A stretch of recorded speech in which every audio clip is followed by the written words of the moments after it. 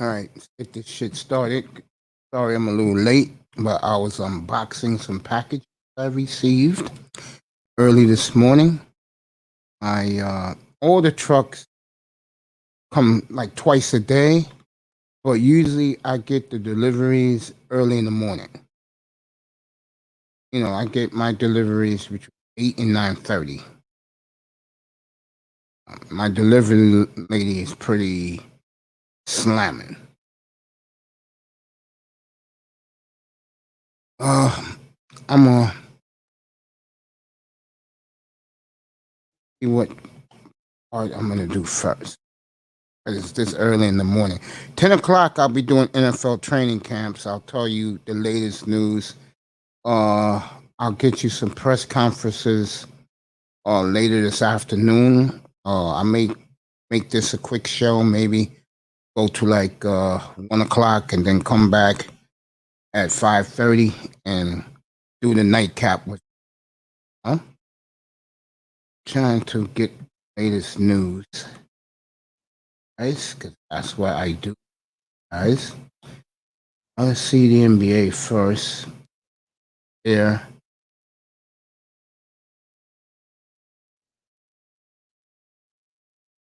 All right. This kid. You guys told me how good this team got him for a very cheap price. This is the way you're supposed to deal with players in the NBA. Not giving them like a Kyle Lowry $90 million, a Duncan Robinson $90 million. There you go. This kid Oubre Jr., Kelly Oubre Jr., has just signed with the Charlotte Hornets. 2 years, $26 million. This is how you do business. Okay? And I keep telling you guys, Charlotte is quietly getting better and better and better. Telling you, it's a destination. Now, see, the older guys, they're not going to Charlotte. But uh, younger guys like Oubre, they'll go to Charlotte. And I'd rather have a good young group of guys and one star than and a bunch of old veterans. When things don't go their way, they start bitching and complaining. Feel me, guys? So the Hornets, in my opinion, got a good young player.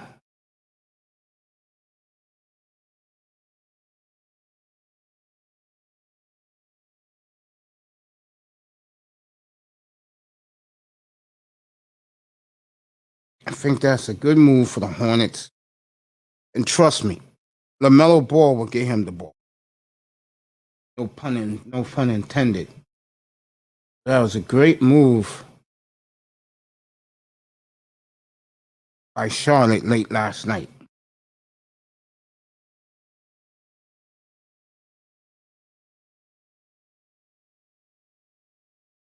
Okay, Bam Adebayo telling people that basically he would rather have Damian Lillard than Kyle Lowry. He has a great friendship, Dame Lillard. And uh, it's going to be interesting down in South Beach.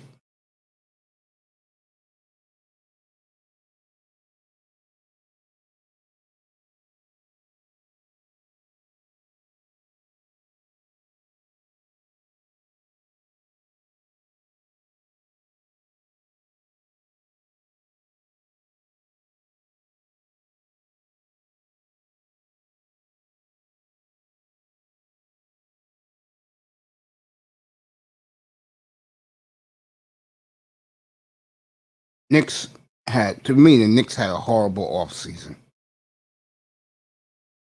They've had a horrible offseason, New York Knicks. Horrible. I don't want Knicks fans to get mad at me, but with all that capital, I said it the other night, I'll say it again. This is why you have to build up some more credibility. I'll give you an example team in another sport that is very close to doing that, and that is the Miami Dolphins.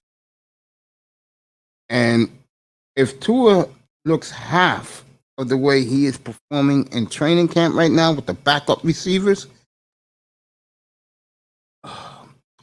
Miami is going to be a real destination for free agents who are like 26, 27 years old in the future.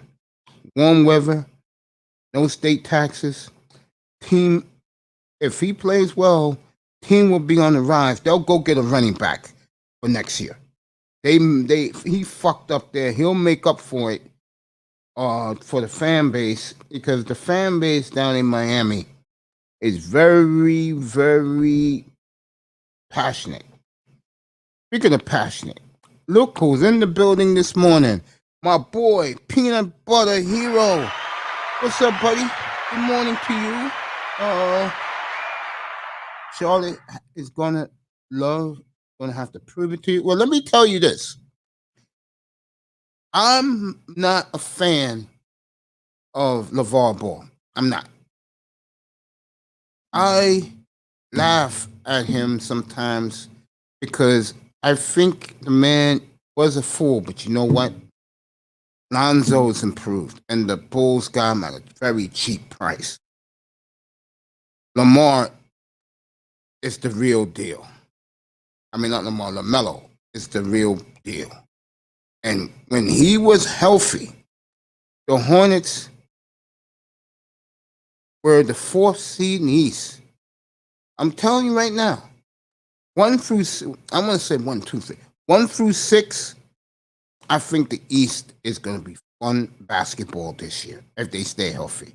And this is not even counting Boston. This is not counting Atlanta. This is not counting the Knicks.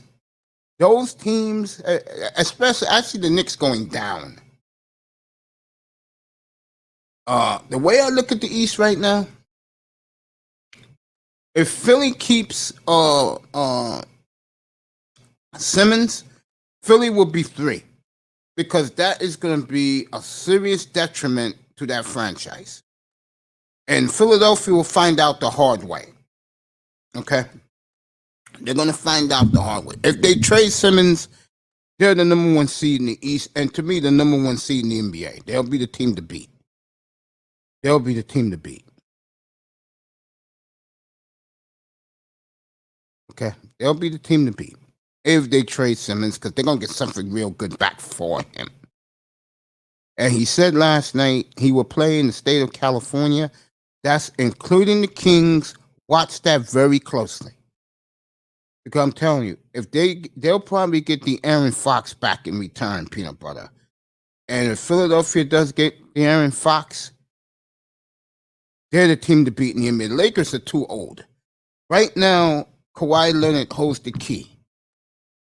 Because if Kawhi Leonard decides to go back to the Clippers, to me, the Clippers are the team to beat in the West. If he decides... No, let me take that back. The Warriors, to me, is the team to beat. Right now, constituted, the Warriors are the team to beat. I'll say Warriors 1.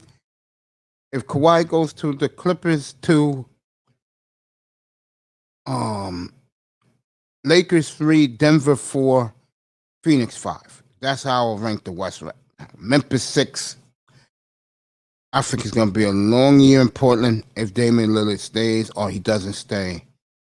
But right now, as the West is constituted, if Kawhi goes back to the Clippers, they are number 2 to me in the West. Lakers 3. The Lakers got age, man. Oh, you're a Hornets fan. Okay. Dude, I'm telling you, you got a LaMelo Ball. Yes, we do. LaMelo Ball is the real deal. I'm telling you, you got your franchise player for the next decade. Jordan will take care of LaMelo Ball. Trust me.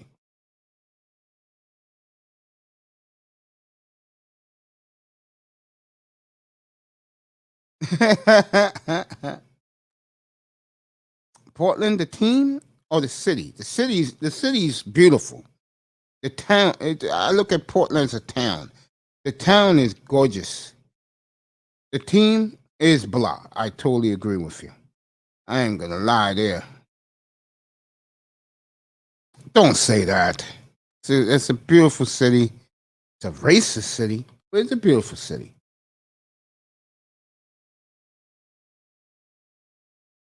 Oh boy. Peanut butter hero in the building. Boy.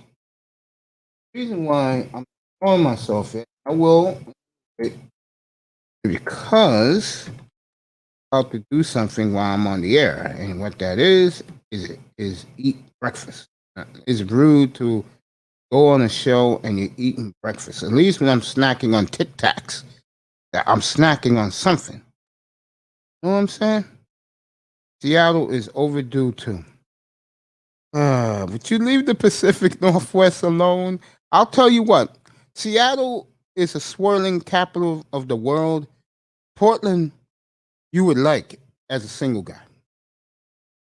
Portland is great for if you have a young family, like you got a bunch of toddlers running around. Portland's a great place to live. If you're a single guy, Portland's a good place to live.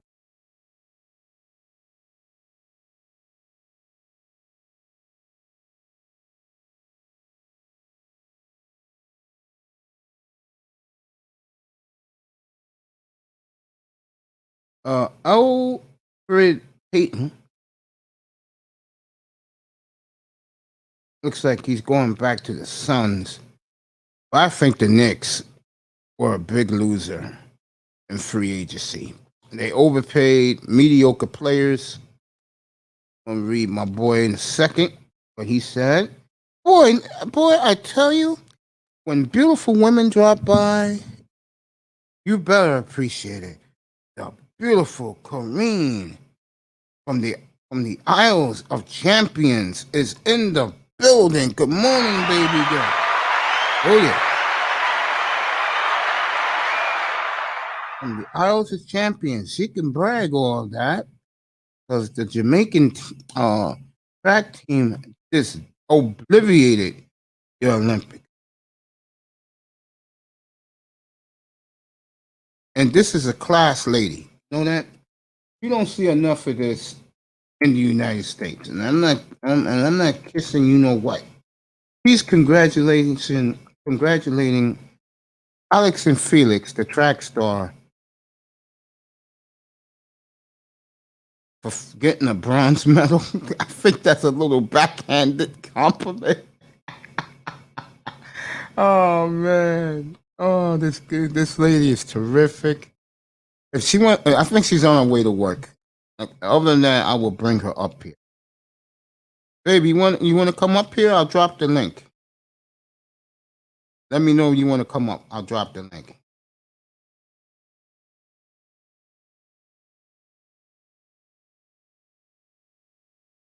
Of course, we need structure.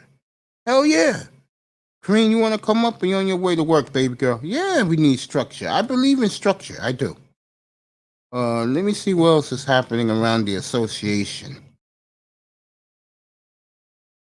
Yeah, I know. You gotta go to work. You're on your way to work. I understand, baby. I understand.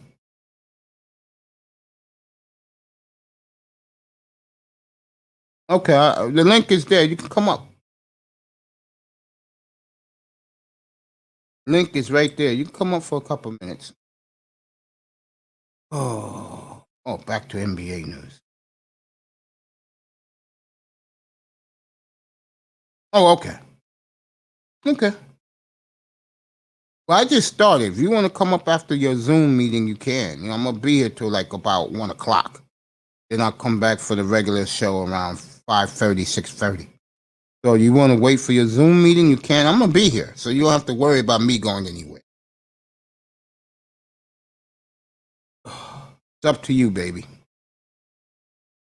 All right, let me see the biggest winners and losers in free agency so far.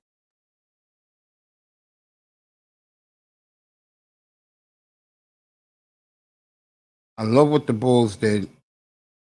I do not like what the Knicks did at all. Signing Burks, Noel, Derrick Rose. I like Derrick Rose with the Knicks. Evan Fournier was a disaster. Try giving that clown $78 million. Kemba Walker, who's on one leg, but Kemba's more for the fans.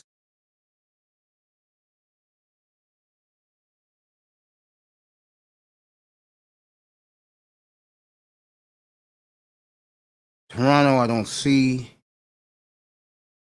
Of course, they're going to say Lakers are winners. I don't think the Lakers.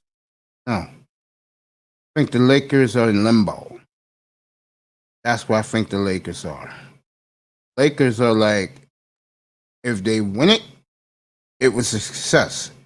If they don't win or don't get to the finals, it was a flop. Miami Heat, I think they spent too much money, but unlike the Lakers, they got players in their prime and they re-signed their own players. Yeah, Pelicans were losers, Knicks were losers.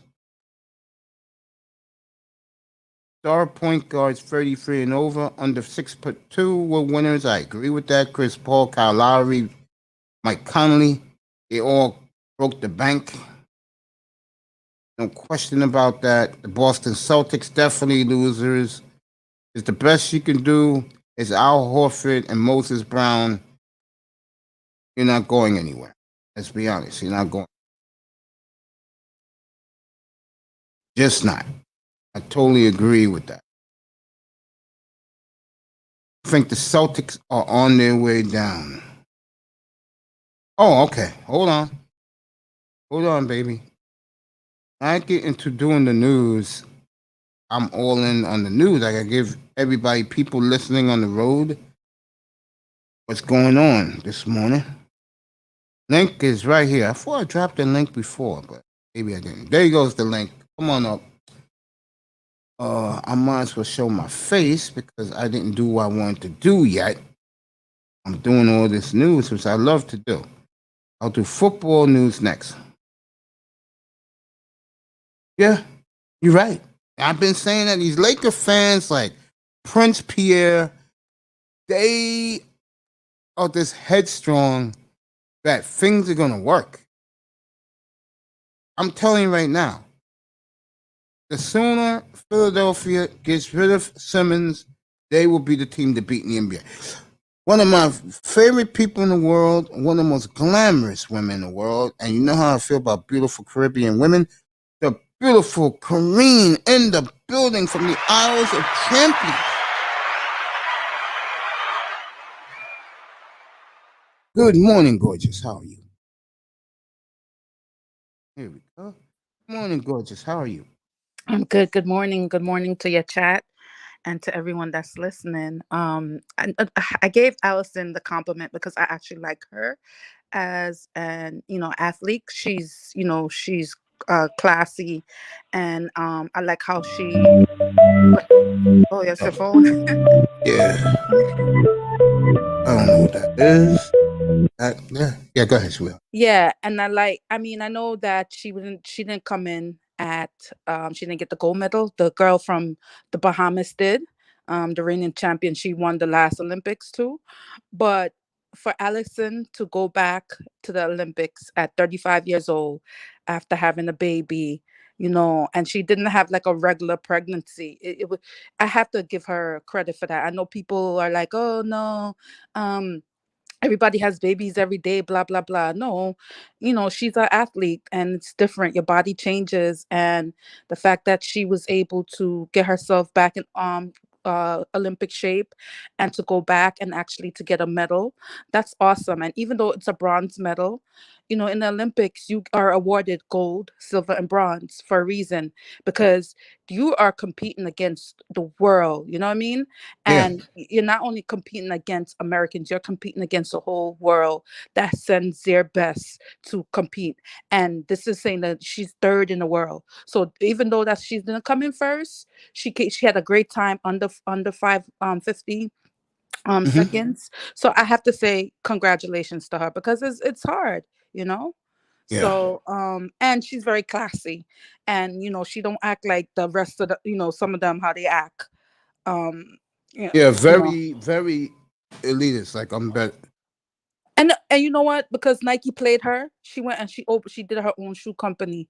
That's what we need to do. That's encouraging. I think us as black people need to not like hang on to Nike and Puma and all that. Well, they all have the money, but I'm just saying, when they want to play us, what do? We go and we open our own shoe company. So what she did, she went and she opened her own shoe company. So good, kudos for her for that as well.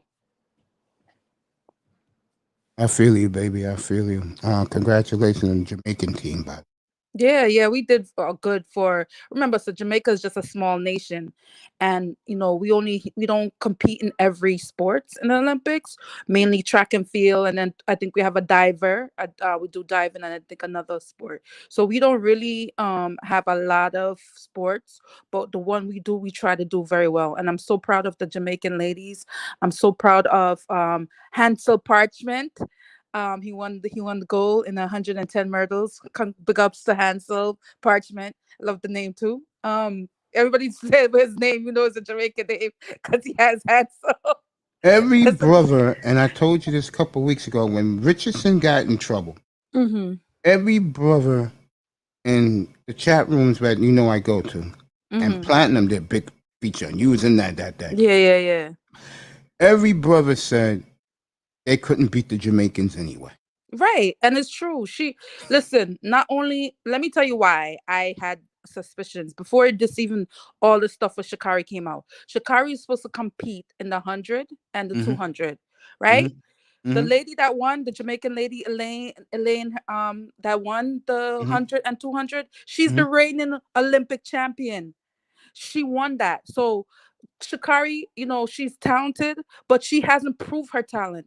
And that's my point. They keep promoting these females that haven't proved. She won a NCAA couple NCAA championships. She hasn't proven her like the clout that people is giving her yet. She didn't win a world championship yet. She didn't for me, I think the adoration that people was giving her was because she looked like somebody in the streets. She looked like a regular black girl, and everybody just wanted to The uplift her American because she was a black regular girl. black girl. Right, right. Well, let I me ask you this. Let me ask you this. As a foreigner, I'm saying that in a good way.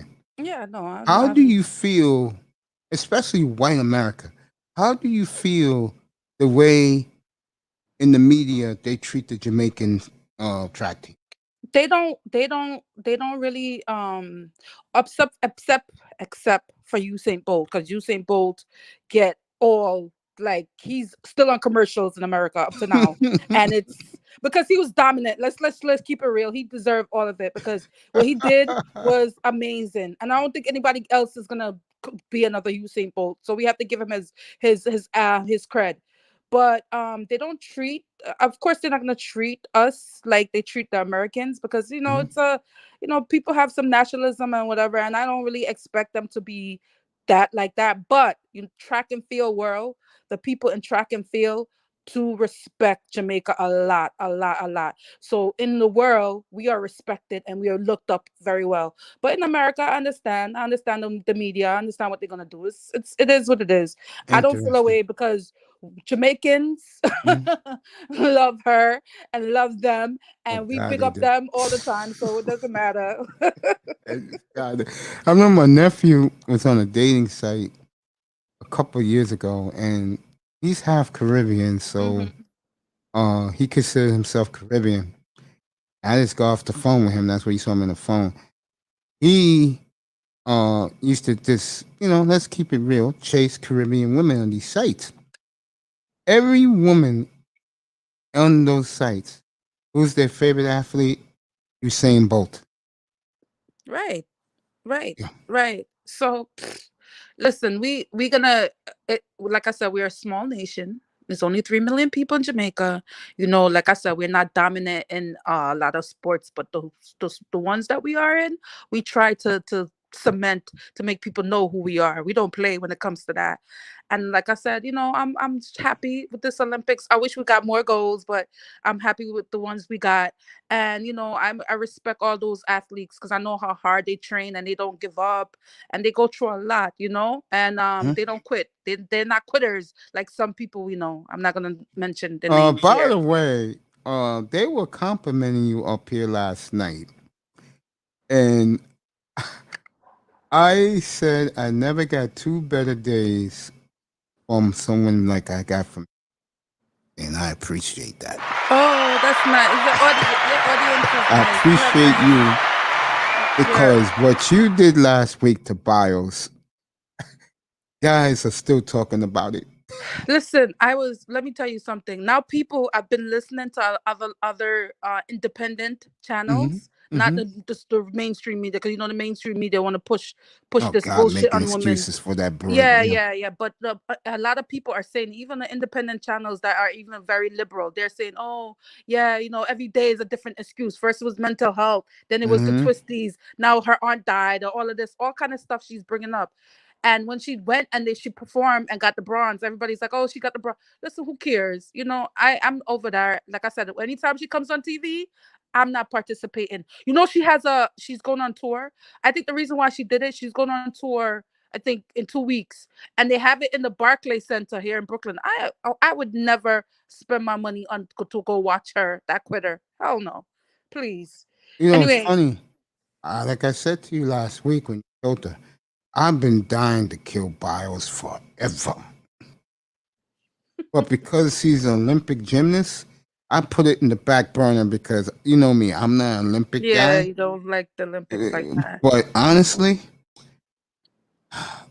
I've never seen someone get, as they say in the spear, get on the chopper and get away with something.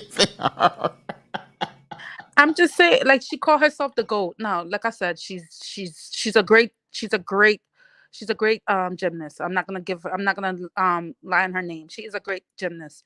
But you're calling yourself your GOAT. You're not only the GOAT, you have to perform. Listen, there's people who, like, all these Olympians face adversity. They lost their parent. The girl, Charles, I know you know Officer Faulkner. He put Yeah. on his page, because he's a wrestler. He loved the wrestling one. There was a female, Tamara is her name. She lost her father. She got the gold for America. She's in the wrestling. She lost her father. They went through, and she said her coach, her coach put her through so much, but she still went and she did her best. Like, the point is, you shouldn't have quit, even though I feel the reason why she quit was because she was messing up, and she's been messing up for like 2 months now. But people don't mention that when they You know mention why, that in the right? media. You know Yeah, she's why, been right? messing up. She's been messing up, and she She, she, wanted to she, be so dominant all the time. And when because people's like, oh, this is not typically Simone. Simone don't fall. Simone don't do this, and she felt away. And I felt like that's one of the reasons she choked. I think another reason is, and I don't mean to be sarcastic or funny, she finally dating a brother with substance, star football player in the NFL. And I I'm mean, not kidding. And I I think know, I if know. I think you he's see cute. her in those pictures with him, Yeah, I've she never listen. seen Biles so happy. She's happy to be with him. Well, my point is, I'm happy for her and him, and I hope they work. But they're young. He's 22, right? And she's Yeah. 24. They're very young. He's a Yeah. good-looking man that plays football. Like, that's gonna. I pray for her, because if she can't act like this at the Olympic, imagine if he breaks her heart. That's gonna be I want to imagine get if he back to breaks the her wrestler heart. because Mm-hmm. I've seen her. Right. Now I'm gonna tell you the truth. The reason why she gets no hype, America is all about beauty. And I'm not degrading the woman, Yeah, because to but you me, believe it or not, you know what? She's married. She's married. yeah, Okay, everybody's not gonna be a movie star or a beauty. Remember, she's an athlete. She's not a yeah, beauty I queen. agree with you.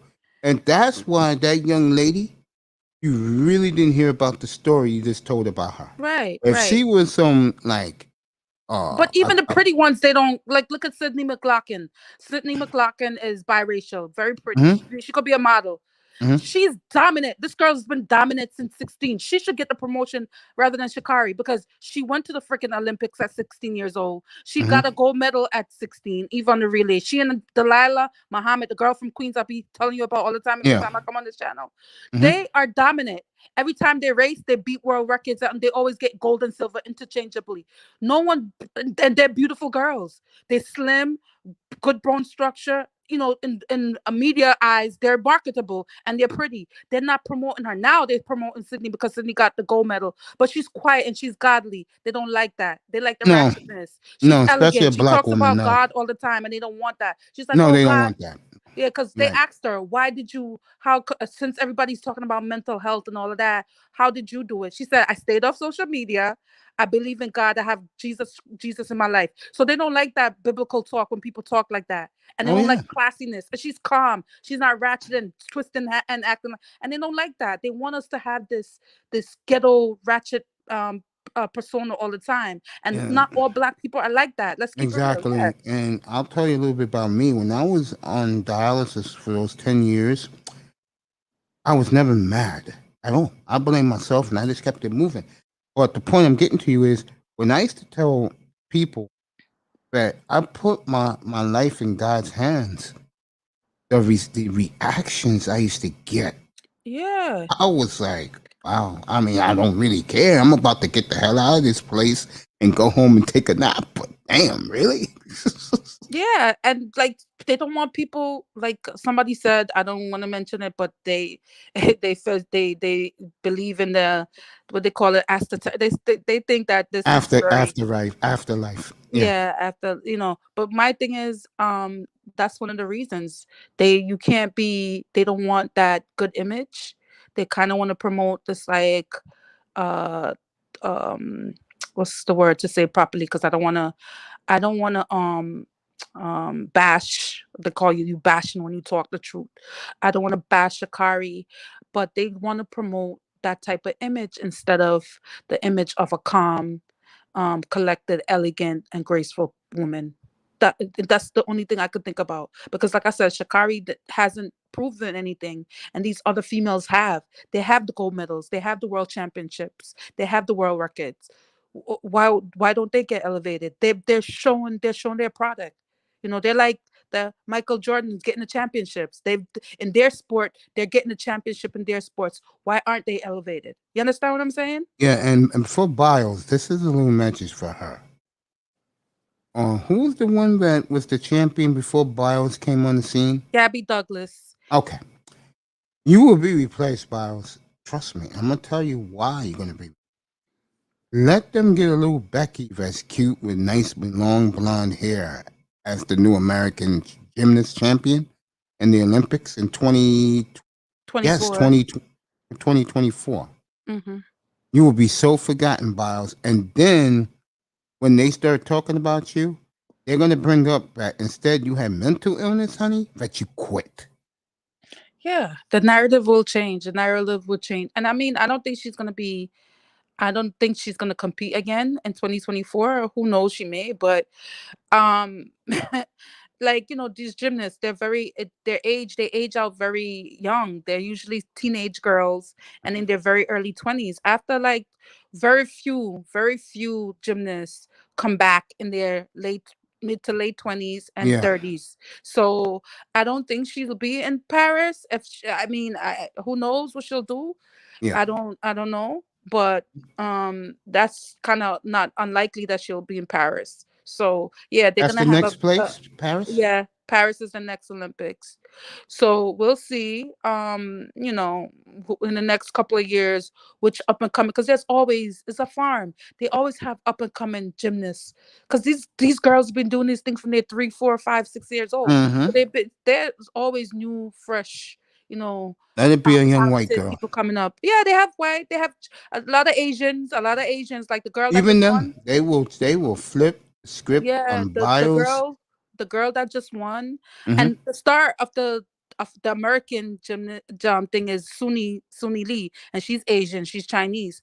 But for me, the star for me was the Brazilian girl, Rebecca Andrade. This girl was hurt.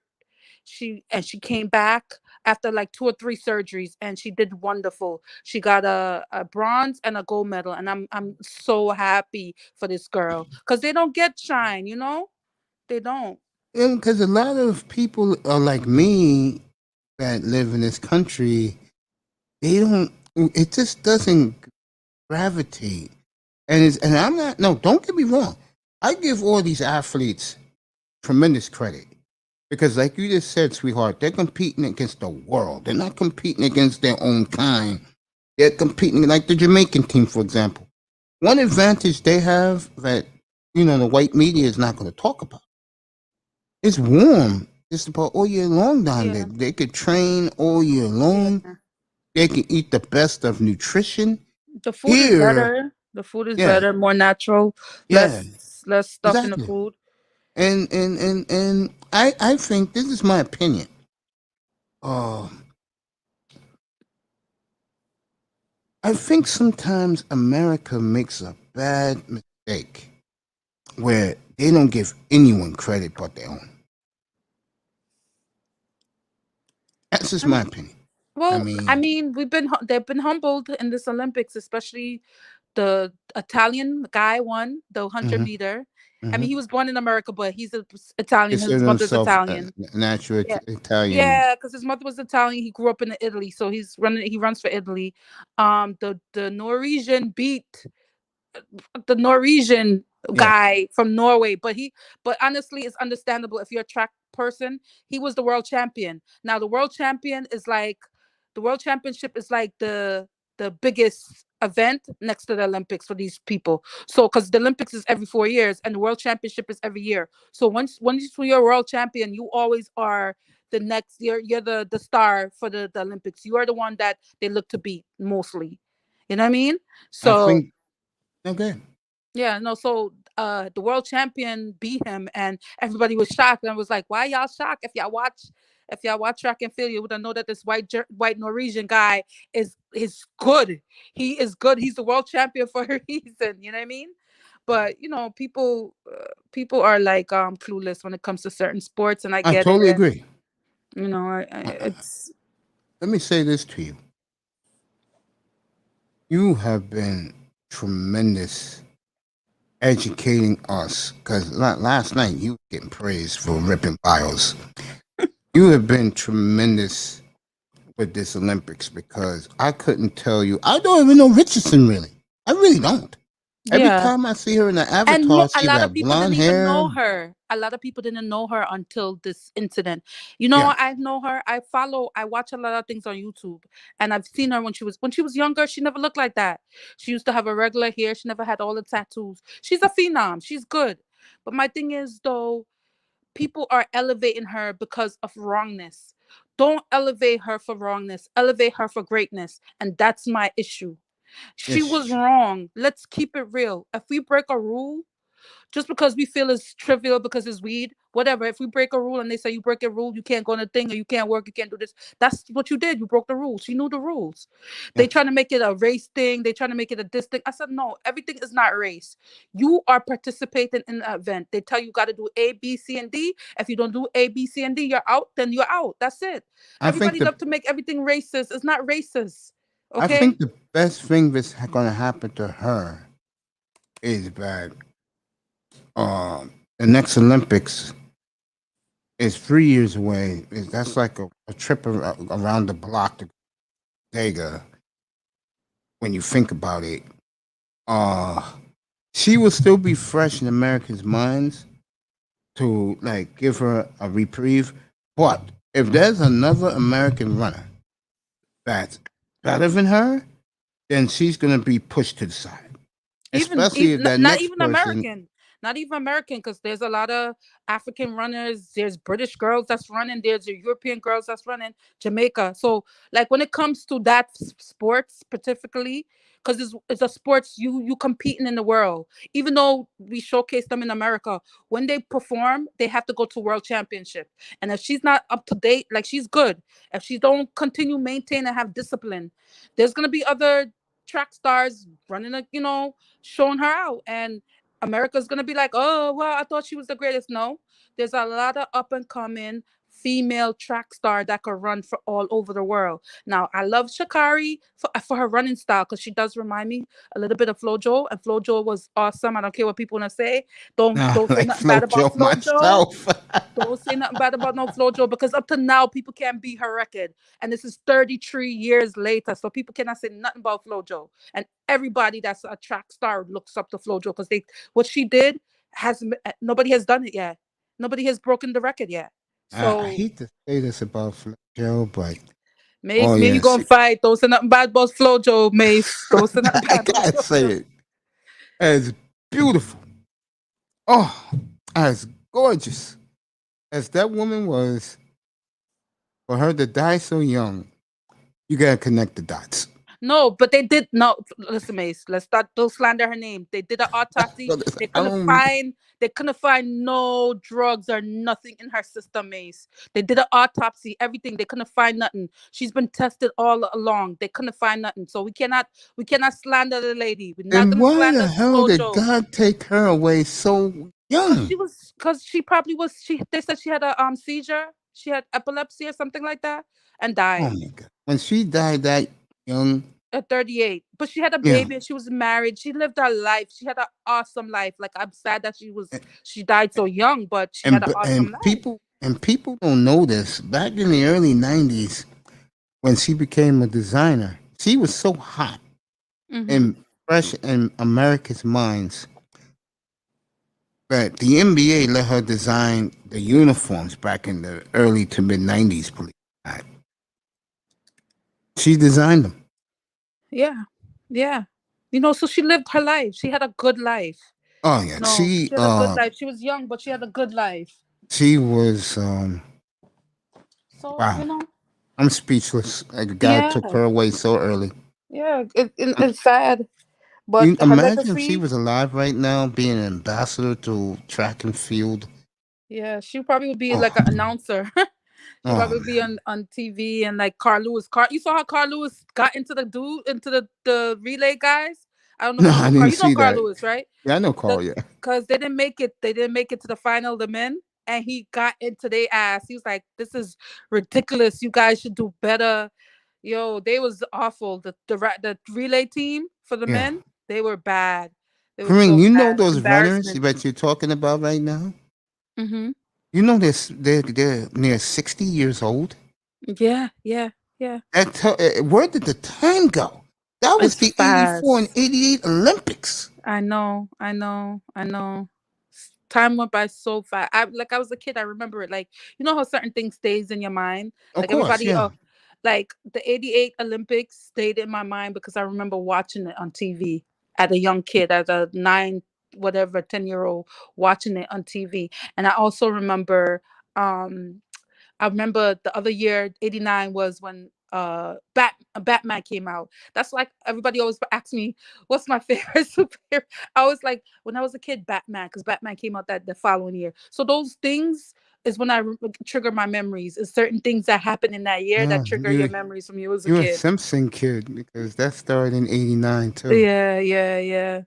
But yeah, I have to go. But I just wanted to Hey, say, like, thank you so much, baby. yeah, yeah. I just Appreciate you want, coming yeah, by for a few. Coming up no tonight when problem. you get home while you cooking a little bit, or you gonna just rest? I'm gonna go out with my friend. It's her birthday, so probably come home and chill because I took on another job, Jamaican, haha. So I have another job on the weekends now, so I have to like make sure I'm well rested and whatever. So Well, we'll I'll be on see. with Toya tomorrow morning, so look Oh, out okay. for that. I'll listen. I'll listen. I'll wake up early and listen, and then 11 clean my o'clock. house and do what I gotta do and get ready for work. All right, baby. You have a Okay. great weekend. I love you. We all All love right. you in here. The beautiful Kareem from the Isles of Champion. Mwah. Have a great weekend, baby. I will be back in a minute.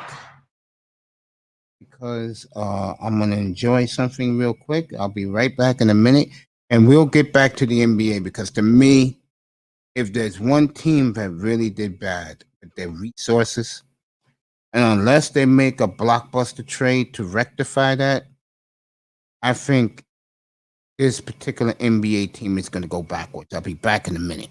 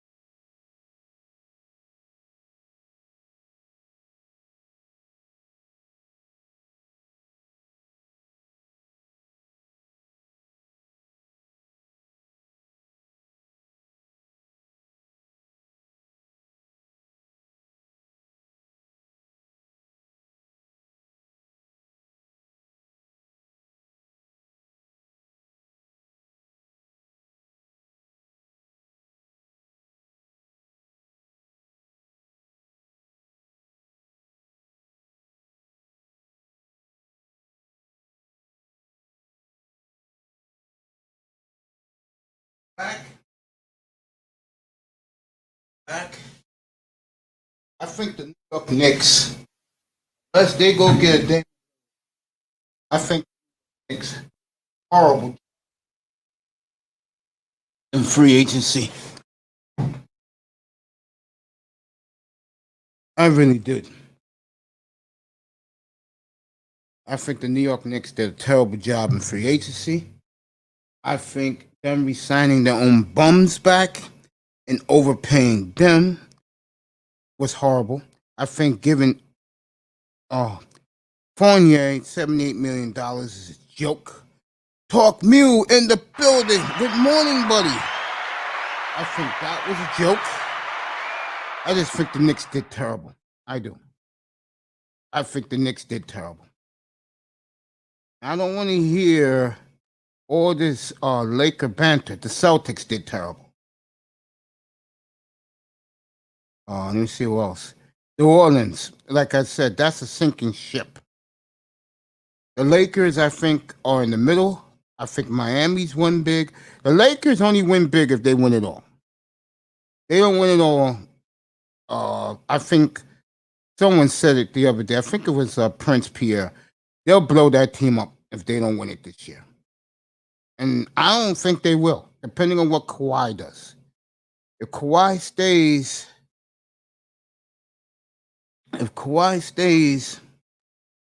in the Clippers, I think their 2, Golden State is 1, Lakers of 3. I think if everything remains the same, Golden State and the Lakers will battle it out in the West. Let the best old team win. That's how I see that in out West. And as far as the Sixers go, I think they'll end up with De'Aaron Fox when it's all said and done. Because I'm telling you right now, they keep Ben Simmons and they lose again, which most likely they will. I think it's going to be hell on earth in Philadelphia for Daryl Morey. I really do. I will be hell on earth for Daryl Morey. I really do. It's not that he'll lose his job. It'll be that he should have did something now instead of wait. I think Damian Lillard the same thing. If he stays in Portland, I don't see Portland doing anything. Matter of fact, I'll go on a limb. If he stays with the collection of lack of talent he has right now on that roster, I see them as maybe an 8th or a 9th seed in the West. And then who he's going to blame? What he's going to say? And the good feelings that the NBA media has of him right now will go away the second he stays. It will go away. You think Stephen A. Smith and the crew are going to be like, yeah, look at, no. They're going to go, he had an escape hatch and he didn't take it. And he's going to rule the day he didn't do it right now. If I'm Lillard, I get home Tuesday. I look at my roster. I'm like, are you fucking kidding me? These guys who you just signed, these bums, they're not going to get me over the hump. And you're going to keep that same backcourt again? And you hired the wrong coach for the situation? It's going to be a long year in Portland, folks, one way or another. It's going to be a long year in Portland. I'll tell you that right now. You're a Trailblazers fan like Mike Metroke and the truth as we know it. Yours truly, it's going to be a very, very long winter in Portland. Because that's not looking good at all. It's a disaster what's happening in Portland. Since my brother just got into the building, believe it or not, Fireman, I was in Dallas until they won the title. I'm not kidding. When Mark Cuban bought that team, I didn't know who Cuban was, but I was intrigued by the Mavericks. And I used to go on the, I used to go on the road around those days in the NBA. I was an NBA groupie back then because believe it or not, once Jordan left, the NBA went down a little. We call it the Iverson years. And I followed Dallas big time. I was big into Dallas Because Cuban intrigued me, and I like Cuban because I didn't like David Stern, God bless his soul. And any guy who was anti-David Stern was my man, and he stood up to David Stern. And when they won it a decade ago, I picked them to win that year because I looked at the roster. I said, who's going to beat this team? And remember, they lost Caron Butler very early in the year. He tore his Achilles. If they would have had Caron Butler, they would have broken the Chicago Bulls record, and they would have had the best team ever in the NBA for a season if Caron never got hurt. That team was as good an NBA team. The 2010-11 Mavericks was as good as any team I've ever seen in my life. And I'm not just kissing your ass. I'm being dead serious. See, again, the NBA fan, the bandwagon fan, the ignorant fan, those are the guys who the NBA is trying to get rid of. And the little things they're doing right now, I'm going to be honest with you. I don't think Madison Avenue was happy with the Lakers just did. I'm dead serious. They're not happy about it. The NBA don't care. They're glad because it's the Lakers. It's the brand. But Madison Avenue is not happy that the Lakers went out and did. What they're hoping for is the Lakers fall on their face again, because that will bring in more fans. Yeah. I would agree with you. Jamaica won again. They won gold again. There you go, girl. There you go. Congratulations to the Jamaican track team. And congratulations to the beautiful Corrine Henry, who just gave me a half an hour of great podcasting. Way to go, baby. Love you very much. I mean that sincerely.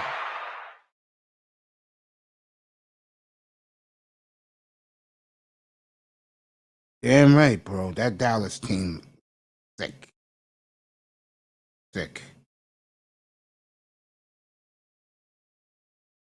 Yeah, you're right. That Dallas team was as good a team you have ever seen, folks. And if that team, let's say, had Lakers in the front of it, oh, God, you never hear the end of it. You'll never hear the end of it. But because it's Dallas, of course they get poo-pooed. That's just the way the white media is in America. And the NBA media, to me, is the dumbest media of all. The NBA is the only sport, folks, that some player can't come out of nowhere to win the most valuable player. To them, they're so hell-bent on the free bums that they pick every year before the season starts that Chris Paul should have been the MVP of the NBA this year. No doubt. They give it to Jokic because Jokic was on their list. Are you fucking kidding me, NBA? Are you kidding me? This is why guys like me dog you all the time. Guys like me light you up. Because you guys don't do shit right. NBA media. They don't do shit right. Now, this year, the good Lord signed on them, and they got everything they wanted. Except the Lakers, of course, got bumped in round one. But what the most important thing about the NBA this year that just finished, the playoffs were exciting. We got great new superstars around the league, and you got old ass men like me following the NBA again. So, again, and the NBA got us through a rough patch of the summer that led us right into the NFL training camp. So, again, Adam Silver, the ratings were through the roof. Don't listen to those other niggas that have their sports show going, the ratings were terrible. Shut the F up. Because you're ignorant. All you niggas are ignorant as hell. All of you. And you are the niggas the NBA are trying to replace as fans, and they're going to get it. And I'll tell you right now, if Los Angeles flops, and I believe they won't flop to me, but they won't get it done because of age, that'll be it for you bandwagon NBA fans. They'll make sure of it. Shout out to my boy NBA fan, by the way. He told me, Mace, can you do stuff for me in the afternoon, in the morning? Anything for you, kid. Your grandfather do anything for you. Anything. Congratulate that young brother. Got his nursing degree in the military, and now he's a head nurse for the rest of his life. He can go anywhere he wants around the world after he does his time in the military. Got a phenomenal career job that pays a lot of money, folks. Congratulations to that young 20-year-old NBA fan. Salute to that brother. And viewing the manosphere like Fireman, Kareem, we know who he is. Congratulations to that young boy. Irv Gotti's in the building. If you want to come up, Irv, we could talk Hornets. I just finished praising the Hornets a few minutes ago. Here you go, Irv. Talk about the Hornets and the Panthers. We could do that. I don't mind doing that. Get back to my brother Fireman. What he said. Where is it? Something that Fireman just said. There we go. I got it. Yeah. Very biased. NBA media, yeah. They're a joke. No doubt about that. Just don't get nothing right.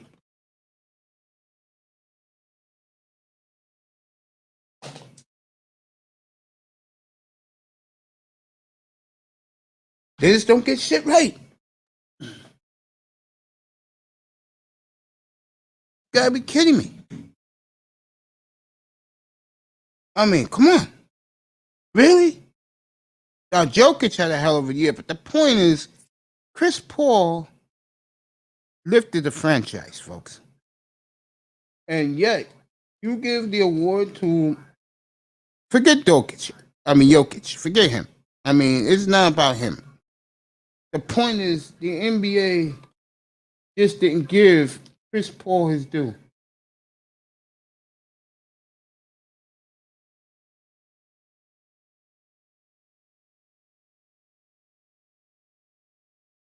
So, NBA starts October the 19th.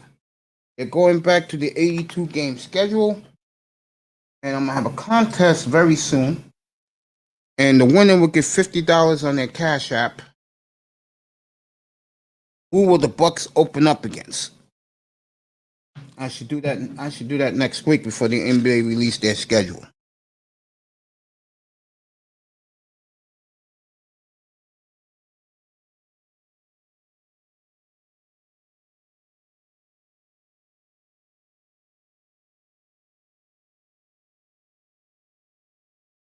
Okay, Irv, I feel you, bro. Have a safe trip home. Down the South, man, buddy.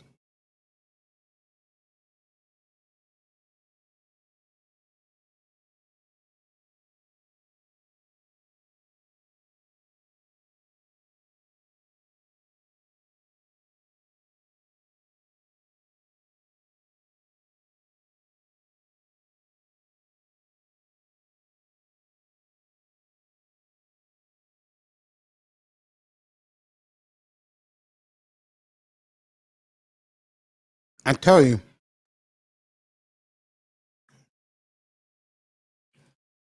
if there is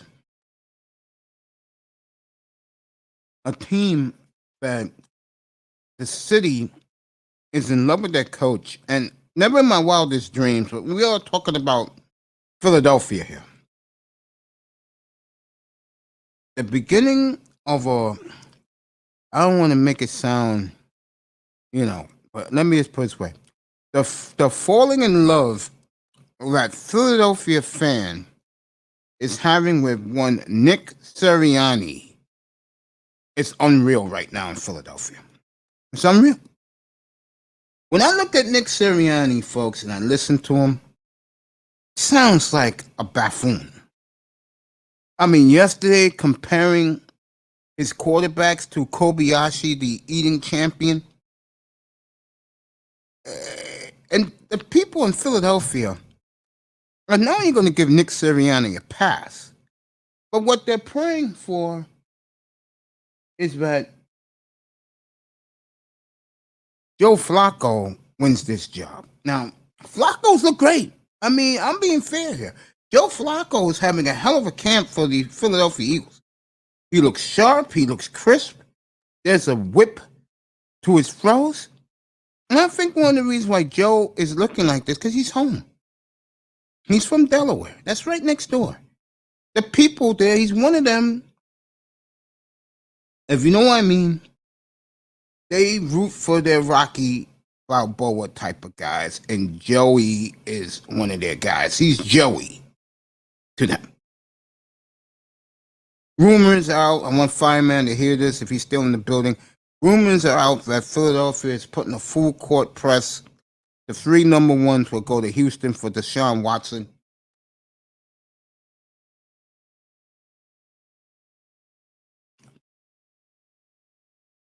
And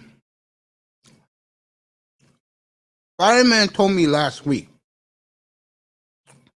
and I thought he was nuts. Said to me in the chat room, Mace, we're as good as any team in that division.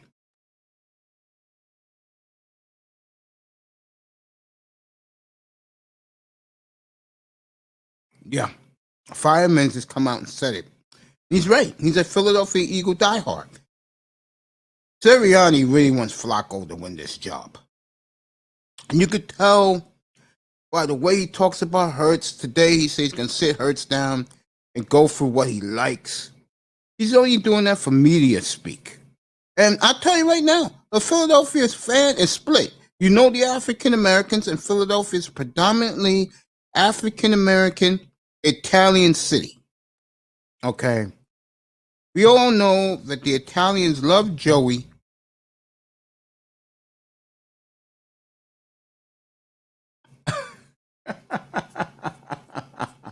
I'm going to hold that point. I'm going to answer what Kareem just said about the Italian men team.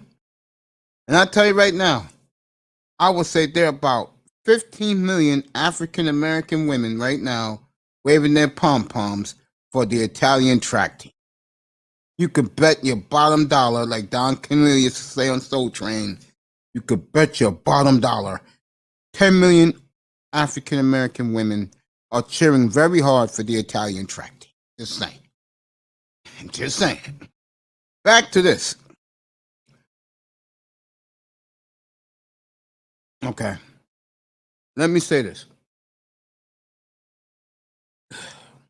I think Philadelphia, again, is at a crossroads. And the reason why I say that is because they can go either way. They have 2 black men on them, so no worries. Oh, Kareem's funny. I don't think the sisters are looking at the 2 brothers on the team. Trust me. Anyway, back to Philadelphia Eagles. I do really believe that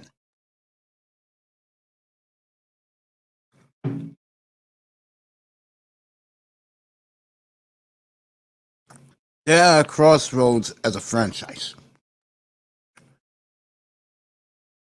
No one's expecting much from them. I like the moves. Getting Stevie Nelson last week was a cool for the Eagles. You got a young player in his prime that's a damn good player. He's a damn good player. I'm just saying.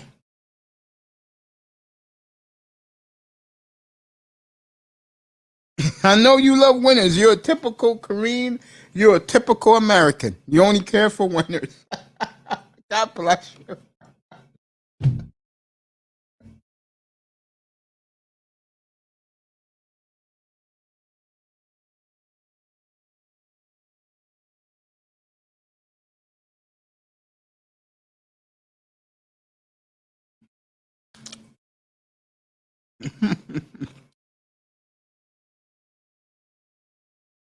Good morning, Miss Melina. Come on up.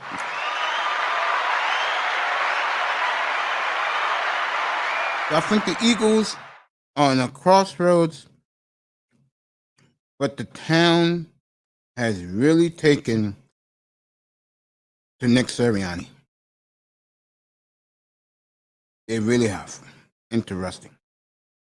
The beautiful Miss Melina is on her way up. We'll talk about Giannis. I wanted to say this because Kareem's listening to this. I think it was a real slap in the face by the Altatopunco brothers to not take the championship trophy to Africa. Instead, they went home to Greece and did it. I think that's a slap to the African nation's face. I believe he's Nigerian. That was a slap in their face. Him doing that.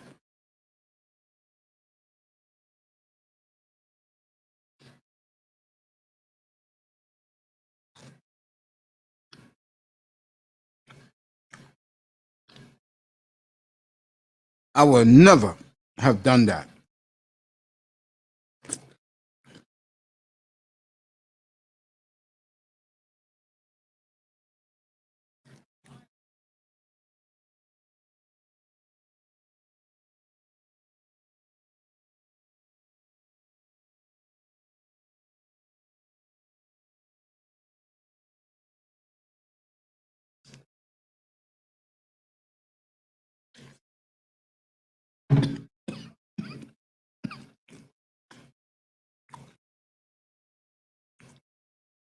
Thank you, sweetheart. About Altatopunco? Yeah. Hey, I keep it real up here, Kareem. You should know me by now. You keep it real. That's why you got a lot of guys in here who's a big fan of yours.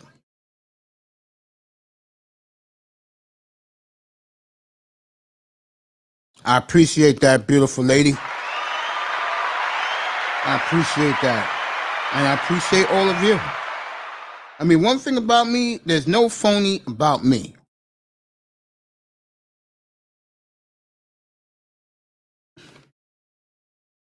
I mean, if you met me in person, I'm the type of guy that I would embrace you more than you would think. Seriously, I'm the type of guy that, like I told Kareem a couple of weeks ago, I said I should come down to Brooklyn and give you a big hug and a kiss, and she started laughing. That's the type of guy I am. Because I don't have no, I'm the type of brother, believe me, I don't have material motives. I don't.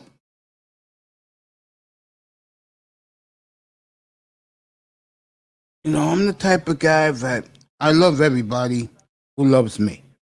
What I've been through in my life, that's why I do the obesity show, me and the beautiful Toya. And we'll be on tomorrow, 11 o'clock Eastern time in the morning. Again, sometimes you have to know where you stand.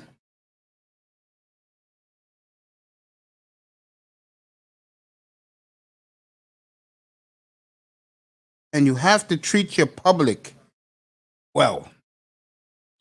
Because you good people are my consumers. I have to keep giving you guys facts. Thank you, Fireman. You know how much I love you, bro. We go back to 2 years I've been in these spaces. And again, if you got let me give you an example how I am, how I roll. Let's say I had 100,000 subscribers. I would treat you guys special because you guys rock with me. And we will bring in new family members who I think are equipped to rock on this ship with us, on this enterprise that we have here. You know? But if you're not good enough to compete with you guys, with your opinions, That's the thing that makes this click. You guys bring something to the table. That's why I let you guys rock and I just sit back and listen. Because you guys bring something to the table and you all should be congratulated. You make me shine. Like I tell you guys, I don't care about subscribers like you think I do, and you know damn well I don't care about cash apps. Even though the cash apps have been coming in lately, thanks to good guys like Fireman, or I should say JT.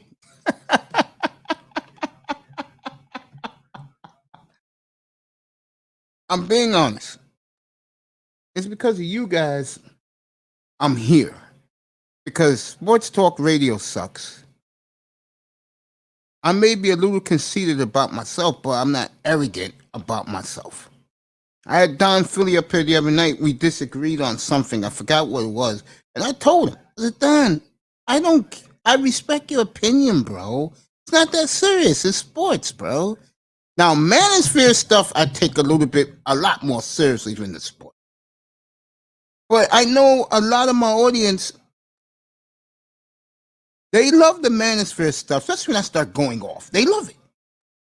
But what they have to understand, manosphere people, is you gotta stop having obsessed with women and men on both sides of the gender on your minds. There's more to life than that. Hell, I've gone a lifetime. I'll say this, guy said it before. For the new people who are here, like the Koreans, the Miss Molinas, they're gonna be shocked what's about to come out of my mouth. As old as I am, I've never been intimate in my life. And it's not killing me. And again, I told my young brothers this in the manosphere. Find some goddamn hobbies to do. I did it at age 26. And I'm going to tell a true story. I was talking about this the other night up here. Because I hope my boys who I grew up with passed their drug tests working in corporate America, how they hooked me up the best. They got me passes. They got me anything I needed. I had the best hotels that they took care of for me to go anywhere I want in the goddamn world. If I wanted to go see the World Cup back between the years 1984 or 86, whenever the World Cup is, to 2010, I was on the flight going overseas on them because I helped them live their lives and become, I'm not going to say wealthy, but living comfortable for the rest of their lives. And in return, I got to go to a lot of live sporting events in my life. The point I'm making is, folks, is that this is supposed to be entertainment. This is supposed to be fun. And if someone sounds stupid, I'll call them out. I told the story the other day about the Green Bay Packer fan. He was one of the first guys in this room ever. And he was bitching and complaining to me about the goddamn quarterback situation. And I told him, you gotta be out of your goddamn mind. Yeah, boy. No. I said, get out. Get the hell out of here. You're going to have 50 years of great quarterback play. And you're bitching? That's like Yankee fan back in the day. We need a left fielder. Yet you're winning championships. Are you out of your effing mind, Jerome? From Manhattan? Back in the old FAN days? Are you serious?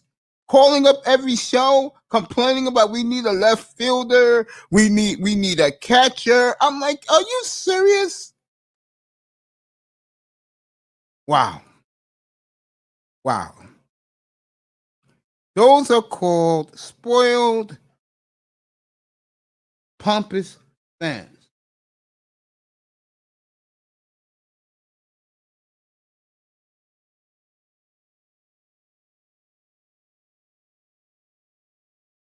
Yeah, you're right.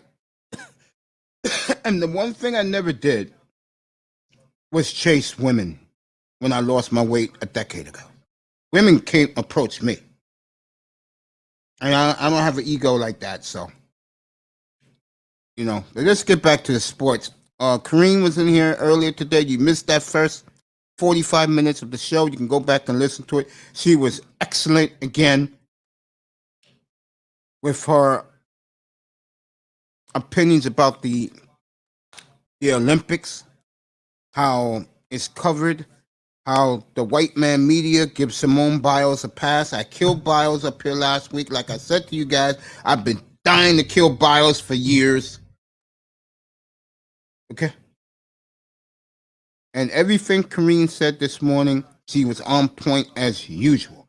And I told her that yesterday on the show, guys were up here and they kept praising you about the way you ripped Biles.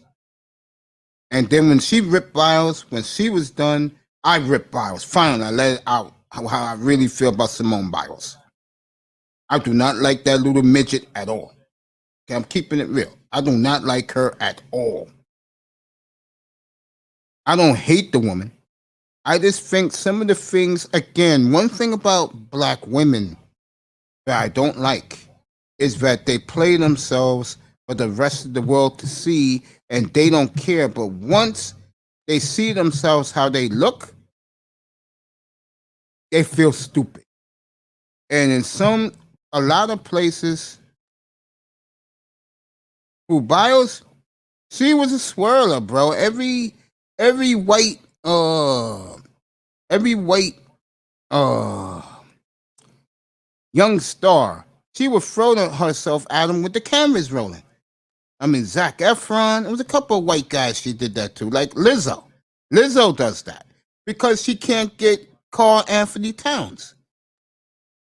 I don't mean to be explicit. Lizzo will ride Carl Anthony Towns into his you know what falls off.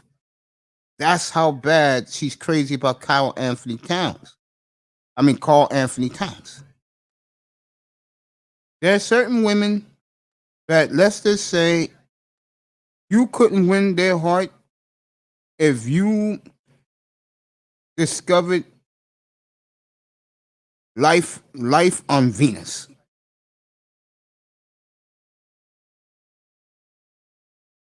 So, Biles, not one of my favorite women in the world for damn sure. She's not.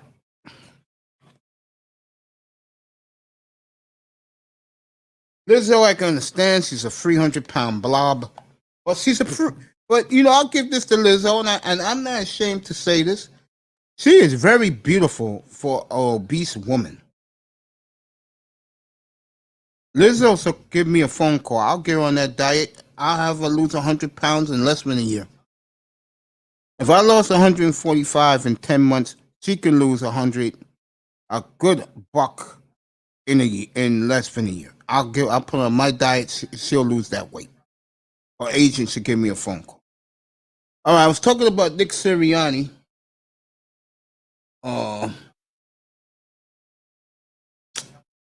And Sirianni is beginning to be a love affair between him and Philadelphia. I don't get it. But then again, we are talking about Philadelphia.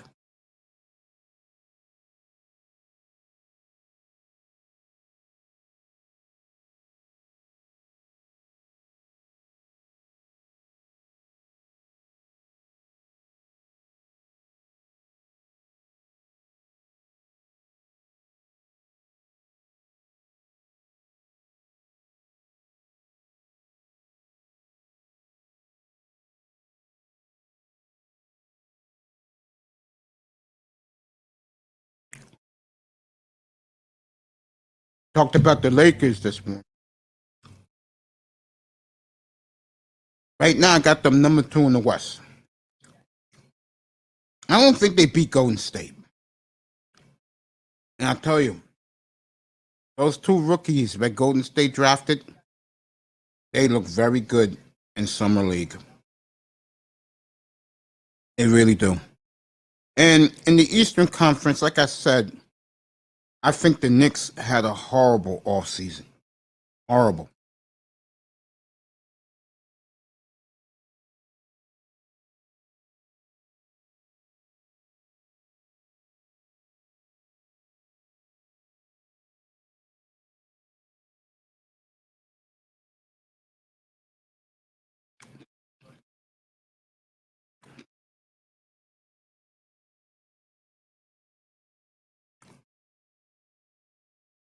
Out to the Punko.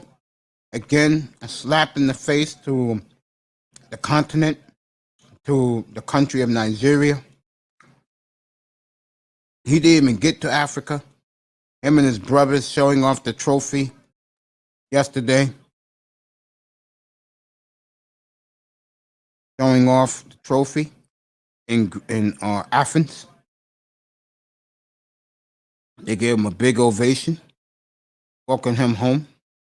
But I think that's a slap in the face to the African continent.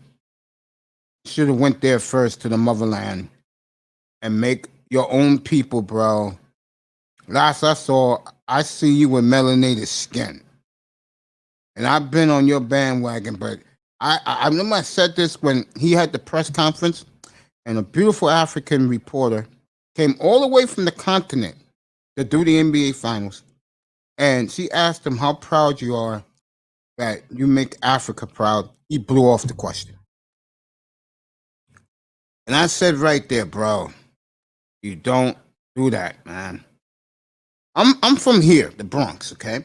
And let's say I was a pro athlete and I hope my franchise win the chip.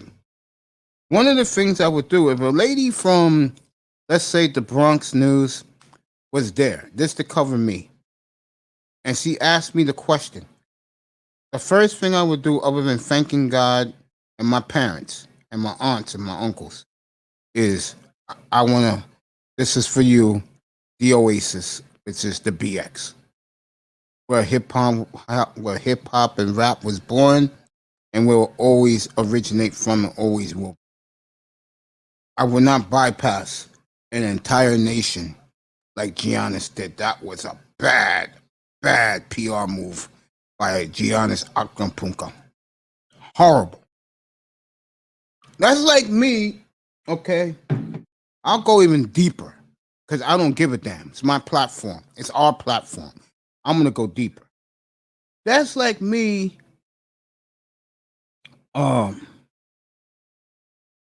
inventing a cure for this, you know what? And instead of me saying that I want all of our people to get shots, instead I will be kissing and genuflecting to white Jesus. Oh, your goddamn mind. Okay? I don't want to start a firestorm up here. I do not want to start a race war up here. I can do it if I want to. It's too goddamn early in the morning. And it's Friday morning, okay? But come on, Giannis. Go to the motherland first.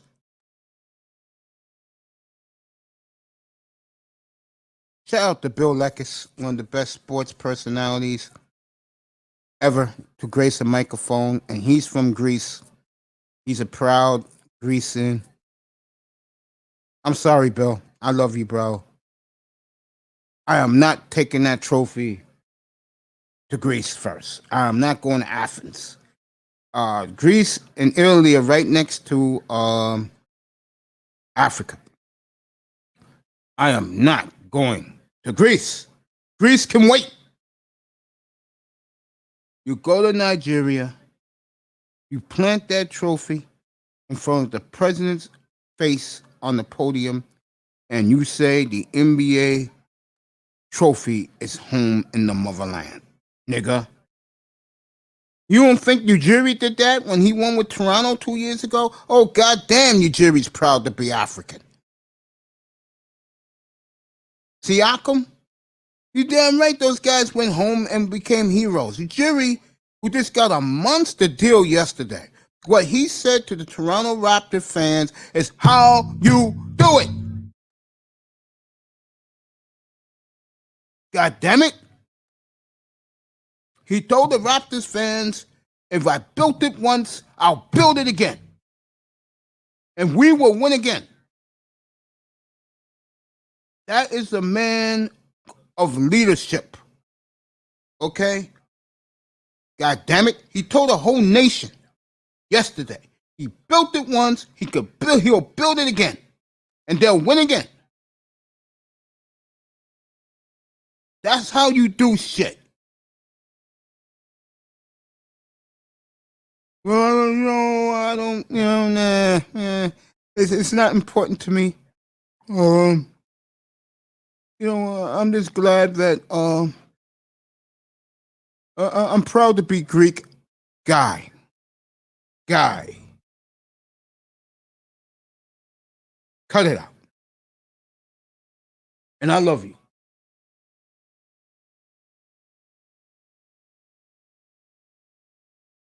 Cut it. Should have went to the motherland, put that trophy right in front of the president of Nigeria, and the whole goddamn continent would have put you on a pedestal. God damn, that was a PR mistake by Giannis. Shame on you.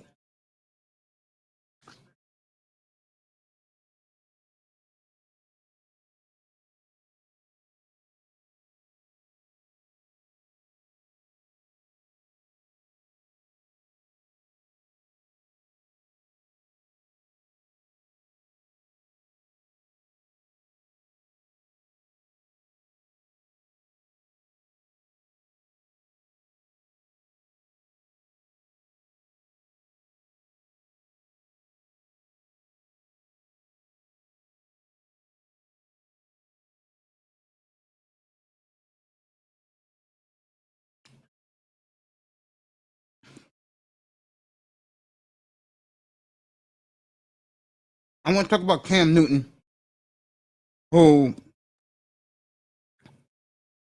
as crazy as it may sound, is in the fight to try to save his career because this Mac Jones kid from Alabama is neck and neck. Now, the Boston media, we know how they are.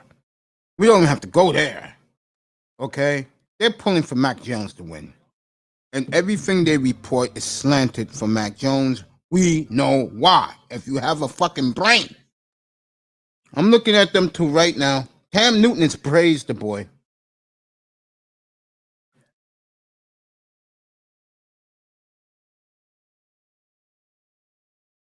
And you know what? This may be the best thing to happen to Cam Newton. I'm going to tell you why. Cam Newton, anywhere he went in his life, Carolina, Auburn, New England last year, he was automatically the man. For the first time in his career, he is not the man no more. And he's being pushed for a starter's job. And give Bill Belichick a lot of credit. Bill Belichick is not like these other coaches. Taking a page from Pete Carroll. Remember, I can't believe it's been a decade now, but it has. I was out there back then. I told people, Russell, it was really Tavares Jackson, God bless his soul. Tavares had a great camp. What did Pete Carroll do? Got rid of him. Did the players like it? No, because he was one of the. I'm gonna speak our language. He was one of the niggas. He played with a torn meniscus and Achilles back in 2011. The players loved him. That was a young group of guys back then. They loved him. You know? But he traded him to Buffalo and gave the job to Russell Wilson. The rest is history in Seattle.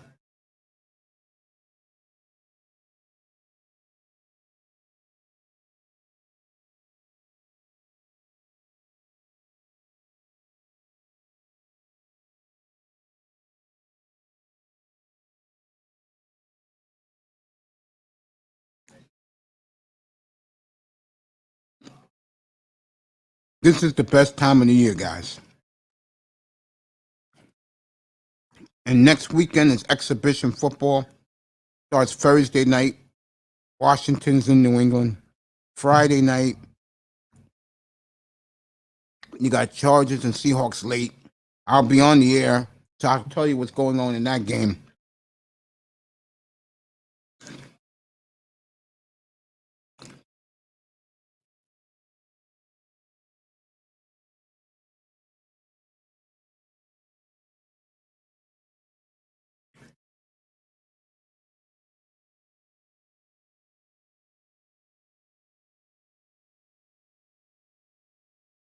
I'll talk about Deshaun Watson in a couple of minutes.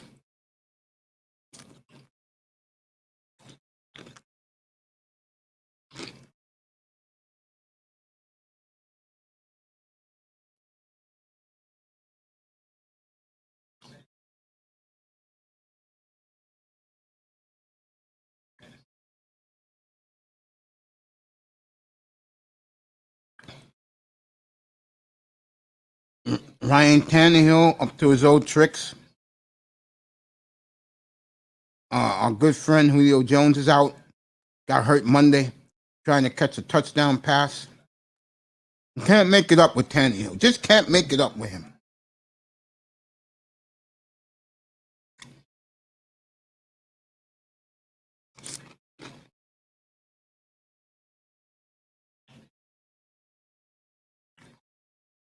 Steelers Eagles next Thursday night. That's for Fireman. Cowboys Cardinals next Friday night. Buffalo at Detroit next Friday night. Titans at Falcons next Friday night. Next Saturday, Dolphins at Bears. That's on NFL Network. Broncos at Vikings, NFL Network. Saints at Ravens. Browns at Jaguars, NFL Network. Jets Giants. Bengals Buccaneers. Texans Packers. Chiefs at the 49ers. And that is an 8:30 game. Eastern time. That's 5:30 out in California. Seahawks at Raiders. And the other late game is Chargers Rams. That's what you get next weekend. Seahawks Raiders is interesting.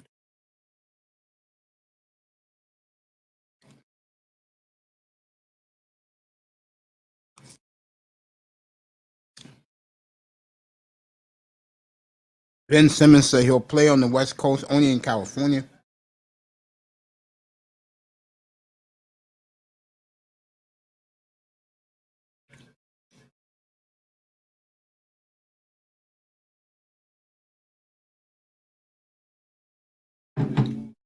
That can open up the blockbuster trade for De'Aaron Fox.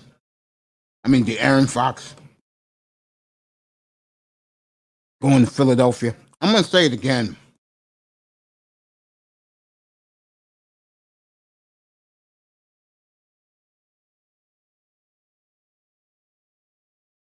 If the 76ers get De'Aaron Fox, they are the favorite to win the NBA title. I don't want to hear about Los Angeles. They're the AAARP team. I don't want to hear Stephen A. Smith, blah, blah, blah, blah, blah. I don't want to hear about Brooklyn. Because Brooklyn's going to find... See, Brooklyn's biggest problem is players are too in and out. There's no continuity there. There's none. And that's why you saw them crumble against Milwaukee. Well, they didn't crumble. Giannis was just better. Him and what's our point guard there again? Brother got traded yesterday. Jrue Holiday. They won the Bucks that game 7.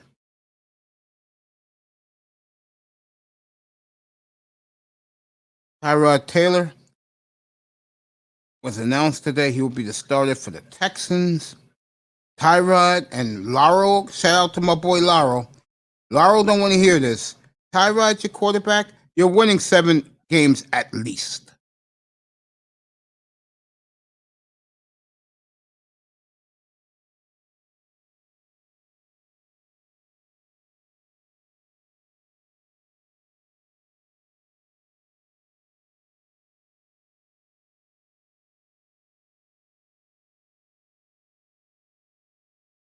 Willie McGinnis, Ian Rappaport at Titans camp. Andrew Siciliano, James Jones is at Raider camp. And it's only 7:30 in the morning out in Henderson, Nevada, where the Raiders train. I'll be back in a quick minute, everybody. 1 minute.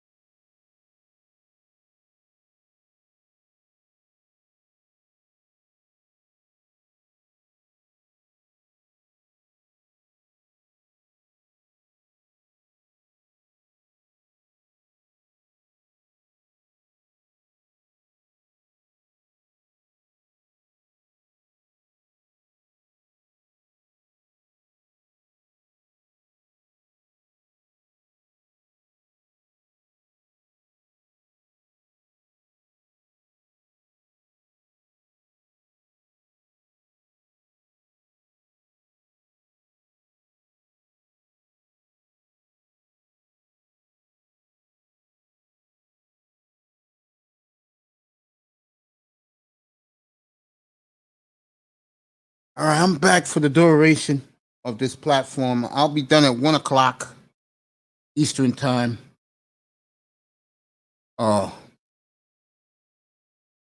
Get ready for the nightcap tonight. We're gonna go long tonight.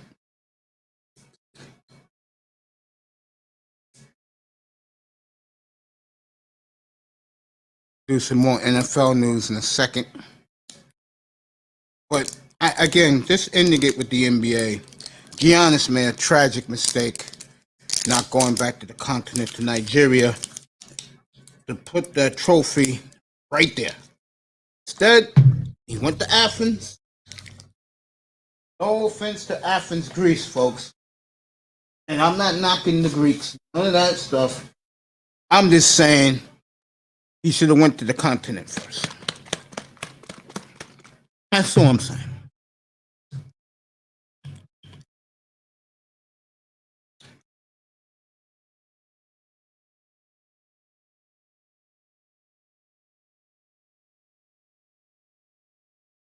I'll do it right now. And I appreciate it. You want to come up? I think I dropped the link. I'll drop it again. I had the beautiful Corinne Henry up here for the first 45 minutes, breaking down the Olympics this morning. She was awesome. She was absolutely splendid.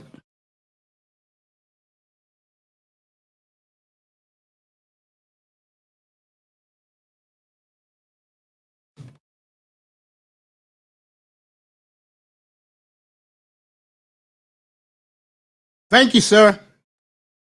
I've been blessed. Thank you so much, buddy. Appreciate you.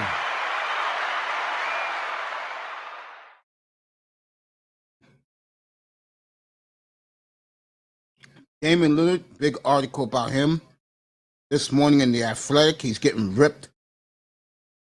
Saying that he's on the cusp of winning Olympic gold, but hasn't been playing in meaningless games when it counts.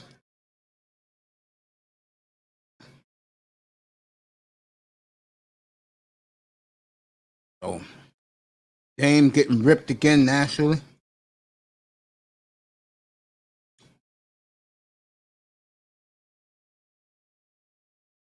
Dame, by the way, came out with his new single today.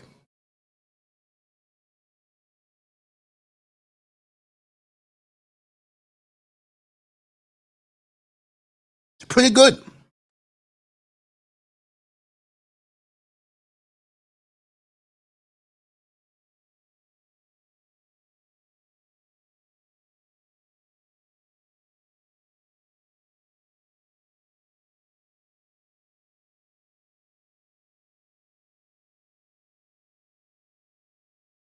Game is on tonight, by the way. Late tonight. I'll do it for you. I'll watch it. Rematch between France and Team USA. France beat them in the exhibition game.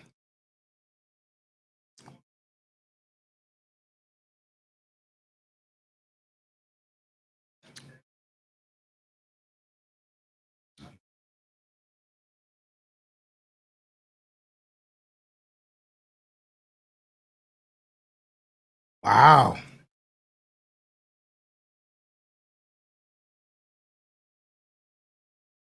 Popovich hasn't been giving Dame Lillard burn in the fourth quarter these last couple of games. Interesting.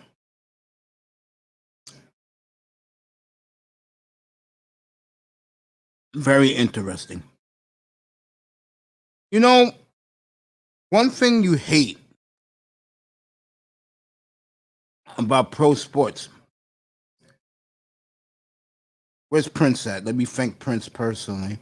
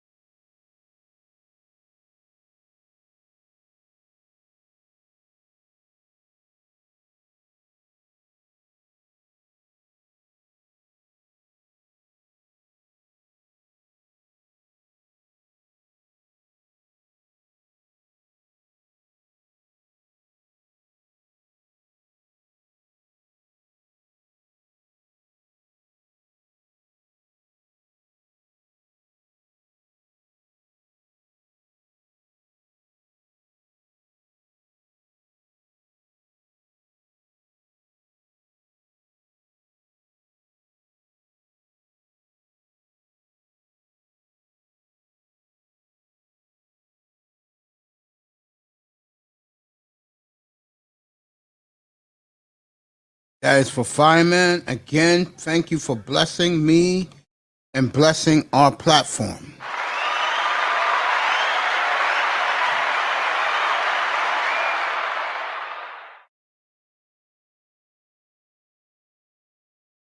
Prince Pierre, Manny Mayweather, Fireman,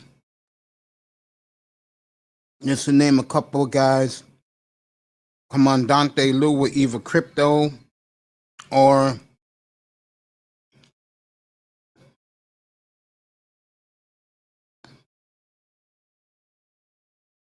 just supporting us. That's what I'm talking about, guys. That's what I'm talking about. No, like I said, I don't ask for cash apps. You know, you watch these shows. Hit the cash app. Hit the cash app. I don't do that. I don't think of the cash app. I think of giving you guys a goddamn good product. I keep telling you guys this. And I think I'm doing something right for two reasons. Number one, you guys keep coming back. That's why I treat you guys like family. Number two, I'm beginning to get haters around.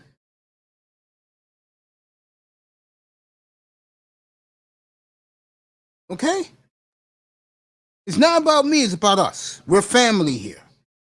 That's the way I run my room. We're family.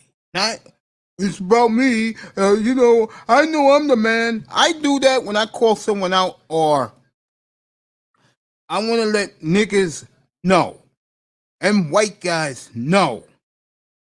Don't fuck with us. That's when I do to me. But when it comes to what we do every day in here, it's about us. That's why I let guys up here. They talk sense. And I let them rock. That's how you're supposed to do it. But if you want to be me, and hear yourself talk, then hey, to each his own. That's not me, but to each his own. I'm just saying.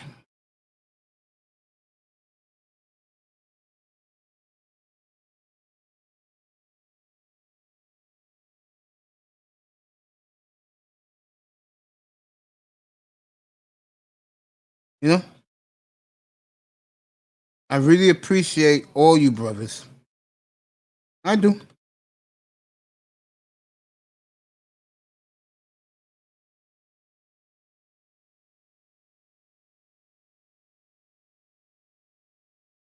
And I'm one of these guys that I keep our platform.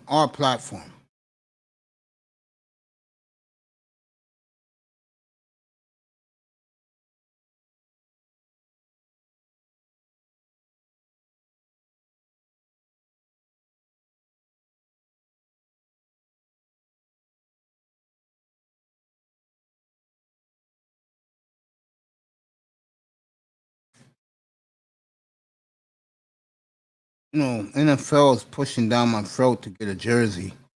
There's not one Dolphin player I would want their jersey. Sorry.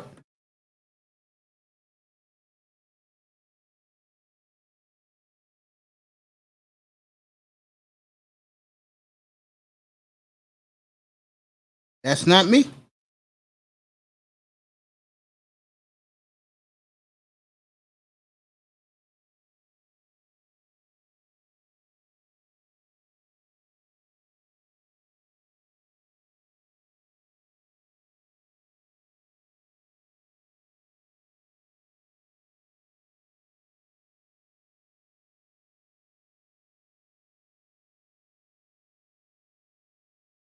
You know?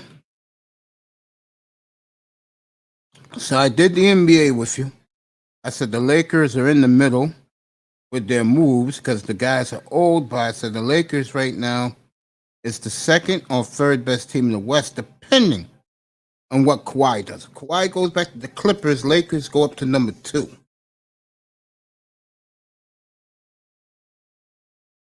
But right now, the way it stands is looking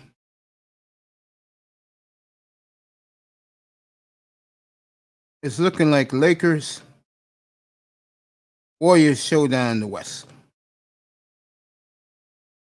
That's the way it's looking right now.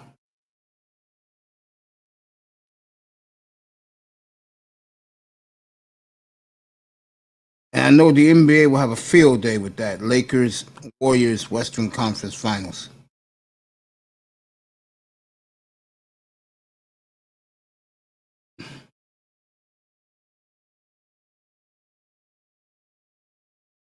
I want to thank my brother, January, man.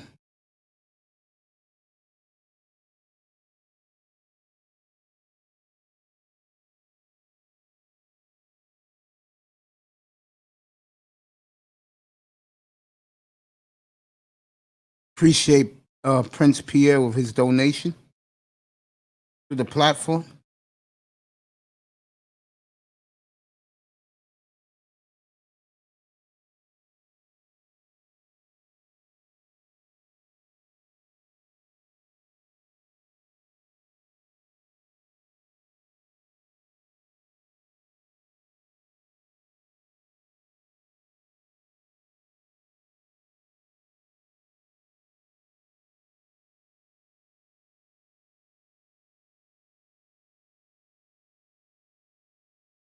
Appreciate you guys so much, man.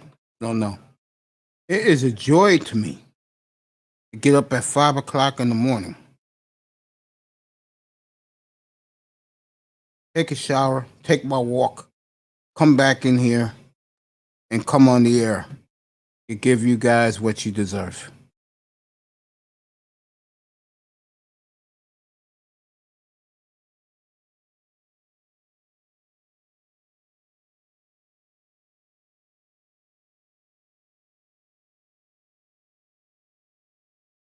And look out for the Drunken Sphere. That's going to be our boy, Mr. Miami.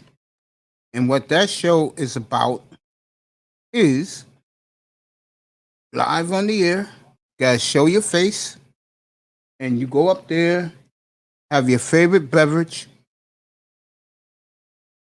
and you drink on the air, you smoke a cigar on the air, and you guys just talk shit. And I promise you, he's going to get a lot of female traffic in that room. So that's coming soon, the Drunken Sphere.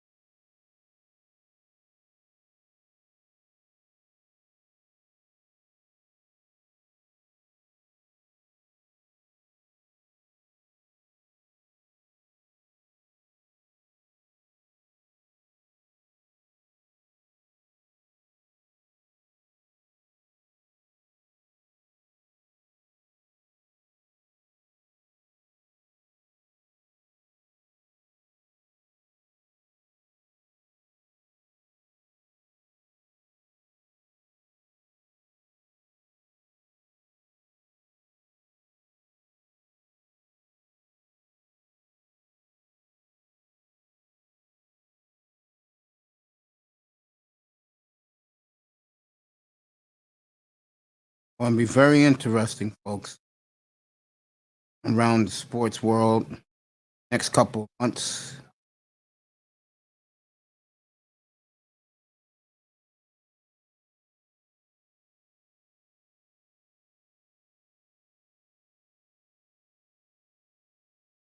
Boy, is it pouring rain right now in Houston.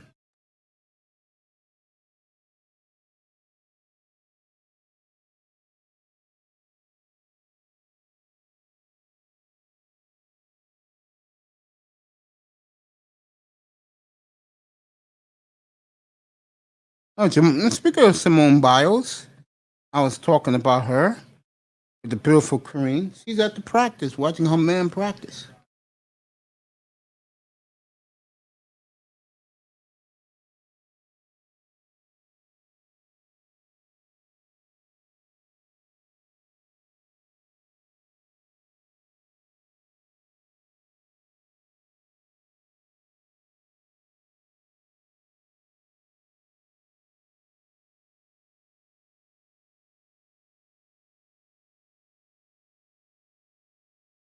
The Raiders are on the field, starting practicing.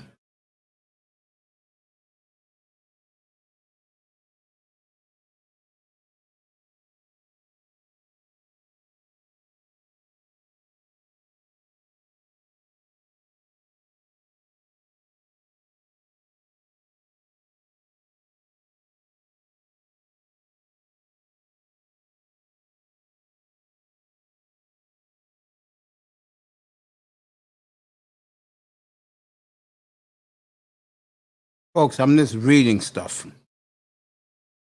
That's why hear me quiet. I'm reading, trying to get some news for you guys up to date.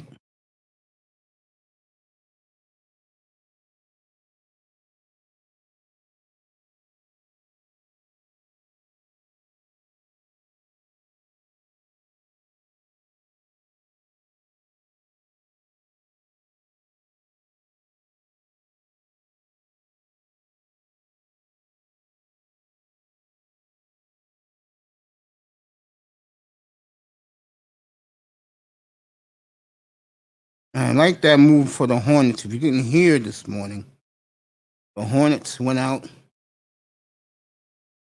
and got Oubre. I think that was a great move by Charlotte. Charlotte's making nice moves quietly to surround LaMelo Ball. Players want to play with LaMelo Ball. Players want to play with John Morant. I don't know about Trae Young. Happy birthday to the Admiral David Robinson. Turns 56 years old today. Happy birthday, Admiral. So Oubre is now going to be a Hornet. I love that move. Lauri Markkanen once out of the Bulls. See? There you go. Lakers, are you listening? Get Davis out of there now. Go get Markkanen.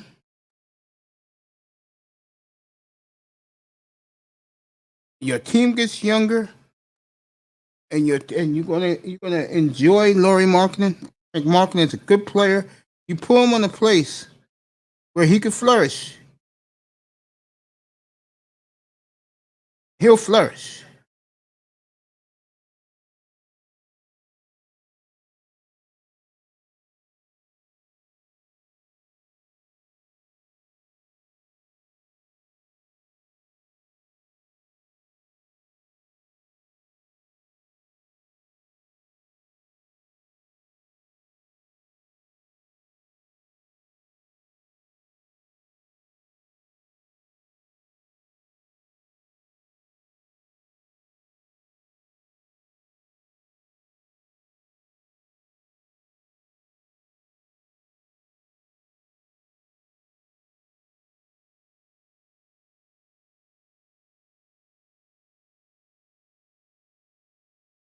Now I can show my face because I did my activities already for the day. Here I am. Back to business, everybody. Morning, everybody. People, our folks in the plantation. It's an hour away from lunch on the East Coast. Midwest, they're working for the man again. What else is new? Unfortunately, they just started work in the Western time zones. The Mountain time zone is 7 minutes to 9.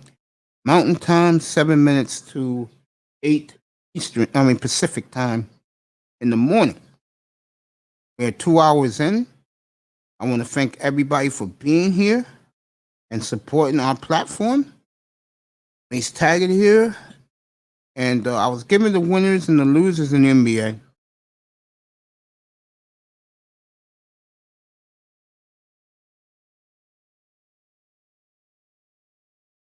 I think the Knicks are big losers right now. I do. They should have did better, but they with their money. I think the Lakers did fine. I think Golden State drafting, they did great. In my opinion, got the best player in the draft. Kid from Arkansas is going to be dynamite for Golden.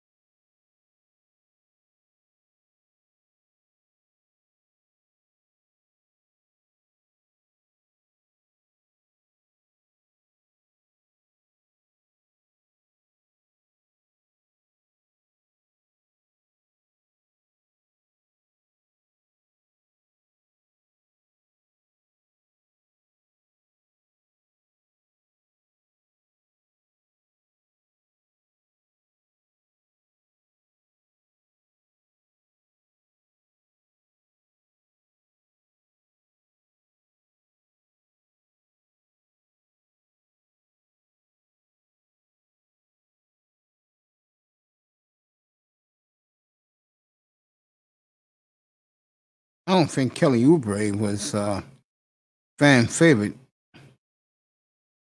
in Golden State. Fans are saying thanks for the memories.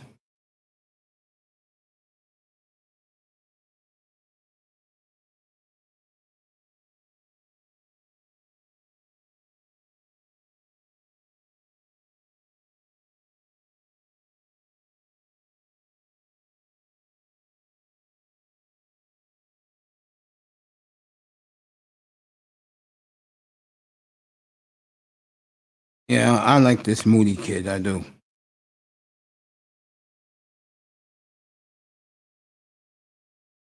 A lot of people like Kumunga.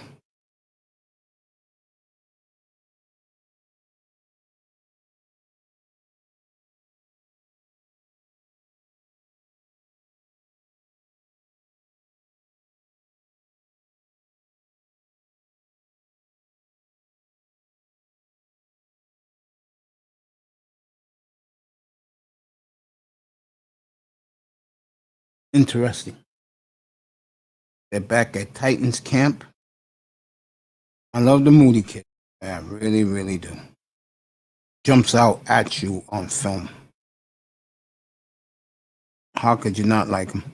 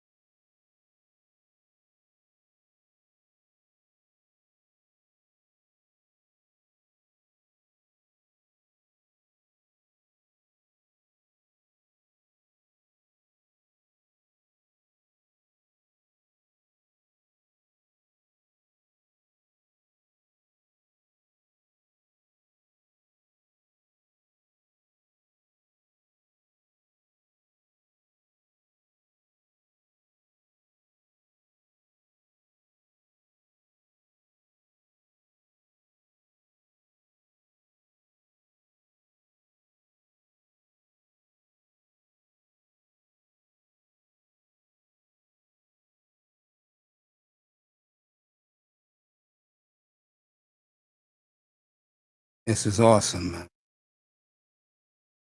Unbelievable. Basically, I told you guys what's happening around the NBA. Glad to do that for you.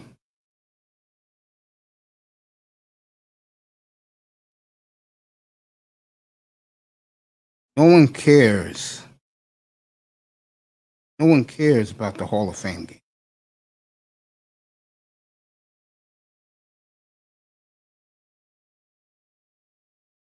Yeah? Gotta be kidding me.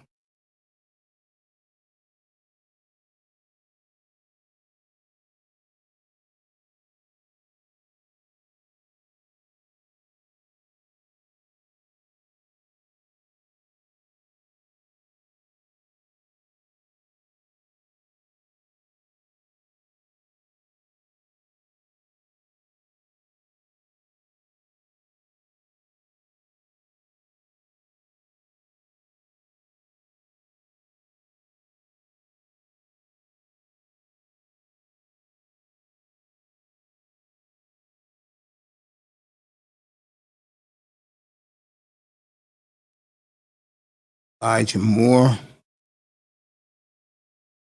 as names of guys or picked ahead of him. Giants announced today that Saquon Barkley will be back week 3. I could have told you guys that.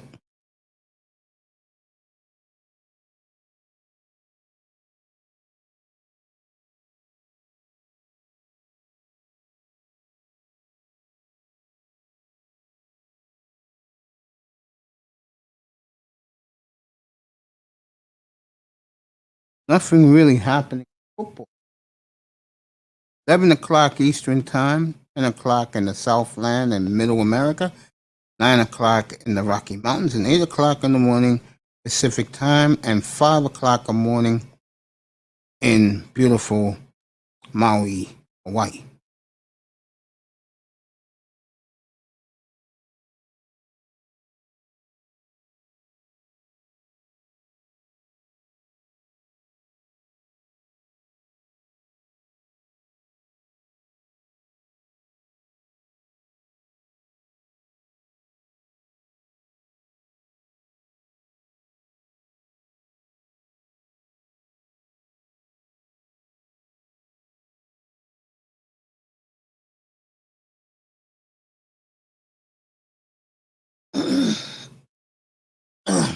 Excuse me for that, folks.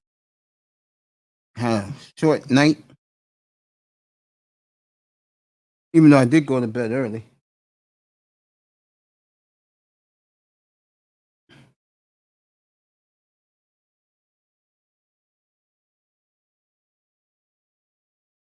Here we go. No way in hell is Christian McCaffrey should be number 1 on fantasy football. His injured ass? Are you kidding me? I just don't like guys who get hurt a lot.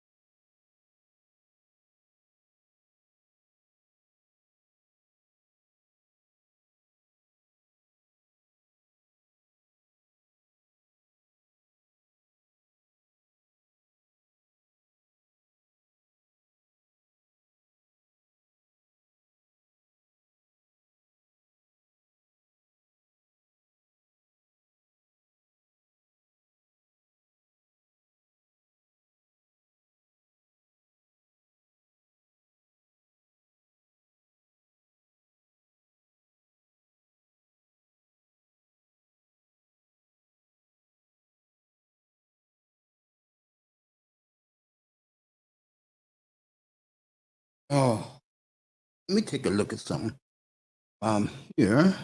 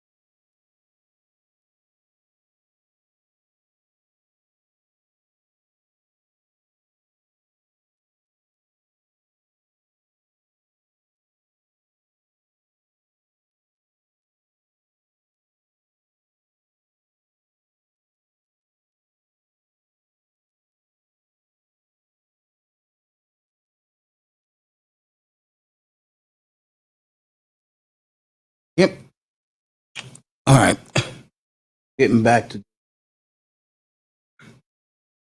If you want me to go around the league, I will. I'm going around the NFL. Tours look great in Miami. Miami's getting their main receivers back. Tours look spectacular. Throwing the deep ball. Oh, be interesting in South Florida. If he plays like he's been practicing, they're going to be very, very dangerous. They already have a defense to go along with our defense already. Buffalo on a mission. Super Bowl bust. Zach Wilson looks spectacular. And in New England, you're going to have one of the most interesting stories the next month. Who starts, Cam or Mac? That's going to be your story up in Foxborough. Pittsburgh, the offensive line story. That's it. Can the offensive line open up enough holes for Najee Harris? I've seen last night.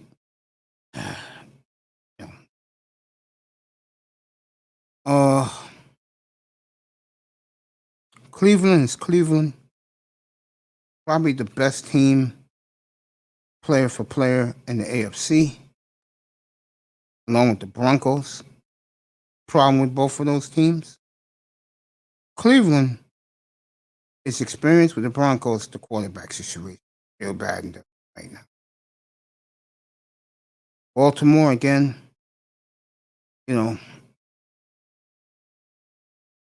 Lamar being Lamar, the Madden quarterback. Question for that young man is,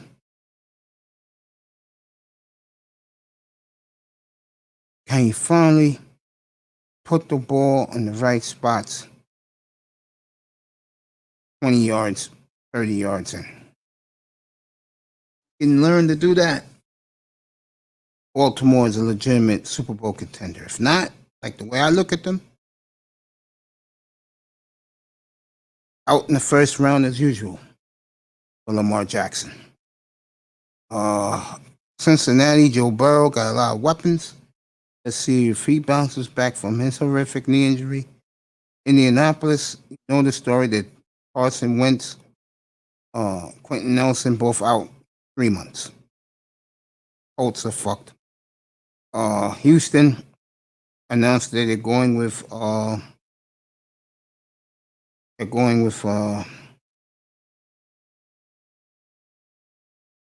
Tyrod Taylor. I don't know if that helps them.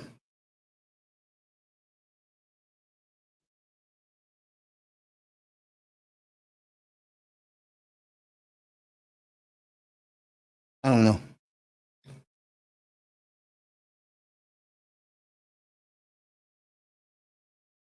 Jacksonville.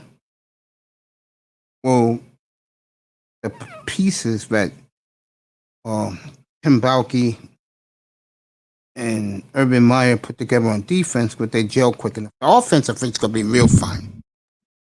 And Jacksonville. Putting ETN at receiver, I don't know. Give me a second, everybody.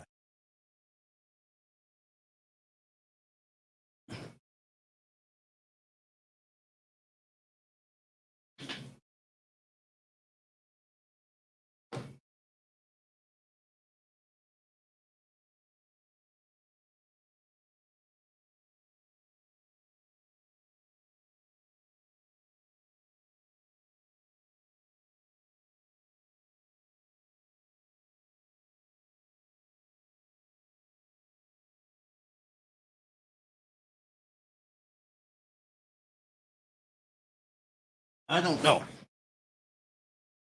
There. Putting him at receiver.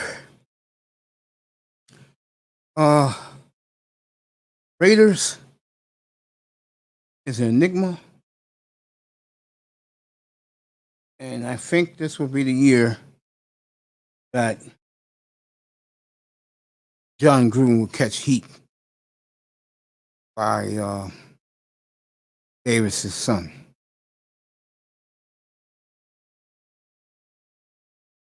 I do.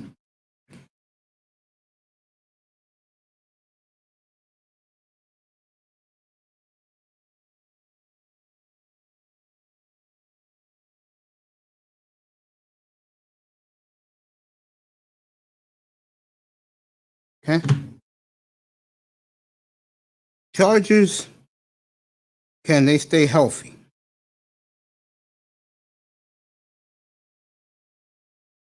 That's going to be the big thing for them.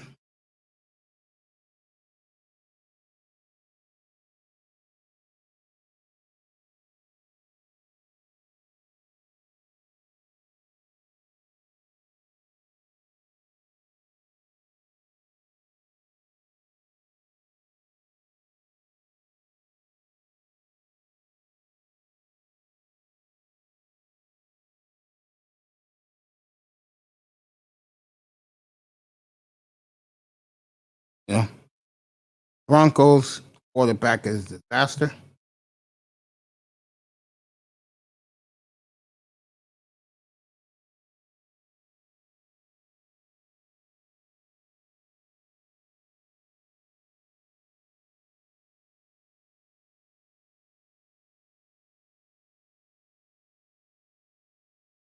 Okay?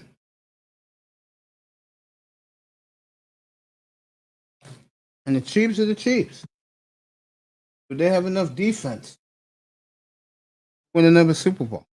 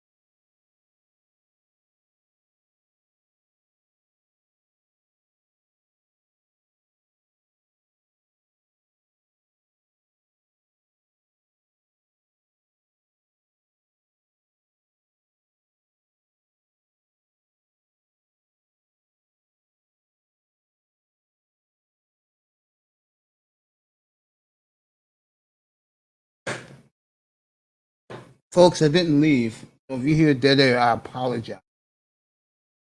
What I'm doing right now is setting up the fantasy leagues. What's up, sir? What's up, my boy? Terry's in the building. So I'm sorry for that dead air. We'll keep talking sports. And of course, Relentless is in here. You guys want to come up? The link is in the chat room, but I'll drop it again.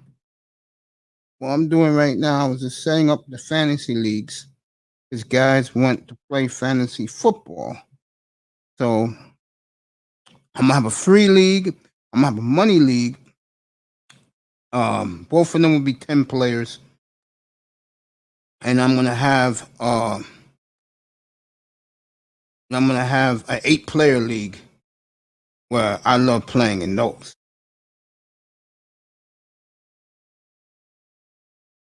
There goes the link.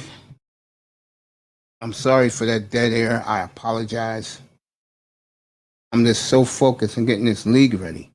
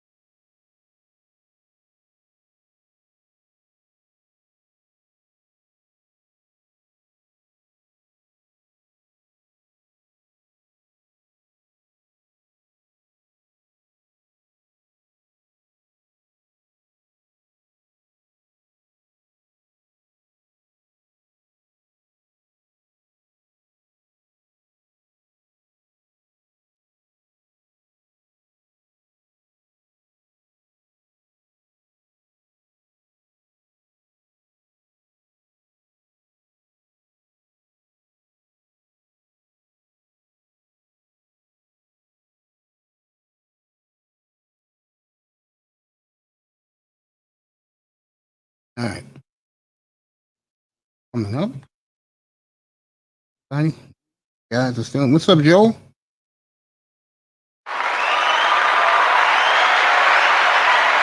Hello to everybody who just dropped in. I always do.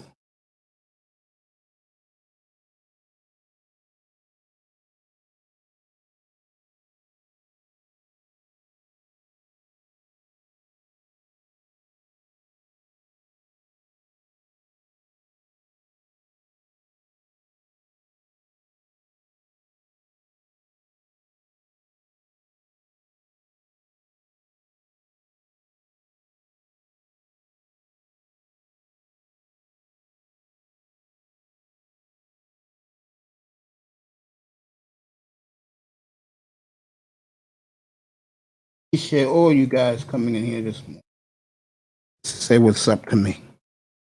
I really, really do. Joe, you want to come up and talk Dolphins? You can, bro. I just dropped the link. They're looking real good right now in camp, man. Tua looks like a different guy. If I had to compare Tua to somebody, reminds me of Bernie Kosar. I'm going to tell you what I mean by that. Bernie Kosar's first year struggled, but he had 2,000-yard runners in the backfield, similar to what Baker Mayfield has now. And then, appreciate that, sir. Appreciate you. In his second year, everything began to click. They put him in some weapons. And all of a sudden, the Browns became a Super Bowl contender overnight. And I think the way Tua's looking, it could be like that for Miami.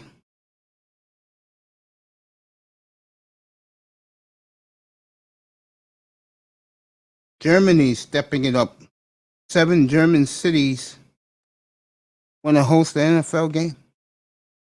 You know they have a lot of bases in Germany for our U.S. military. That'll be nice. That'll be real nice. We're heading to the 3-hour mark so damn quick. Wow.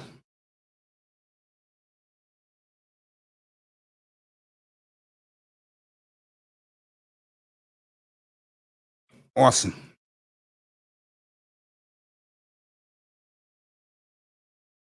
Absolutely awesome.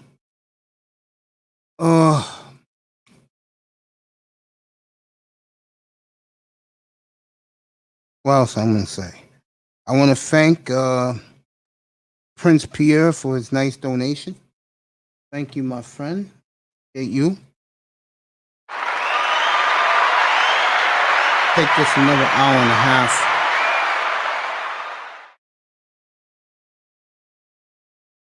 Talk about the NBA already.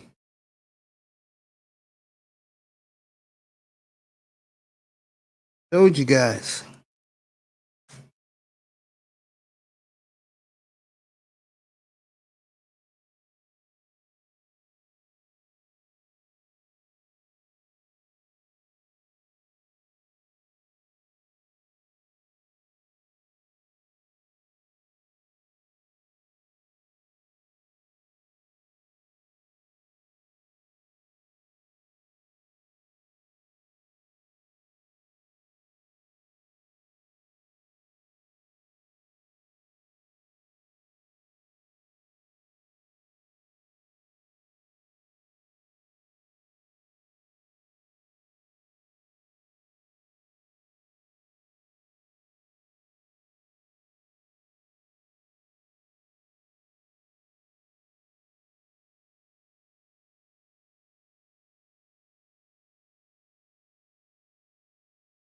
Just want to thank you guys again.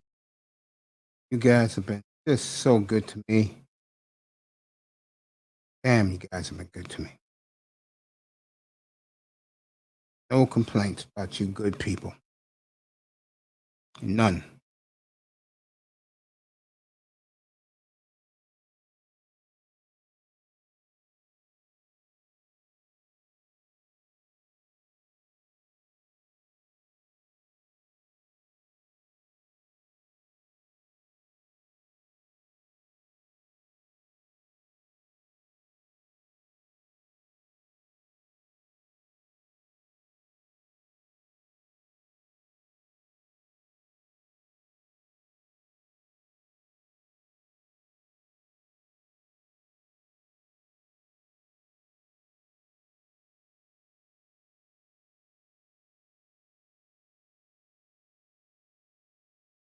Okay.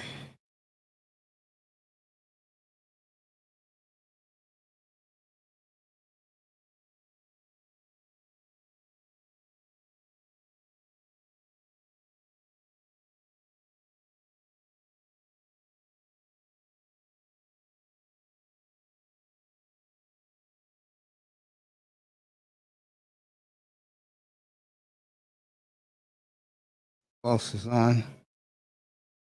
Guys out there.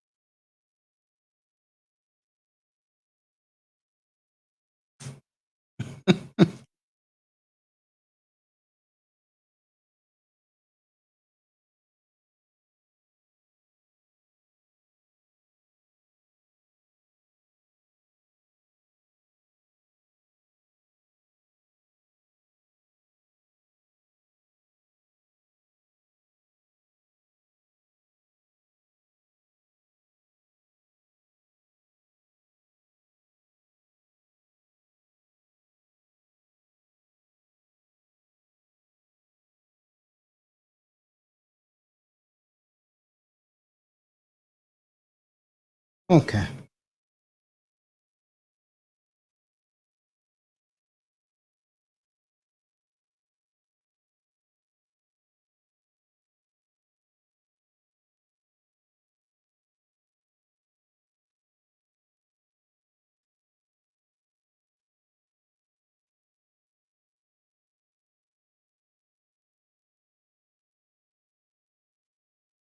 Oh, who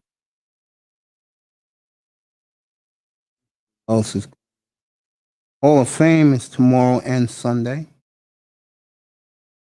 as they're taking photo of the living Hall of Famers.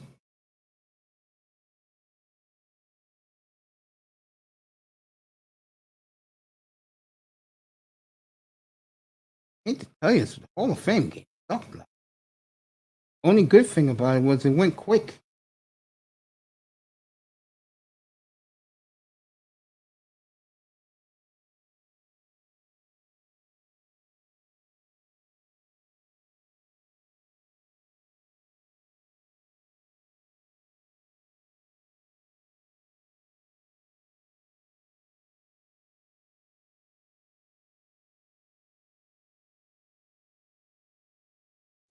Okay.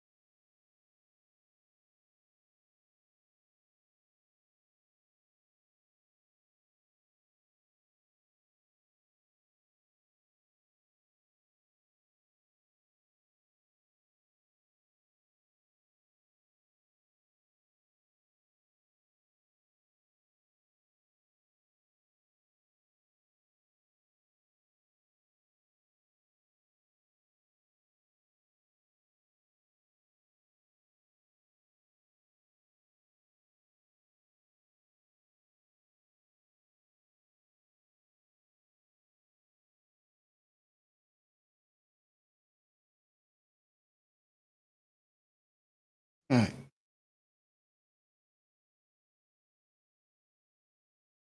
Green Bay, they're happy right now. Aaron Rodgers got his receiver back. And Randall Cobb. Green Bay should be interesting this year. I still don't think they're going to win, but they are interesting to watch. Um, Chicago, I like a lot. I do. I think they have the best defense in that division, unless the Vikings bounce back. I do.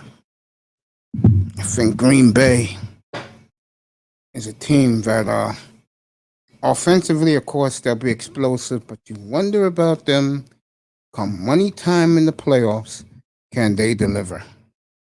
And right now, I say no.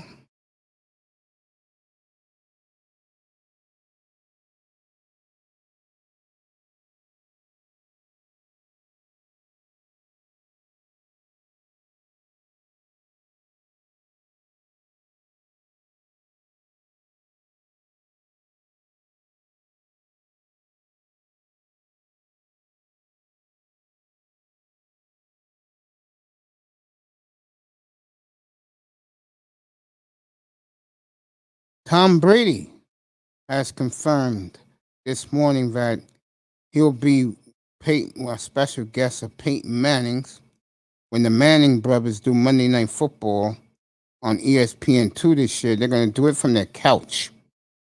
Peyton will be in his house. Eli will be in his house. It'll be like doing this. When it's a split screen, it'll be like that. The two brothers just talking football, enjoying the games, bringing you the game, telling you their perspective of the game.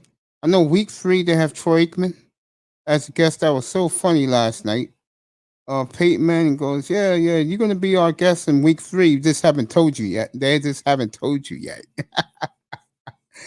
And Tom Brady will be aboard this year. So you'll see Brady with the Manning brothers this year on ESPN2. Tom Brady confirmed that. So nice to see the NFL doing things the right way. And like I said before, I see the NBA doing the same thing.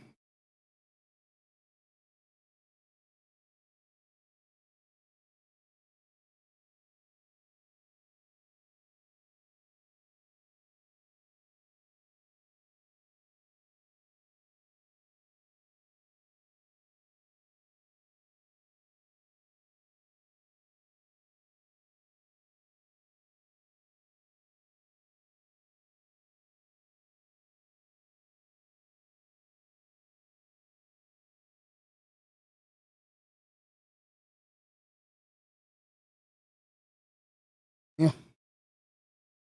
So Minnesota, with their defense come back. If it doesn't, the Vikings are done. You might as well start rebuilding your defense because the offense is there. Well, I would go get me a new quarterback. That's what I would do if I'm Minnesota. And the Lions, well, Campbell is there now. He's trying to add a toughness and a discipline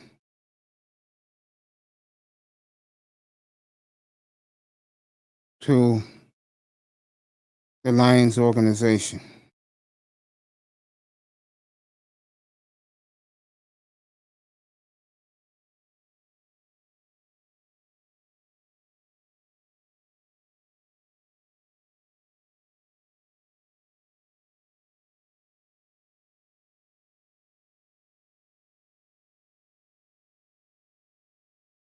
We'll see.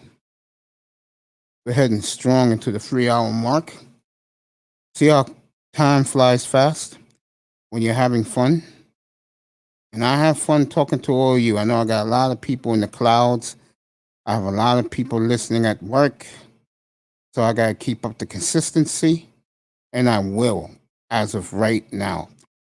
In the West, this will be Seattle's swan song, in my opinion. And the question will be, can they get it done? They have a front 7. I worry about their back 7. I mean, their back 4. Excuse me, everybody. I think you could throw on the Hawks, and I think that's a problem. Offensively, they should be very explosive. I'm watching Patrick Mahomes right now.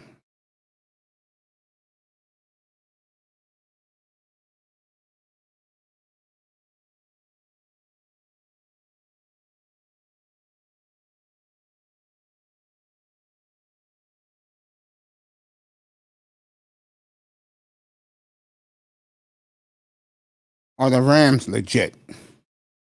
I don't think so. And the reason why I don't think so is Matthew Stafford already been branded what he is. He's a quarterback that in big spots does stupid things, and that's the way he always will be. And let the national media try to make up excuses for him being that way. They will. You know how the national media thinks. If they like you right now, but you don't deliver, they're going to kill you in the end. Trust me about that. Okay? Trust me about that. Tomorrow, I'll have that fantasy league done. I'll have the first one done. That's the 10-player league. So, you guys want to join like Laro, I'll put the code number up once the league goes up. Draft day will be September the 5th for that league at 2 o'clock. So I'll have that ready tomorrow for you guys.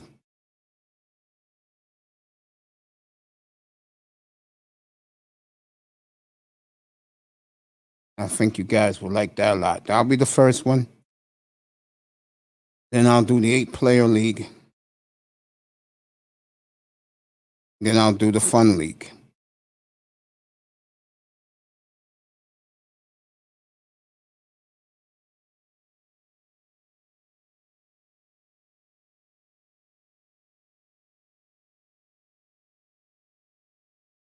So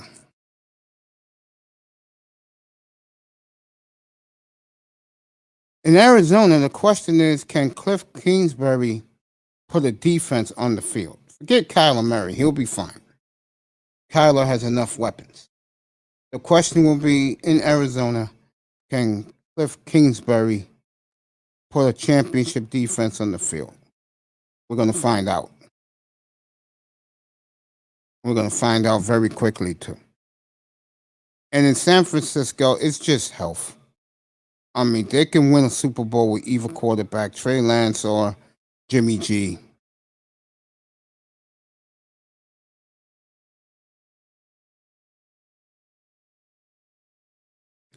I think a big problem with San Francisco is that young Kyle Shanahan outsmarts himself sometimes. His father did a hell of a job with him. His dad, of course, is the great Mike Shanahan. Look at these women at the Texans practice.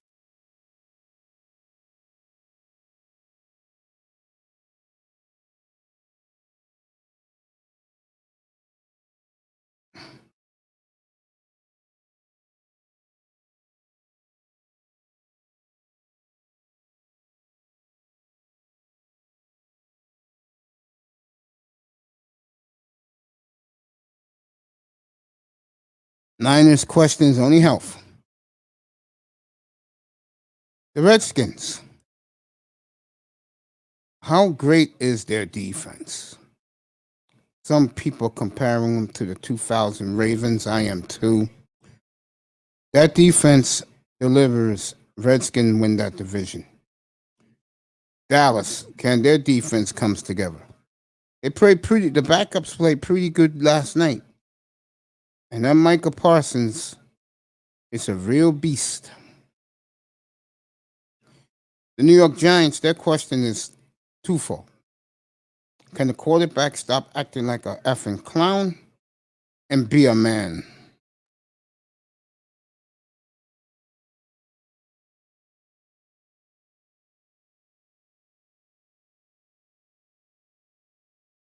Tyrod Taylor announced the starter today by the Houston Texans. And the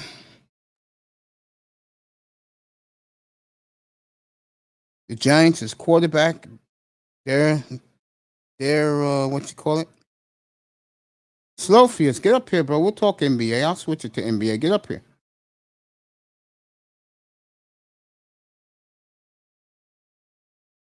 And in Philadelphia, it's simple. I mean, the fan base. Good morning to you, Dolph.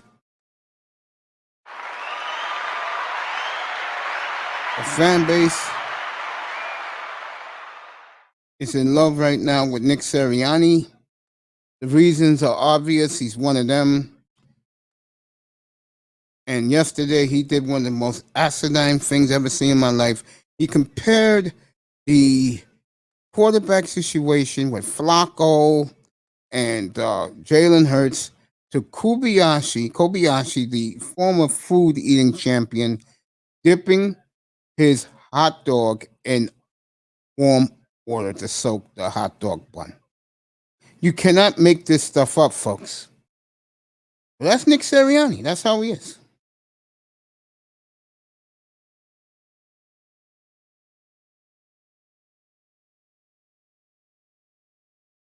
So,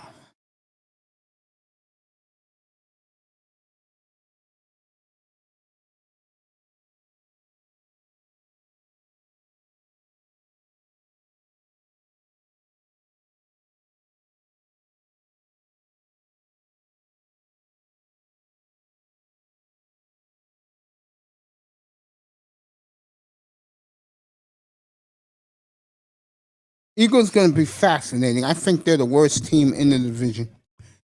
I love my boy Fireman, but I do. Slowfish, you want to come up? Come up, bro. We'll talk NBA. No problem with me, man. I'm just shooting the breeze this morning. Giving back to the audience. I had the beautiful Corrine Henry up here earlier. She was outstanding. So.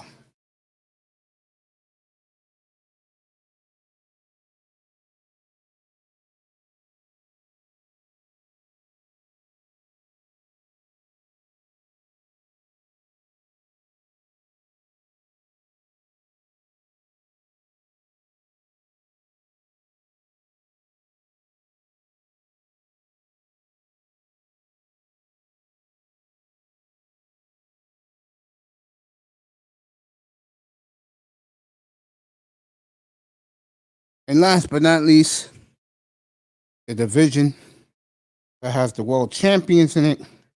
Tampa is back. Everyone's back. Brady signed a 4-year extension for $36 million so he could chase 10 rings. That bastard did that. That's typical Tom Brady.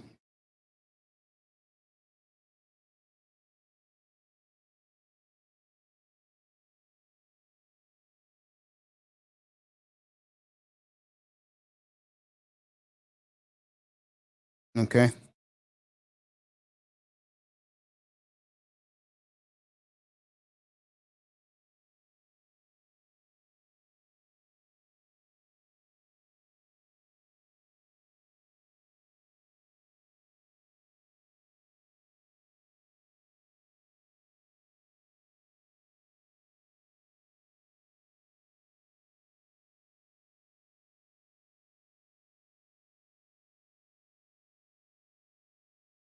Tampa Bay is loaded, folks. But the question with Tampa is, come playoff time, will they be blindsided? And my answer is yes.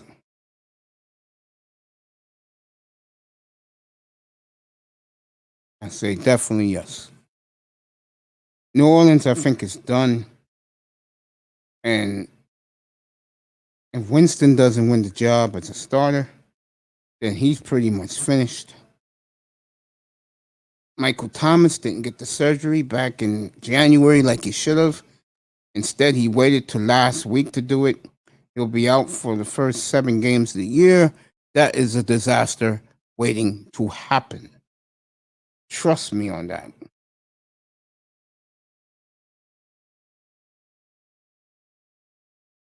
And then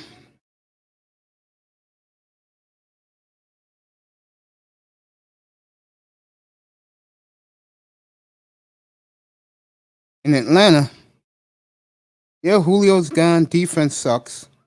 It's your typical Atlanta Falcons.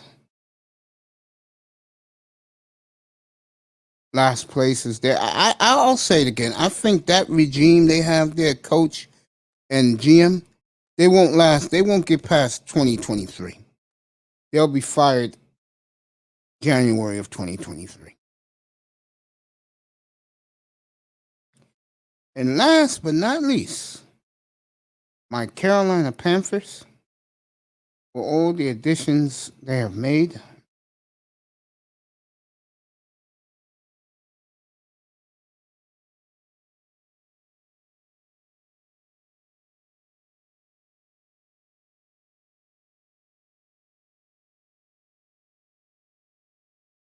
I love the moves that Carolina's made the last 2 years. And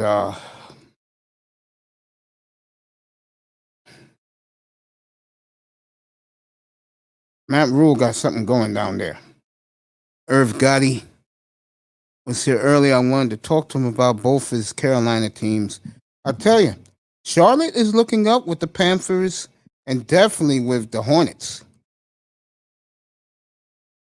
Hornets got blessed. The Warriors should have took LaMelo Ball. Now, what I've seen of Wiseman, he's done pretty good. But LaMelo Ball is special. He is very special, LaMelo Ball. And the Carolinas are looking good. I tell you, both sides of the ball, the Panthers are looking better and better. And I cannot wait to see them in exhibition. Check them out. David Moore, Richie Anderson.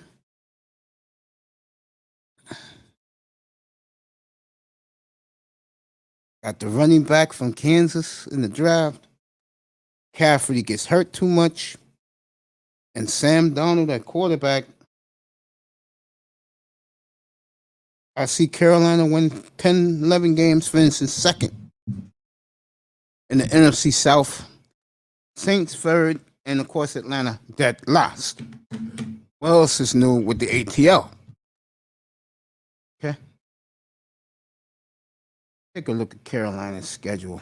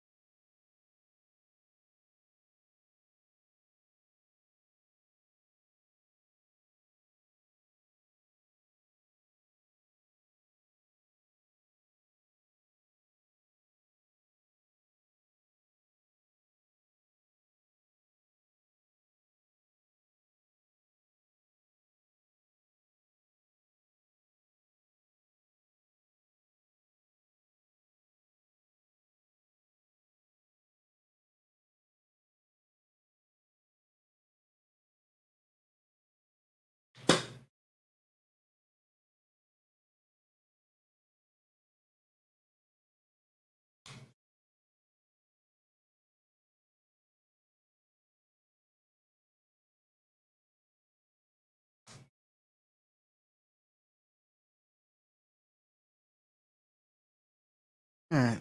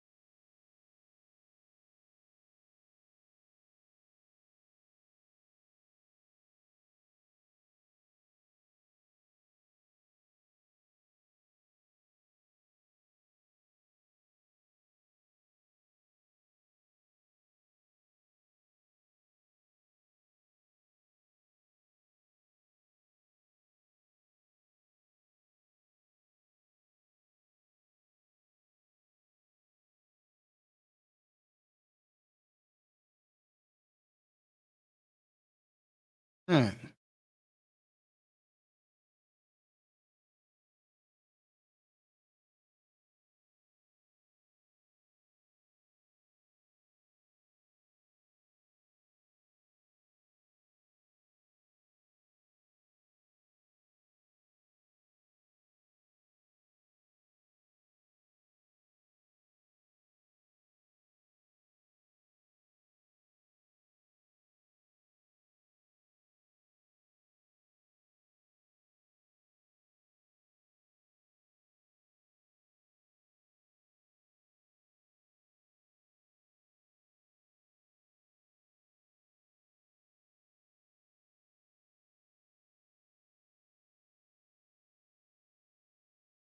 Okay. I didn't ever left, but I'm just looking at some stuff. Get ready for the show later tonight. Hopefully, you can do a lot of things. Yeah, I like Carolina this year. I do. I got them winning 10, 11 games. I think Sam Donald's going to do very well there. I do.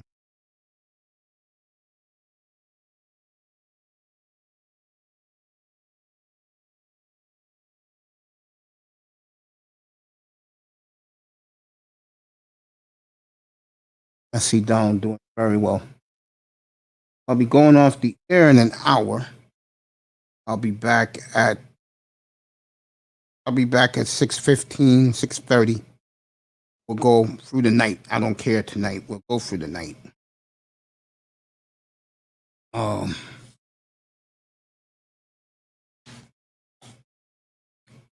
Tonight, it's anything goes Friday nights. Do some Manosphere late tonight. I like to do that late. I have a lot of Manosphere guys. We'll talk NFL, NBA, Olympics. Hope Kareen comes up tonight. I'll give her the floor for the Olympics. She has been nothing short of spectacular. And we'll see. Tomorrow I have Toy up here. We'll talk about living with obesity. Yeah, we are. We're going to start this shit off right. Or as I like to say, let's get this shit started. JB, good morning, family. What's up?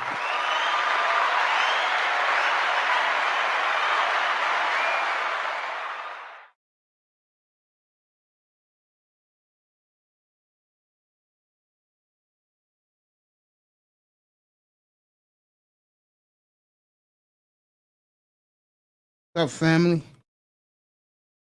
Thank you for all you have done to add to this platform. Later tonight, Miss Molina will be back. We'll talk hockey with her and soccer and NBA. Kareen should be back. Prince, who was great today with a great contribution, he'll be here. Jefferson will be here. Mr. Miami will be here at 10 o'clock after WWE SmackDown. He's a big WWE wrestling fan. And a whole group of other guys will be up here tonight. We'll have fun. We'll kick it.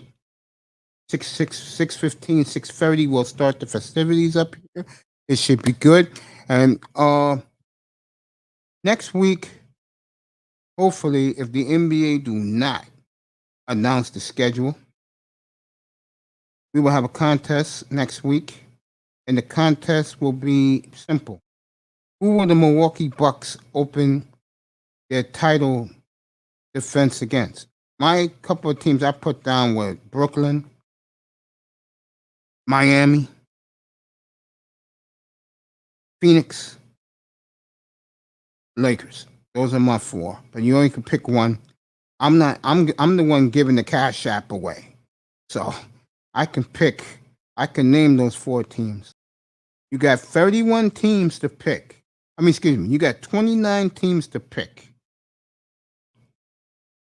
And the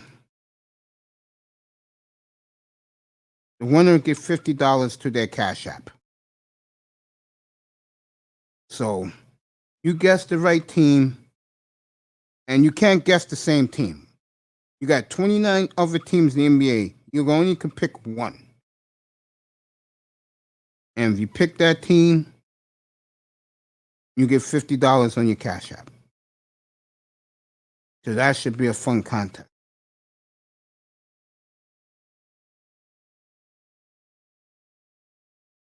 Can't pick the same teams, guys. Only one team. Okay. Next, thumbnail. I'll be pushing the new Drunkosphere, which will be coming out soon to be announced. That'll be Mr. Miami's platform. And it's a fascinating platform because on that platform, you have to show your face. And you could do what you can drink Hennessy, beer, smoke weed on the panel. And you just talk shit. And I told Mr. Miami, there are gonna be a lot of chicks in the chat room and trying to get on the platform. And I asked him, "Are you ready for this?" And I think he's ready. That's a very, very brilliant idea by him. And the sooner he starts it, the better he will be for him. I think that's gonna be a fun platform too. A very fun platform. You have to show your face. You can do whatever you want. You can smoke weed, smoke Newports, and drink whatever you want to drink other than soda and Kool-Aid. Again, you gotta show your face. And let me say this. I've had women come up here and it goes both ways. Because Kevin Samuels exposed that there are a lot of bitches out here who do not want to show their face. By the way, good afternoon to the beautiful Simone Love. I hope she's listening. Mahogany, I hope she's listening. Sheila E. was up here late last night with us. Good to see the beautiful Sheila E. She liked that idea too. Celeste, I haven't seen my Celeste in a long time. Melody, who was great on Tuesday night, she was up here. She'll be here next week. Do a one-on-one with her, and she'll do a one-on-one with me on her platform. Toya, the tutor, was up here after midnight last night for a couple of seconds in the chat room. Kareen has been nothing but spectacular. Miss Molina has been great. I hope to see Samantha on another platform today and say hello to that beautiful lady out in Chicagoland. The beach. That's to the beach. And of course, it wouldn't be me if I didn't say hello to the gorgeous, brilliant talent of MTGV TV.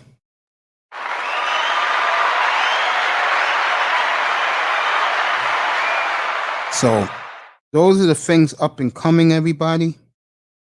Got an hour, less than an hour left. And again, I just want to thank you guys. You guys have been great to me, man. I have no complaints about how you guys have treated me and treat this platform. And got some new and exciting things coming in here just in time for the football season.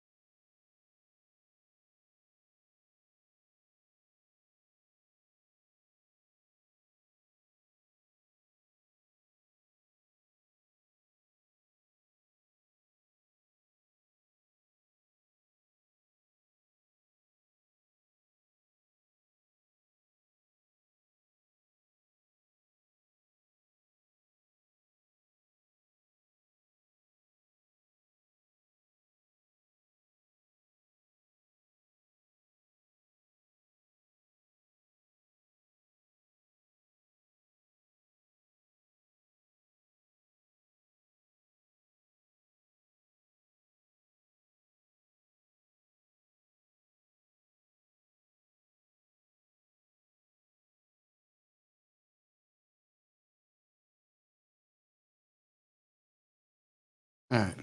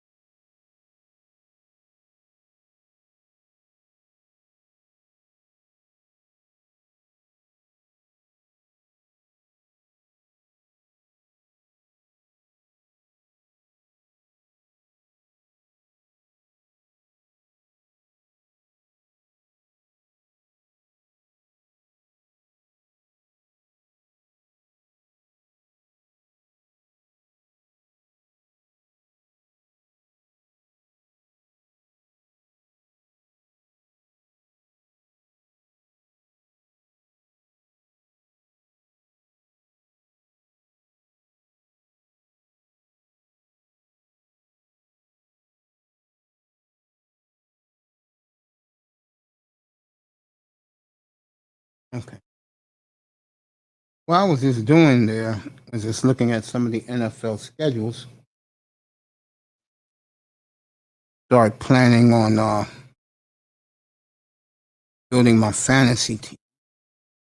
One of my secrets, and I'll give it to you, I like to go with teams who buys are late in the year. And the reason is I get continuity with my quarterback and the hookups. That's how I play my game. Just giving you guys a little fantasy tip right there. Go for the quarterback who has a late buy because you'll get consistency with that quarterback. Like I'll give you a perfect example what I mean for you fantasy football players. This is an example what I'm talking about. Week 13, you have Sam Donald, Baker Mayfield, Aaron Rodgers, Ryan Tannehill. That's their buy. That's who you roll with. Those 4 quarterbacks right there. Week 14, you don't know about Tua. You don't know if Cam Newton is going to be starting. Jalen Hurts, they could get Deshaun Watson. And the Colts are a mess. So I'm not even going to go there. But those are the last 4 teams that get a bye. I wouldn't go with none of those quarterbacks. I would have went with Wentz if he wasn't hurt, but I'm not doing that. And then in another week, you got Kyler Murray. Week 12, you got Kyler Murray and Patrick Mahomes who are off. The only 2 quarterbacks. And teams that are awful for bye. That's how you plan your team. You build your team around the supporting cast. And then you get your quarterback. I'll say around round. See, you're going to have dicks, and I'm going to call them dicks. You're going to have the white boy or the bandwagon or Negro fantasy guy that's going to take a quarterback early. See, I go by the fantasy bylaws. The only difference I do is I take receiver early. So I can set up a fortress for my trigger man. I can always get a running back. I don't worry about running back. I can always get one. Because some running backs fall because certain guys, the fantasy football fan who's not a fantasy fan, is going to go for the name. He's not going to go for the talent. I'm not going to mention guys right now because I don't want to give my secrets away. But there are guys I will target at running back that are not going to be picked high at all. And you're going to have these fools who's going to let great receivers go off the board for guys like me picking them like you pick cherries or apples from a tree and oranges. So you're going to be that stupid and take running back. God bless you. Because I promise you one thing. I already know who I'm picking the first 3 picks. I'm not worried about that. So if I am a guy that unless Alvin Kamara falls into my lap where I'm drafting.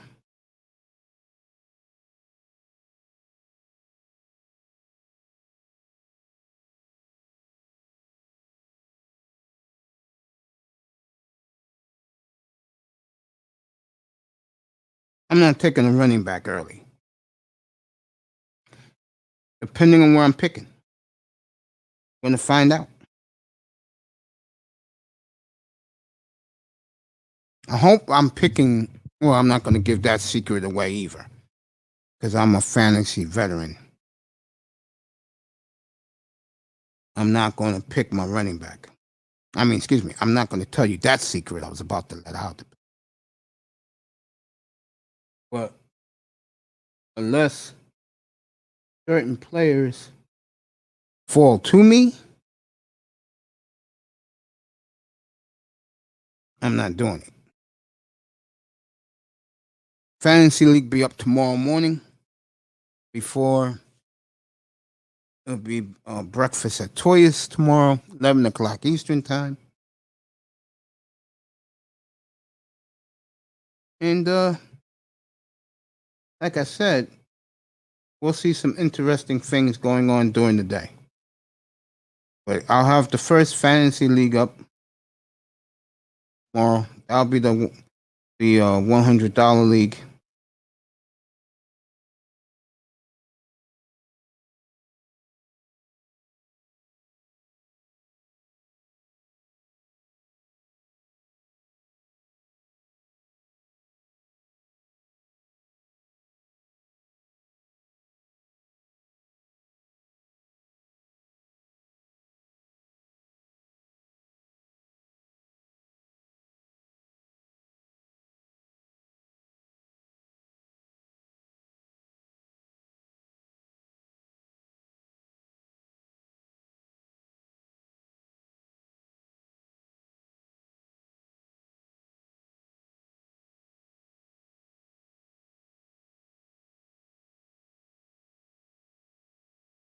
I have to do this because people do care about it. Messi and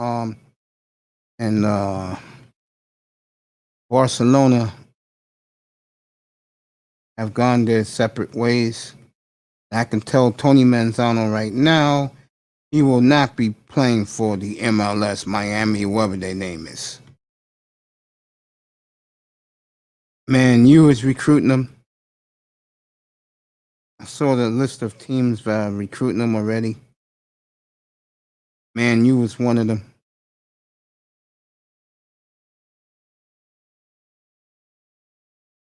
Messi is being recruited hard right now.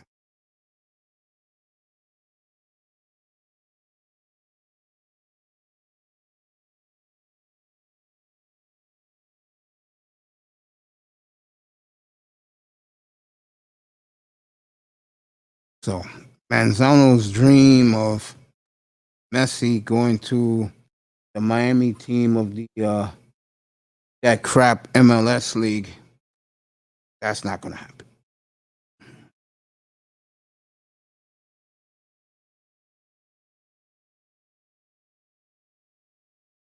Thank you, JB. JB says I'm shining right now. Appreciate that. Got 45, less than 45 minutes left of this platform. Be back tonight, 6:30. We'll go wait into the night with that one.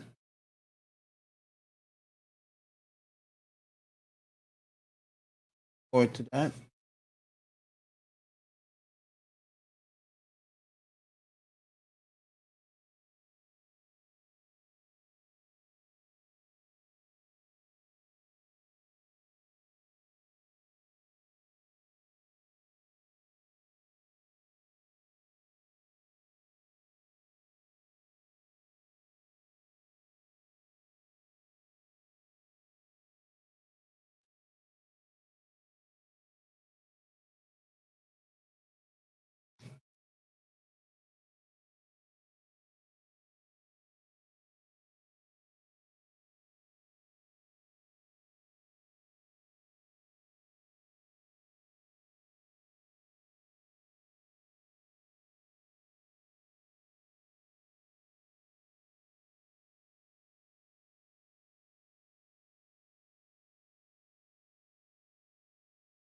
Drunken Spirit sounds hilarious, Mr. Miami. Yeah, that's gonna be a hell of a show. JB, you're right. That's gonna be a hell of a show. Have my nephew do the thumbnail for that.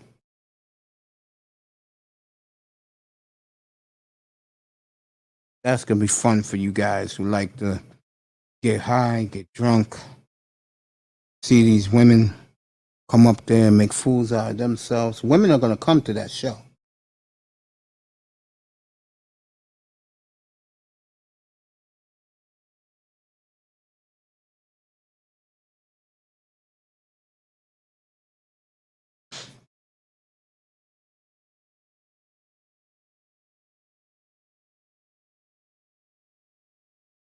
That's gonna be fun for you guys.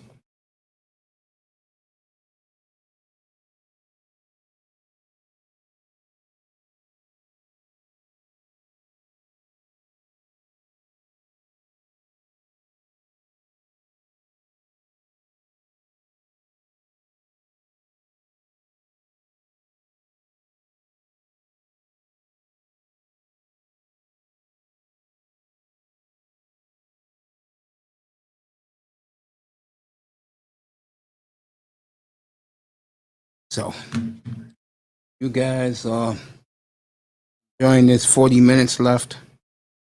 Um Today was a good day. I like this show today. I don't like to really hear myself talk, but hey, they're not coming up. I'll do my talk.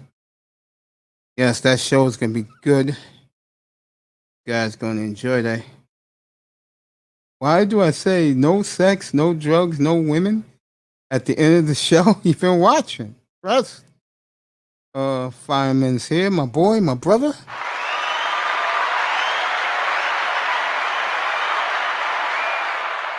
JB, the reason why I say that, because I lived that type of life all my life, bro. And if it wasn't for me living that lifestyle, I wouldn't be here right now. I wouldn't have gotten a perfect kidney. But I lived that life. That's why I say those things. No, trust me. Let me tell you something. Back a year ago, when I started this platform in September of 2020, I got a lot of pushback when I told and I had the big guys up here. They used to hang out here every day. The Platinums, the Isms, Dusty. They used to be here every day. And when I made that speech, I told them the truth. I said, guys, I'm not going to lie to you.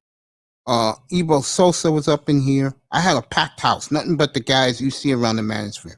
And I told them the truth. I said, guys, I'm not going to be one of those guys that's going to brag about I hit this chick, and that chick. And they said, why?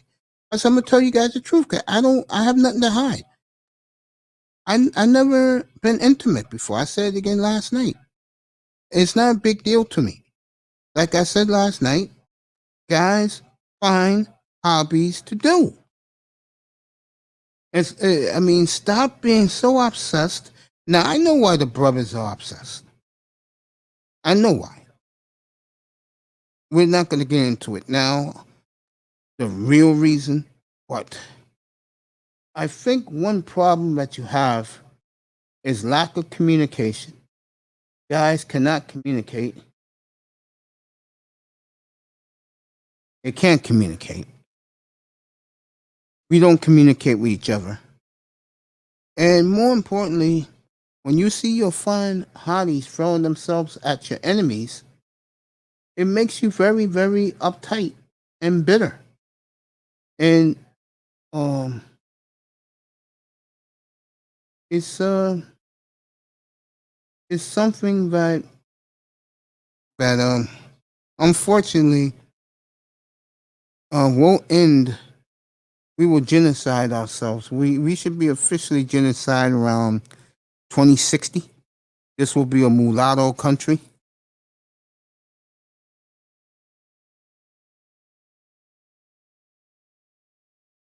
Exactly. Fireman hit it on the nose. That turned that lust into product. So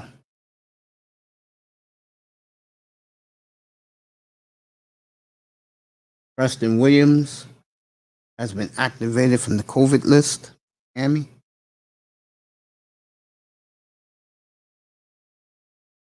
So those are the things that go on, guys. But honestly,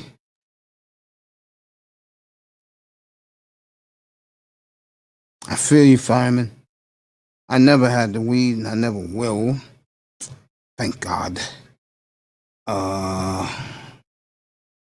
Yeah, you feel better. Yeah, me right now, I feel tremendous. Reason? Other than I had to put on some pounds because I had to eat. And I'm going to take these goddamn pounds off hopefully by Halloween. So I could feel real, real great. Inside, I feel tremendous. Reason? I didn't do no extracurricular activities in my life. Didn't drink. I didn't smoke. I didn't use recreational drugs. I've never been intimate with a woman before. There's no shame in my game. I found other things to do in life. They allowed traveling, went to a lot of live sporting events. That's living the life. That's having fun. I can care less about some chick in a miniskirt. Seriously. Doesn't really excite me. Now, if you fit the criteria of the type of woman I do like, then you'll get me a little excited. Like Moan, China White. Those women fit my criteria. But at the same time, one I show proper respect to. And the other one, I'll keep that under wraps. Simone, I hope you had a great lunch today.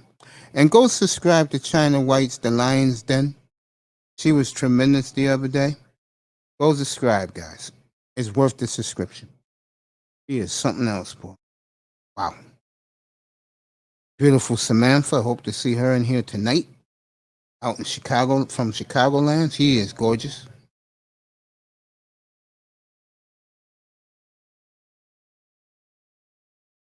Yo, I cannot believe these fucking simps marry these women and is getting nothing out of it but attitude in return. Are you out of your fucking mind? You're that fucking desperate to have some stinking female's ass laying up to you at night, bro? Shit. Every day of my life, I wake up alone. Every night of my life, I go to bed alone. And I better smell baby powder when I wake up in the morning.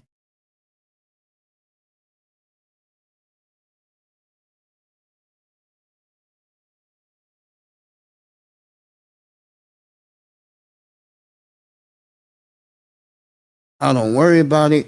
I don't even think about it. It is what it is.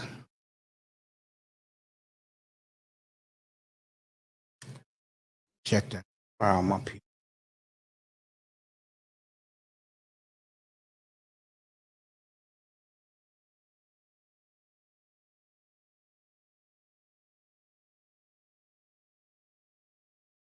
Exactly. That's another reason why I don't fuck with these women.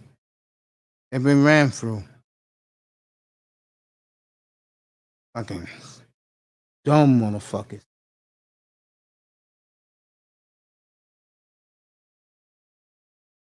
Yep. I don't got time for no bitch like that. Right about that.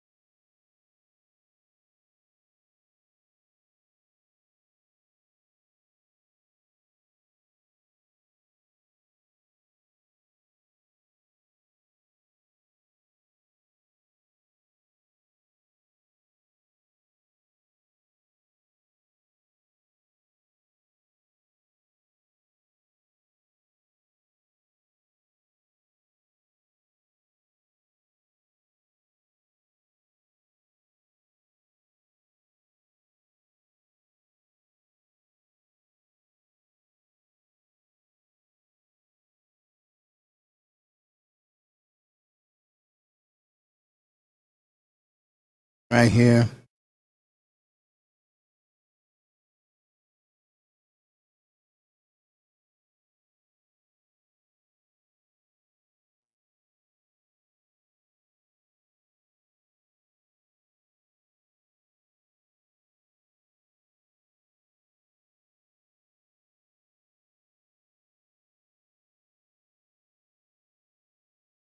All right.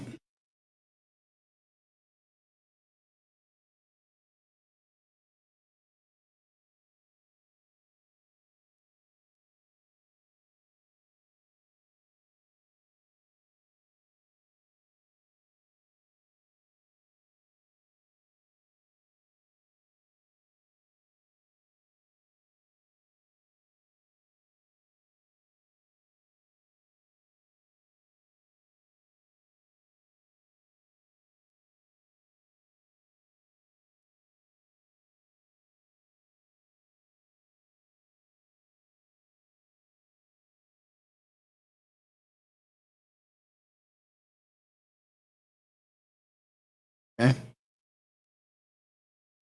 Ugh. Ugh. It's me being me, fellas.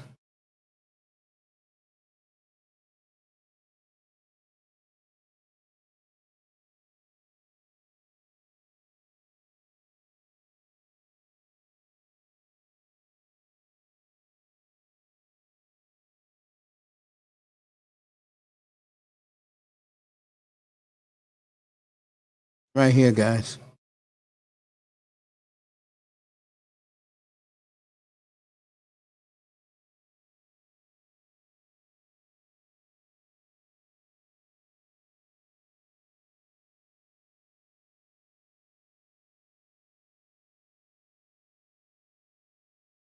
I ain't go nowhere.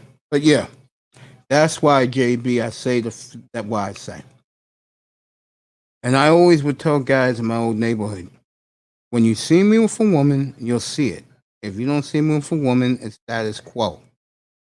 That's the way I live my life.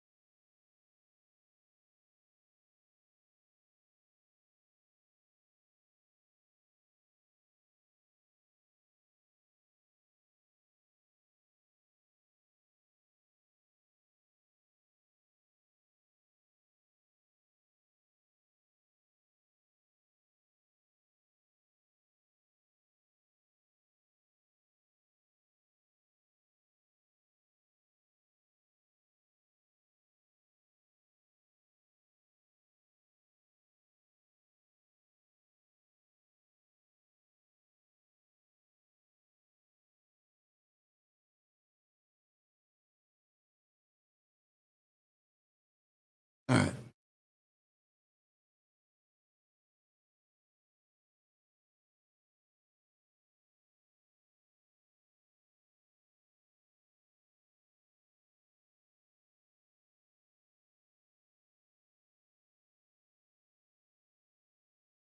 All right. Anyone want to see? Because I'm going to the market, big, get some ribs again. Tomorrow, I'll be ribs.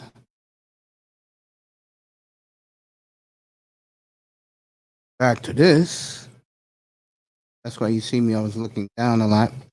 Back to our guys here. Let me answer the questions.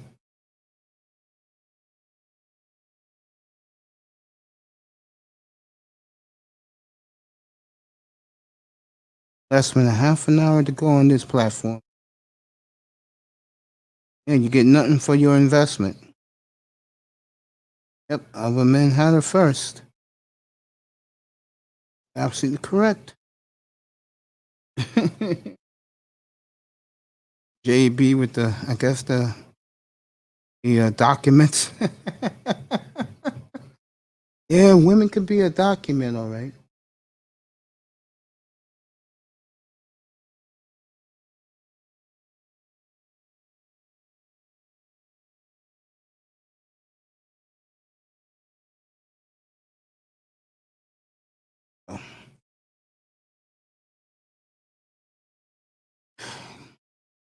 I guess,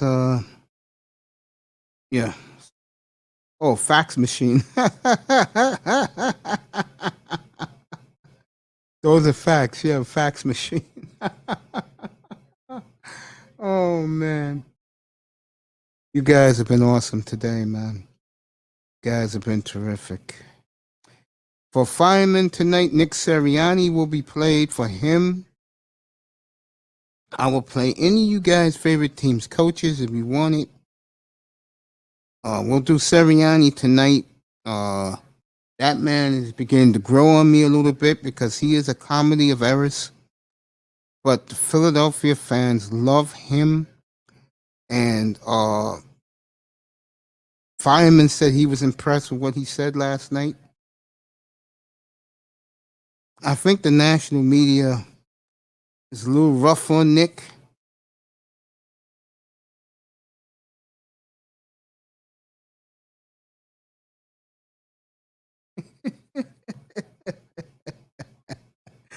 Fireman says Sirianni's cool. I like him. I'll say this right now. If Joe Flacco wins that job, boy.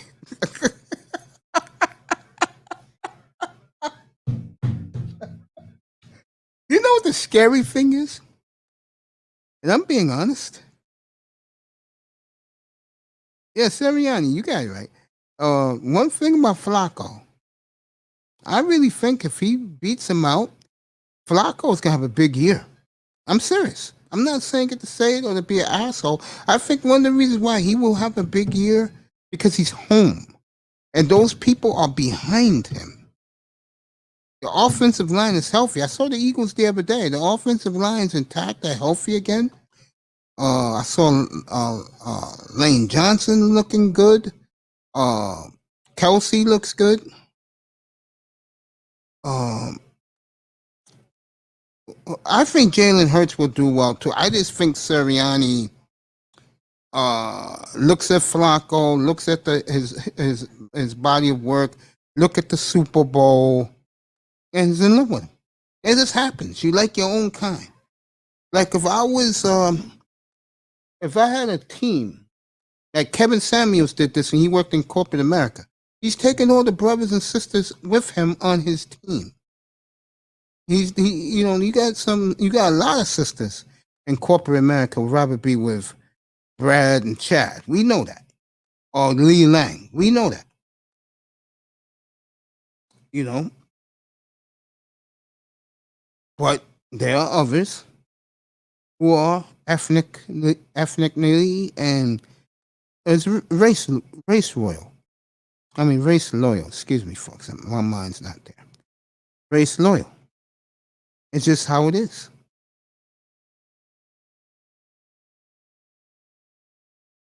You know, Latinos are sticking with Latinos. You know, unless a Latino dude is dating a black chick, which a lot of them do, you're not going to see the other way around, really. Yeah.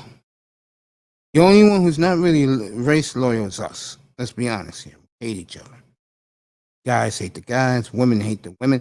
But the difference between us is women are willing to help women. We do not help each other. So I think we have too many guys. I'm one of these guys, by the way. Not that I won't help you. I'm more of the guy that I stay to myself. I'm not one of these guys that you're going to see at the parties, at the club. You'll never see me doing those things. Never. You know, when I dress up nice, I'm going to the bookstore downtown and just chill for the day, reading some books, some excerpts of some books. Yeah, that pride. You're right about that. You're right about pride. Yeah, pride. A lot of us, like I said, as brothers, black men, uh, it's just not there. It's a major, major disconnect. A major disconnect. Well, with each other as black men, and especially with the women. A lot of these guys don't know how to talk to the women because they're so used to being ignored by the women.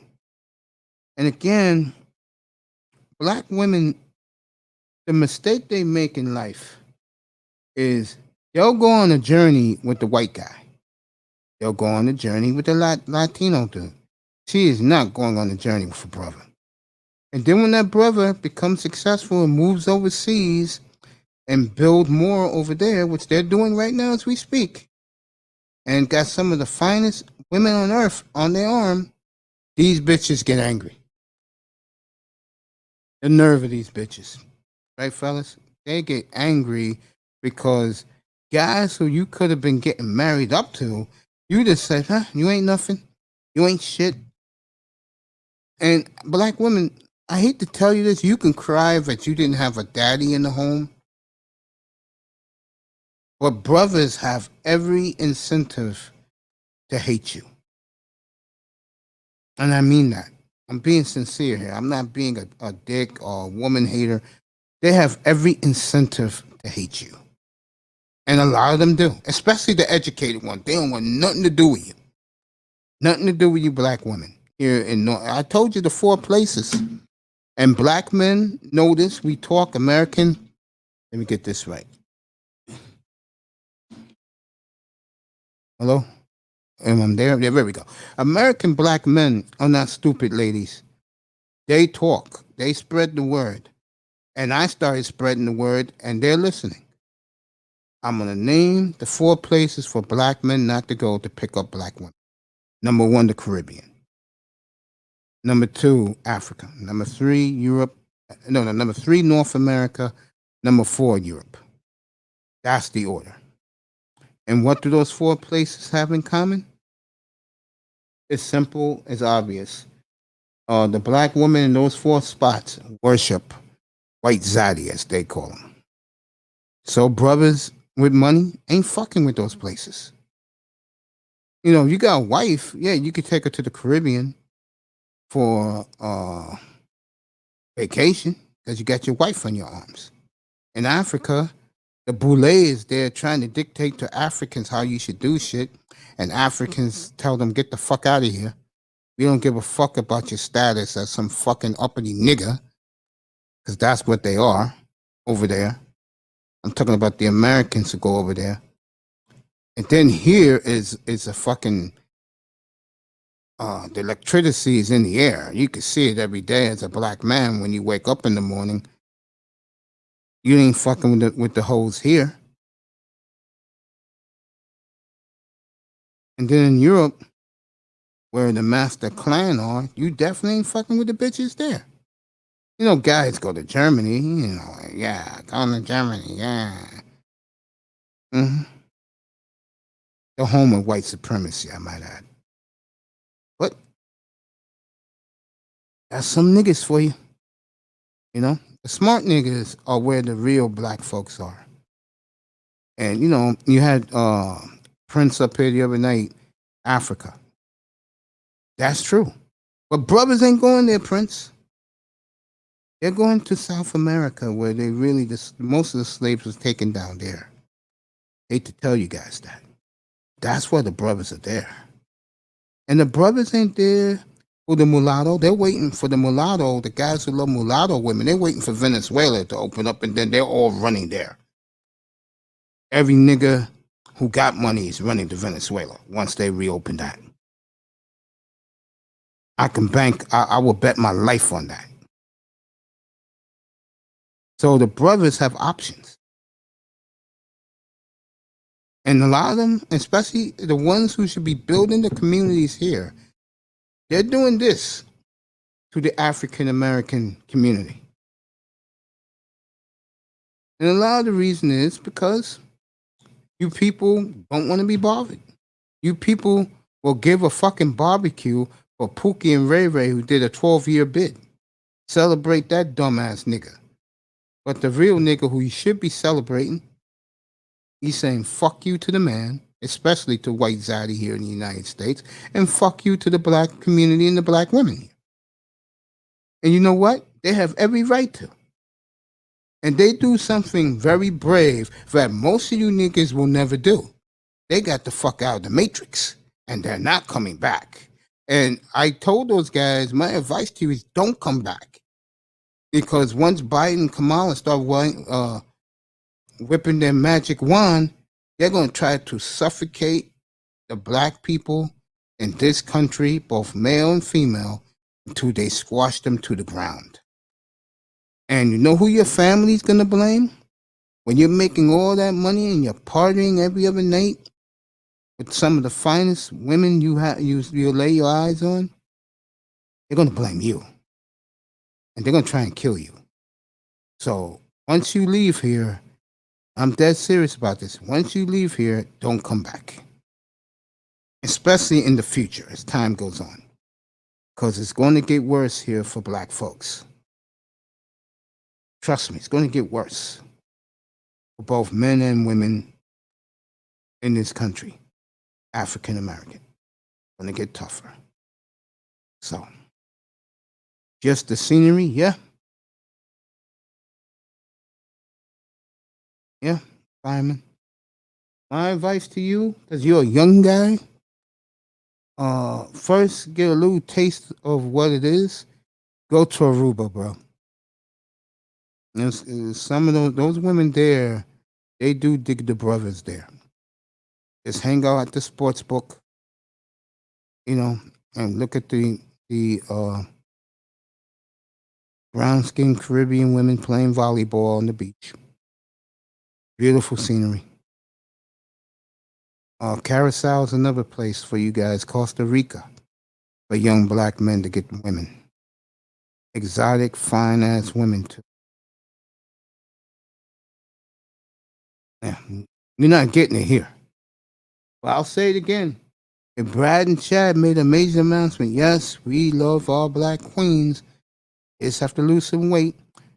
Like the brothers are building overseas, the sisters will get enough money and build up gyms over the fucking world. Those bitches with that $10 billion that Saks Fifth Avenue is giving them, they'll put that to opening gyms around the world.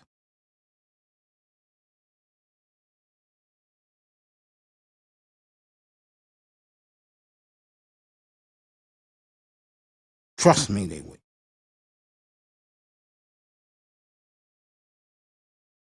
Yeah, in Japan, yeah. My advice to any guy who really wants to travel over there, learn the language. Because that will get you over. I had to do that in Montreal. I learned a little French back in the day, and they accepted me because you're showing them that you appreciate their culture and that you respect their culture.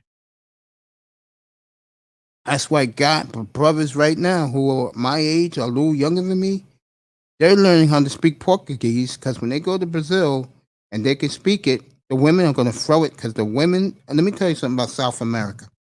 This is Pandora's box for black men.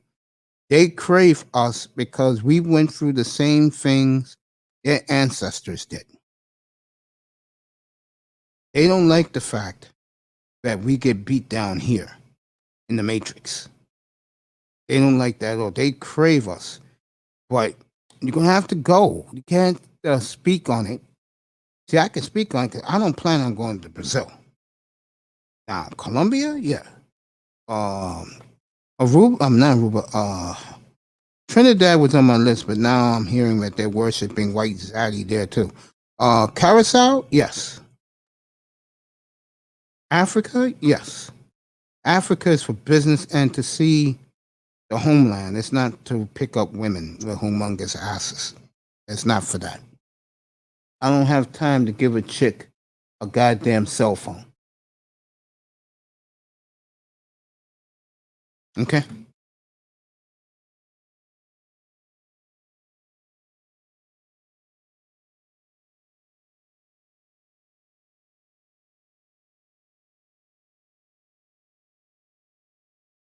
So, just telling facts. And trust me, the passport holes are there too. And they act the same fucking way to black men over there like they do here. Difference between the black men and the black women is the black women are hoeing. The American black women are hoeing when they travel. They're ready to throw their pussy, their ass at any dude that's not an American black guy they can. A lot of brothers are smart. When they go to places like Colombia, they're going to open up businesses so they get steady income stream. And then the women are the icing on the cake. That's the mentality you have to go down there with. Like me, you want to know why? You want the truth? You want to know why I'm going to these places to take a look? I'm going to open up studios in these places. And when I'm not there, which is going to be most of the time, let's be honest, guys like in Colombia, for example, when he's not busy, I'll let Marco Grande do what he does in there. I don't care. Aaron Farris, the leader of the Passport Bros, Black Men Travels. I'll let him be in there. And they can do their radio gig, their podcast in there. I'm not going to be there all year. I'm going to be there probably 10 days at a time whenever I go down there. Exactly. Business first. I'm not going to these places to look at bras and panties. I'm going over there to these places to see if I can open up studios over there to keep the brand going. And I'll tell you this, and I'm real honest with this. Nothing the way America is, but I'm a brother. And I see how this country has phased us out. So why the hell should I take my time and my effort to support this fucking place? Right? All they do is hate us, bro. And make us fucking... It disgusts me when I hear black men be begging Brad and Chad for a job. Fuck out of here. Fuck Brad and Chad. Fuck those white motherfuckers. Okay? Again, you guys, to hear Kane here 2 weeks ago go, I'm not going to fight the man because they're going to send a tank. And you got to be fucking kidding me. All you do is step up and let the white man know you ain't fucking with me. Because if we do, something's going to happen to you. You know how much credibility you get in prison when the other inmates, especially the black inmates, when the brothers in prison hear you killed the white man? I'm not preaching violence, folks. I'm just using that as an example, fair use. I'm just using that as an example. You know how much credibility you get? Fireman JB, you guys wasn't born. This happened in 1989. There was a brother named Larry Davis who escaped from the police, shot up the police, and he did time. But what happened when he came out, he is a New York City legend. He's the East Coast, especially if you live from New York to the Carolinas, that Atlantic coastline right there, he's a legend. You know why? And I'm not preaching violence here, folks, so don't take it the wrong way. He confronted the white man, and he beat them at their own game. And forever, Larry Davis will be in infamy among the brothers and the sisters who do care about brothers who are my age and a little younger. You got to be between, I'd say, 45 and 60. Larry Davis is a hero to a lot of brothers and sisters because of what he did. He didn't run away. He didn't say, oh, please don't hurt me. Instead, he said, fuck this. I'm going out with guns blazing. And that was a big L to the New York Police Department when Larry Davis did that stunt. A big L for them. Big.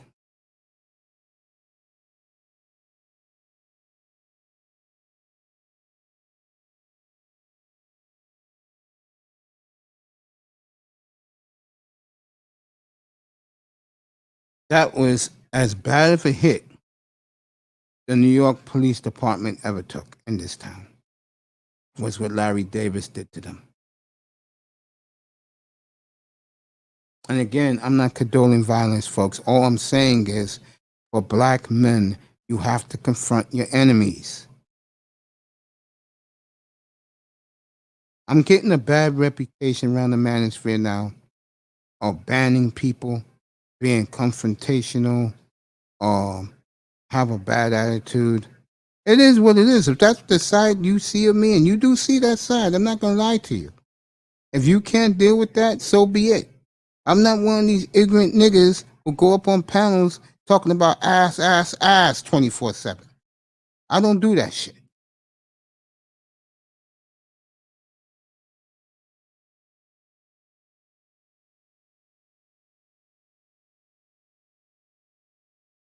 Problem with niggas is they always want instant gratification.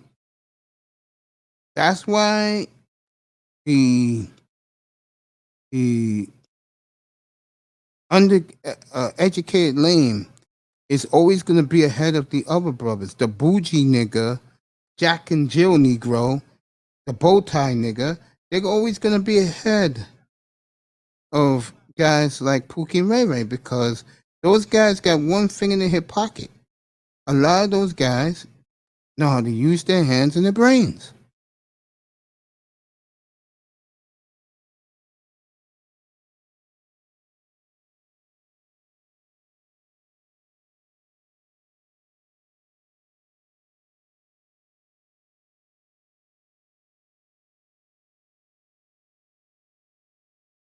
Interesting. Well, I'm just spitting game to you guys, real game. You confront your enemies. Your women will change their opinions about you. 'Cause if you guys want those women, which I unfortunately allow you guys to do, that's why these brothers, and I hate to tell sisters this, if you think those brothers are going to Rio, to Ipanema, and to Colombia, because I'm not going to tell you my private part of Colombia I'll be at when I go down there to do business and some R&R. Winking at you because I know a spot. If you think these brothers are going over there chasing white girls and other shit, you are sadly mistaken. North American, European black women. First of all, the Caribbean black woman got it over you. That's why white men, they want to slower them than you. African women definitely have it over you. Booty and all. And that's why, again, your boys, Brad and Chad and Lee Lang is over there slaying bitches. Because those women worship the ground. Your white man who you love so much, white zaddy, walks them. But guess what? Black women, especially North American black women, you cannot touch the women in Colombia. I mean, excuse me. Yeah, you can't touch them. You bitches cannot touch the sisters in Rio. Can't. And the brothers who are my age but are not married, that said, fuck this country, I'm going over there, they are living the dream. Men, I'll give a nice age, 45 to 60, they are living the dream in De Janeiro, Ipanema, Sao Paulo. They are living the dream in the life right now. They got the finest women. Those women, unlike in the other four places I named, Colombia, Costa Rica, Curacao, Brazil, they worship the ground the American black man walks on. And it's not because of money. It's because of status and culture. See, black women, these other women that don't worship white zaddy like you do, especially the Caribbean women. I'm gonna do a feature on that in a couple of weeks. why Caribbean women are the white man's slave. I'll do that in a couple of weeks. But these women know the shit we go up with. I mean, we put up with in this matrix here in North America. They know.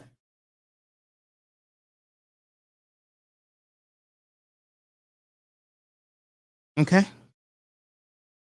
Now, I do believe this. Unfortunately, the sisterhood will be saved because when the brothers build palaces, which they plan to do in these South American countries, and wait till they open up Venezuela. I'm going to say it again because most brothers, yeah, the people are very courteous in Japan. Most brothers prefer light-skinned chicks anyway. That's all you have in Venezuela. And when they open that joint back up, I think every brother making good money are going to be fleeing this country for good, giving you this and your white zaddy this. Brothers already want the community to burn. They hate you that much. They would love nothing more to see you baby mamas suffer. And like that chick said in the video 3 weeks ago, and it blew my mind what she said. But more brothers says happening already. When a lot of you sisters are gonna run back to the brothers, which is gonna be Pookie and Ray Ray. It always goes back. Who was the first one who pumped and dumped you? That's who you're gonna end up with. So when 2, 3 of you are sharing Pookie and Ray Ray again, the real brothers, the real men, is gonna be down there, living the dream, living the life, building something that you dumbass bitches didn't believe black men do. Oh, you're gonna see it. And then White Zaddy, around 2028, he's gonna save you all.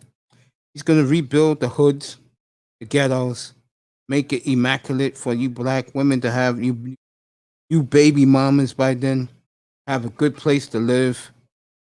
You know, they'll save you. And then you're gonna love them even more.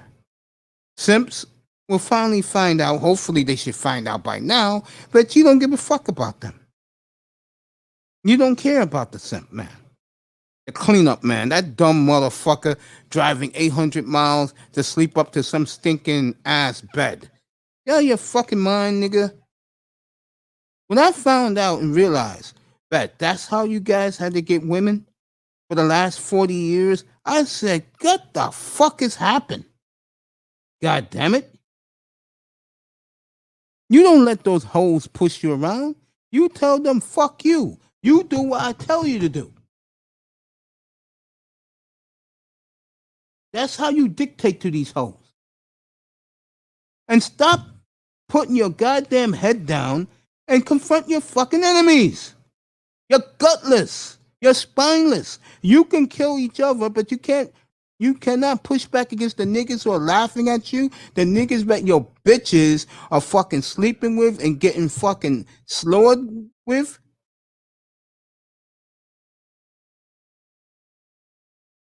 You niggas are a disgrace. You're a disgrace.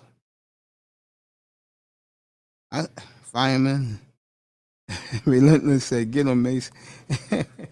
Fireman. Subservient position. Yeah. You guys are a joke to the rest of the world, except in South America. They worship us down there. The worship that the white man gets in Africa, the Caribbean, and here, you get it down there if you can go down there. Sisters, the sisters down there wonder out loud, where are the American niggas? And let me tell you guys this, I want to break your hearts. They don't want no Pookie and Ray Rays. They want the educated, lame nigga down there. The nigga that's doing something for himself. That's who they want. They don't want the Pookie and the Ray Ray. They don't want the mama's boy.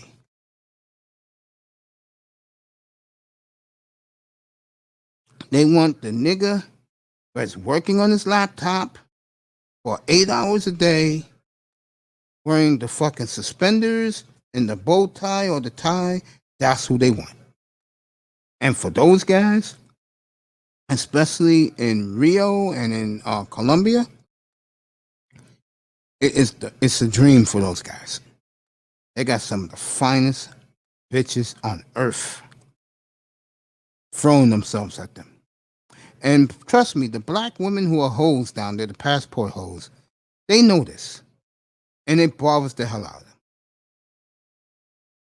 Good for them. Let those bitches suffer.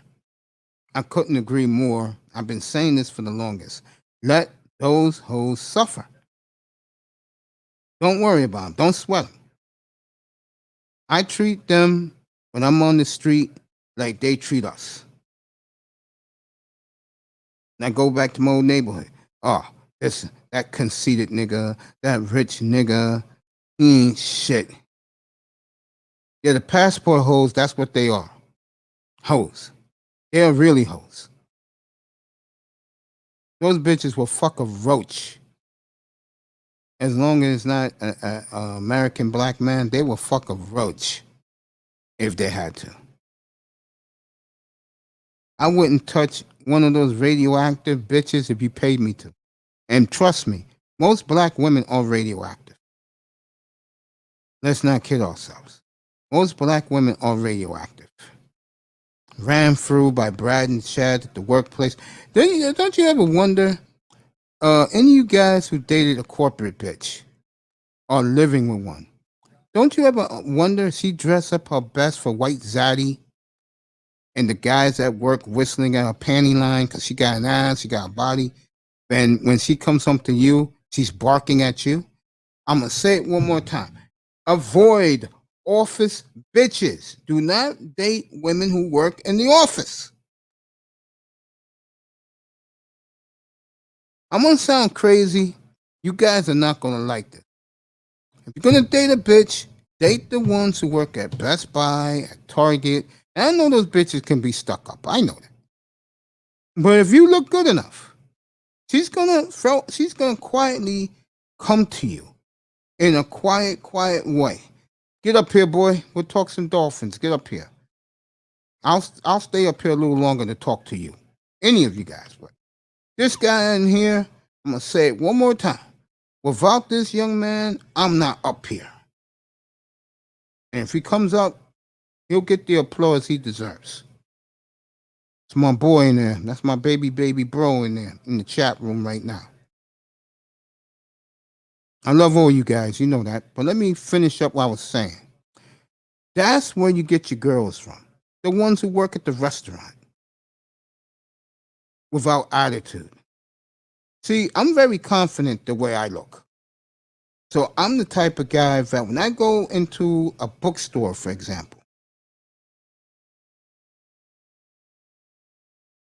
I don't look for it. I'm going to say 90, I'm going to tell you how honest I am.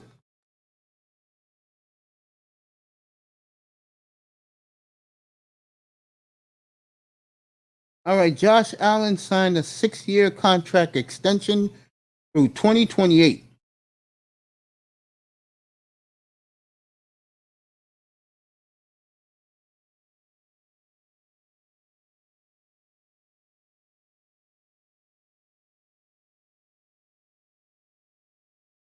All right, let me get the years in terms of the new extension for Josh Allen.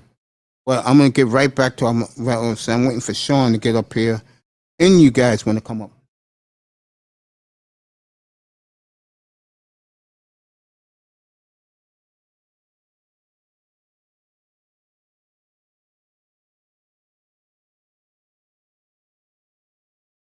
All right, Josh Allen's new extension is 5 years, 215 million, 43 million a year. That's about right for Josh. That's right for him. He's not making nowhere near Mahomes, but he's making a little bit more than Watson and Dak Prescott. That's about right. $3 million more. And his contract starts in 2024. That's when Josh Allen's contract. He's gonna take his last his last 2 rookie years. So Josh Allen will play his last 2 seasons and his rookie contract, and then he'll go into his big contract 3 years from now. So the Buffalo Bills. All right, this is for you Miami fans. Brian Flores says about Xavier Howard, we don't want to trade X right now. He's a very good player. He's a big part of the team. We do not want to trade him. So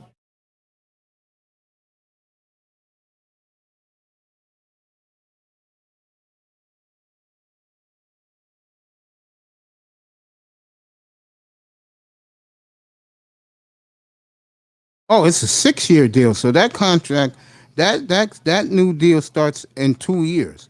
So he's going to play under his rookie contract this year, next year, and then in 2023, Josh Allen will get to his new one.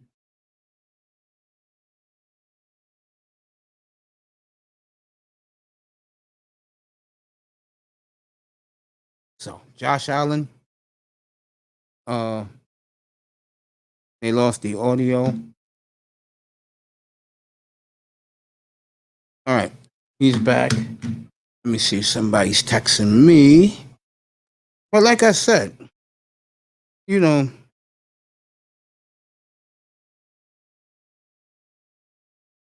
I thanked Prince Pierre earlier for his beautiful contribution. Henry Ruggs will be next. Who cares? Put the TV on mute. So Josh Allen resigns. Let me get back to this. I told you guys, avoid these office hoes because they've been ran through by Brad and Chad, Lee Lang, Julio, Juan, Rico, Enrique, Ahmed, and Ahmed and Daniil. Those guys have ran through those chicks, bro.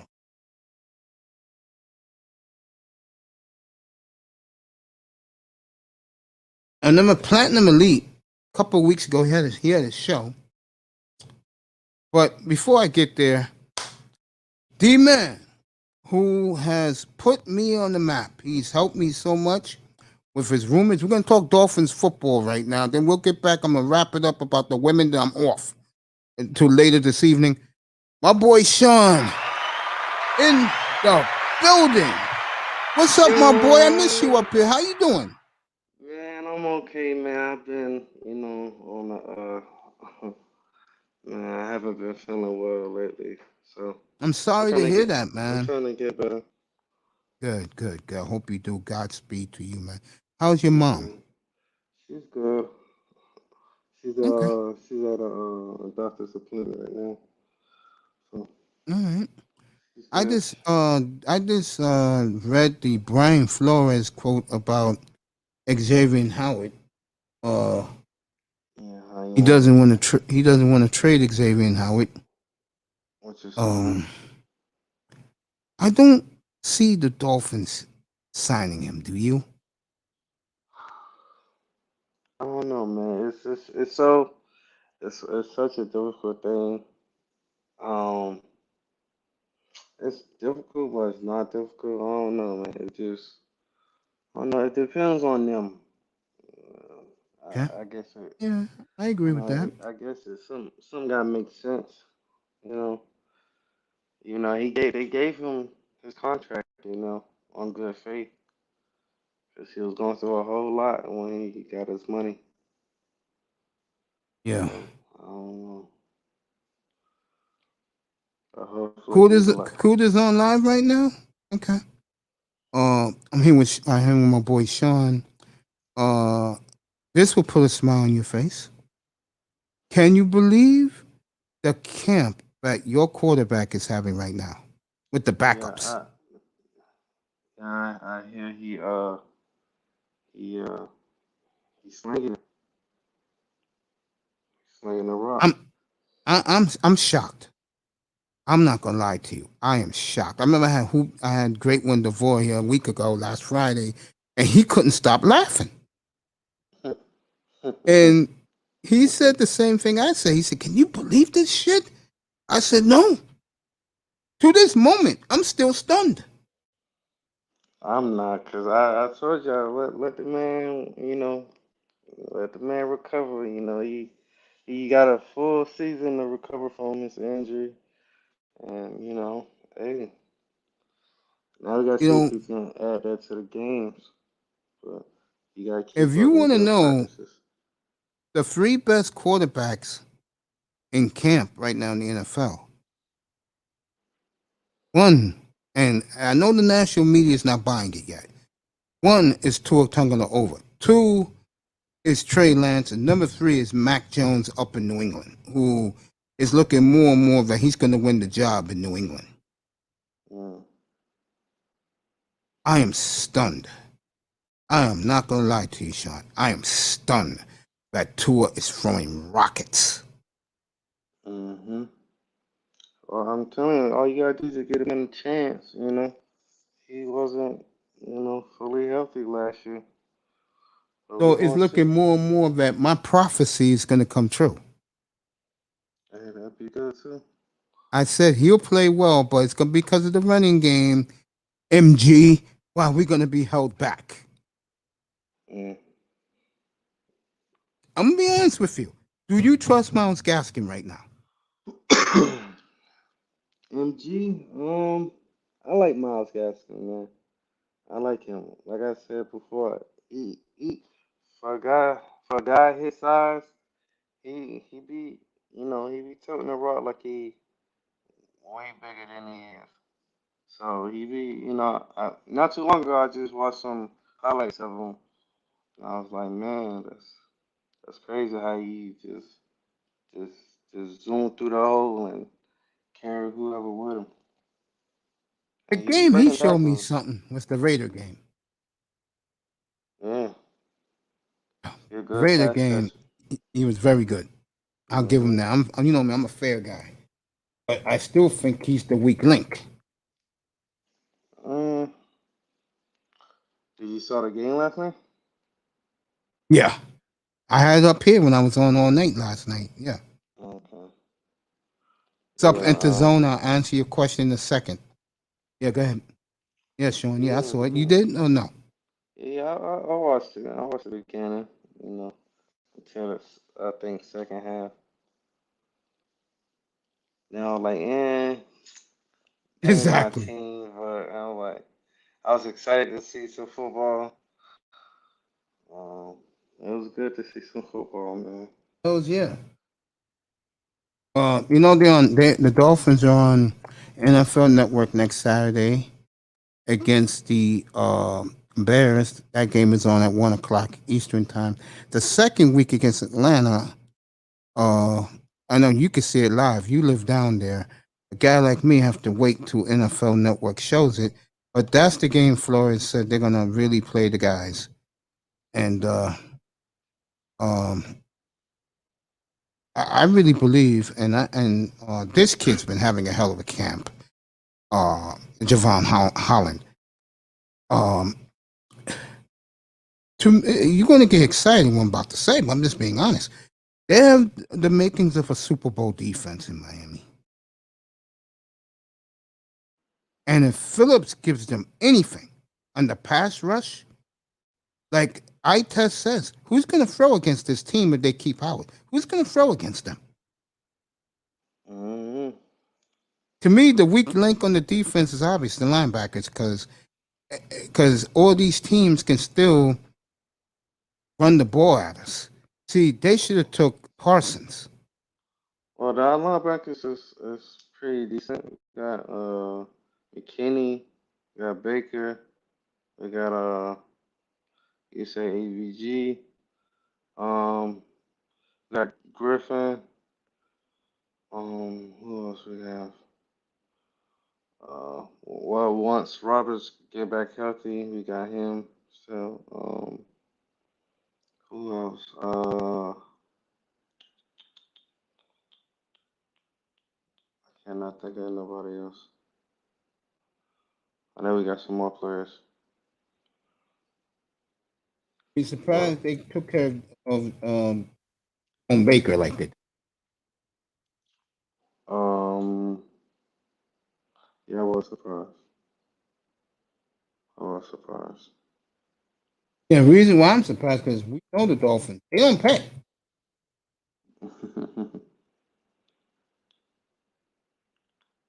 Sometimes they pay, but they don't pay the right person.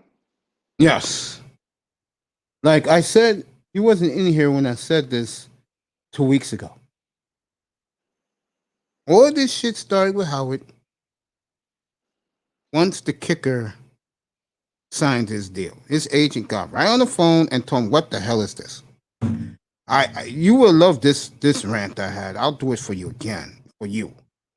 You know, when I have an all pro, one of two all pro guys in the league, what was unanimous, him and Aaron Donald. And you're fucking signing the kicker and the kicker is the best, in my opinion, the kicker is the best player on the team. Oh, That's just me. And you have an all pro player.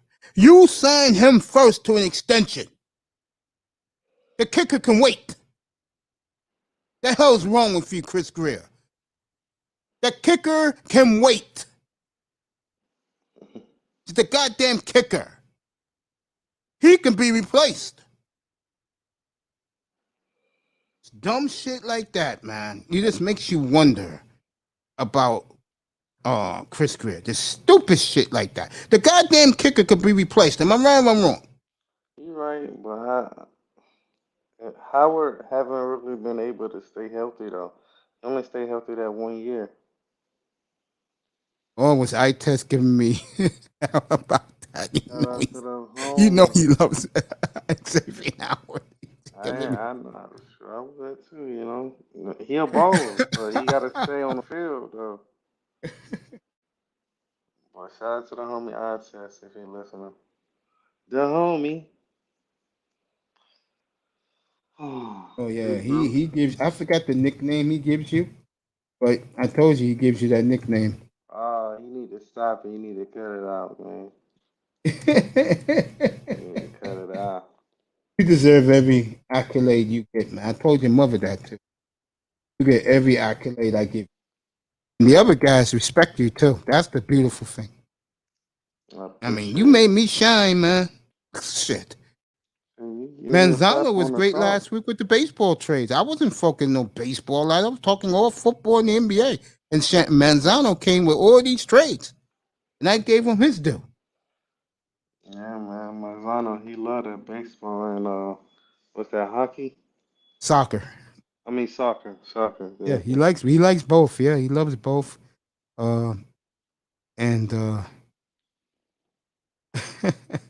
again, and I understand where you're coming from. I understand where you're coming from. I think for this year you keep him. But if Mhm. he's still acting up with the attitude, you get rid of him next spring for a number one pick. Yeah, I can That's agree what with that.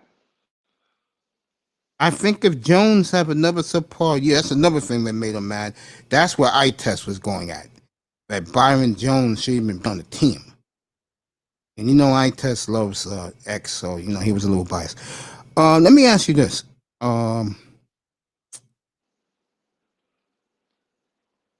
Do you like the way uh uh Wilson looks at receiver and Waddle?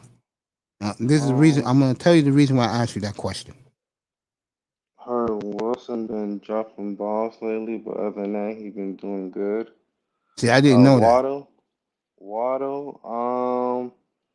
Heard Waddle's been doing good, if I'm not mistaken. Or he Yeah, been the doing reason why I good. brought that to you is because those two guys have really given Tua. You could look at Tua and tell he is very confident right now. Mhm. You could look at him and tell that something I said about the young boy and I got pushback. He has that it factor about him. Yeah. Yeah, I agree What I with saw you. the other day opened my eyes when teammates went up to him to shake his hand after practice. And I think the Oh, Dolphin players see his the way he's reshaping his body, which he looks very good right now, no homo. And more importantly, Mhm. he's busting his ass every day for the team. Oh yeah. And if you don't respect that boy for that, then I can't help you. Mm. Seriously, I can't help you. Can't help you. I mean, like I told Pete, I don't worry about him. Quarterback. Miles Gas can be fine. Know what Pete said last time he was up here? You ready for this? What do you Quarterback and running back is our weakest. I'm like, really? Running back? Really? When did you come up with that idea? say? Jeez. I wonder where I heard that from before. Miles Gaskin is nice, man. Oh, really?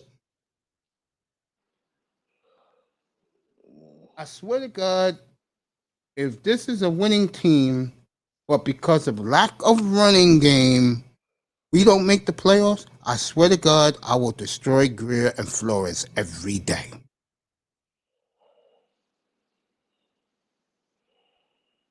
Mm. There is no excuse with that rebuilt fortress of an offensive line. And you know, Cameron Wolf now works for NFL Network.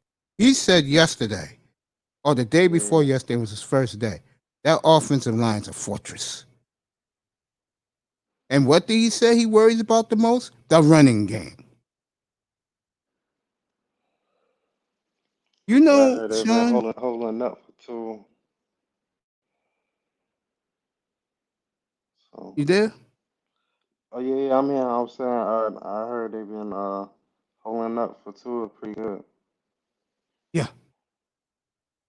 If the running game holds us back, I will destroy Greer because at 18, instead of taking Phillips, you should have took Harris or Williams out of North Carolina. Call it a day. Hell, in the third round, instead of trading out like they did to get the lineman, you should have just kept patient, got the lineman, and then try to get a fourth round pick and take the kid who the Jets are in love with right now.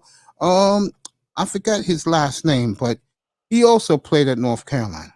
Yeah, I know you're talking A kid who about. Flores loved at the Senior Bowl. Oh crap! It's been a while now. Oh crap. Michael something. Yeah, Michael Carter. There you go. No. We feel great with our running backs. I'm like, are you fucking joking? And I'm glad the Miami media destroyed them for that. Yeah. I was looking at Najee Harris last night. I was like, it look good, man. Pittsburgh got one of the worst offensive lines in football, but I think he's going to struggle in Pittsburgh. I think he's really going to struggle in Pittsburgh with that Think offensive so? line. Think so? Yeah, offensive line is pathetic. Didn't you see that quarterback? What's his name? Raymond last name? What was his name for No. Pittsburgh when he started the first? He started the Rudolph. first quarter. How he was getting his ass beat. Rudolph. Let's go. I'm telling you right now. If I'm Pittsburgh, unfortunately, you're gonna try and run the ball. It's not gonna work because that offensive line is crap. Yeah, it'll be Well, okay. again, I'll say it about all offensive line. Our offensive line right now, according to Cameron Wolf, is a damn fortress.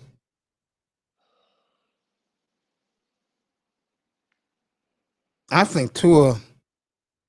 I think Tua's got a big year, bro. He's gonna make me and others eat their words about him. I think he is. If you're seeing it now, how confident he is, Yeah. He trusts his body again. He ain't yeah. trust his body before. For And now sure. he has an offensive line for the next 10 years. Uh, I'm trying to tell y'all, just chill out. Just wait and see till man, you know, Yeah, get healthy and stuff. yeah. I agree with that. I mean, I never thought I'd be talking this way about Tua Tagovailoa, but I call it right down the middle. Folks, if you're playing well in training camp and your teammates after practice is coming up to you to shake you in the head, shake your hand and rub you in the head. Because remember, these offensive linemen are giant men. Tua is a little guy. And he's throwing to the backups, folks. He's not throwing to the stars. Stars haven't arrived yet. They were on the COVID list.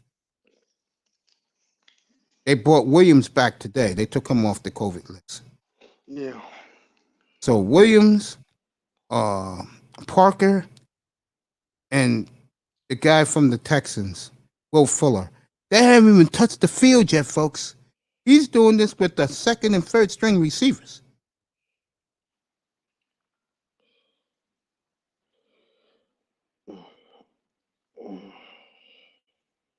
Tua will improve, but Miami ain't winning more than 8 games. I think this season will be a building year.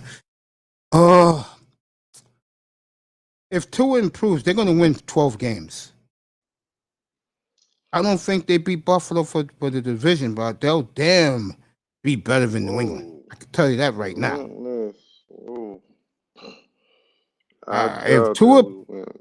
If Tua plays well, they're going to win 11 to 12 games relentless because the defense is a Super Bowl ready defense right now.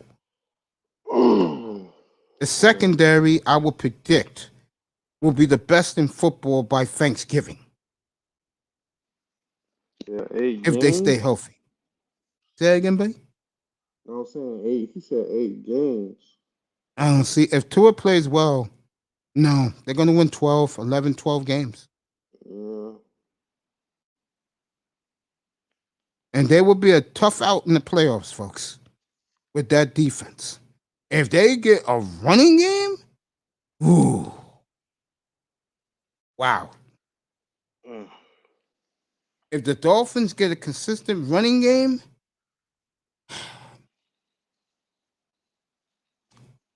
all bets are off, folks. Because I don't want to be sounding like a goddamn homer. I'll just say all bets are off. They get a consistent running game to go along with Tua. I will just say all bets are off. Get up here, Pete. I know you want to put your 2 cents in. Yeah, I reported that. PD. Come on up, Pete. We're talking your favorite thing, buddy. Come on up. The homie. This is the team to beat, folks, in my opinion, in the AFC is the Cleveland Browns. I know a lot of people's in love with Cleveland like I am, but I'm going to say this again. If Miami clicks on offense, folks, wow, they are going to be tough to beat in the league. Like, you see, Pete? I'm going to put it up for you. You ready? Oh, Pete, man. What you say? Here you go, Sean. Typical Pete. What do you say? Miami in trouble in this division too, bro. 2 minutes to show he can beat us. Week 2. Hey, if he beat him week 2, then you got nothing to say, Pete. Yeah, the way he's playing right now, I'll put it to you this way. He can go on a revenge tour. Yeah, I think the way you beat Buffalo is you got to play keep away with them because they're similar to Kansas City, where they can explode on you at any time. But it's the big but, and this is something that Pete don't want to hear. Tagovailoa plays and throws the football like he's doing right now with the real starters, plus you throw in Waddle and Albert Wilson, and he opens up the game for Myles Gaskin. With that defense, Pete,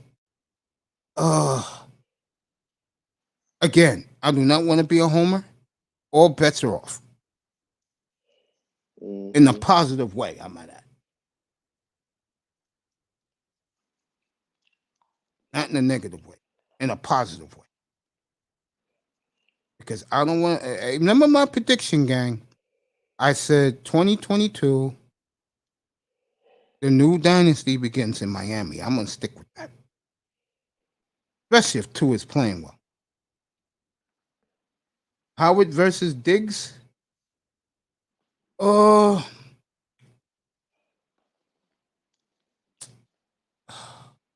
I'm gonna give it to Diggs because Diggs has a real quarterback. Remember, Diggs had his best years with Sam Bradford, and I forget what's his name. I think he's in Cleveland as the backup.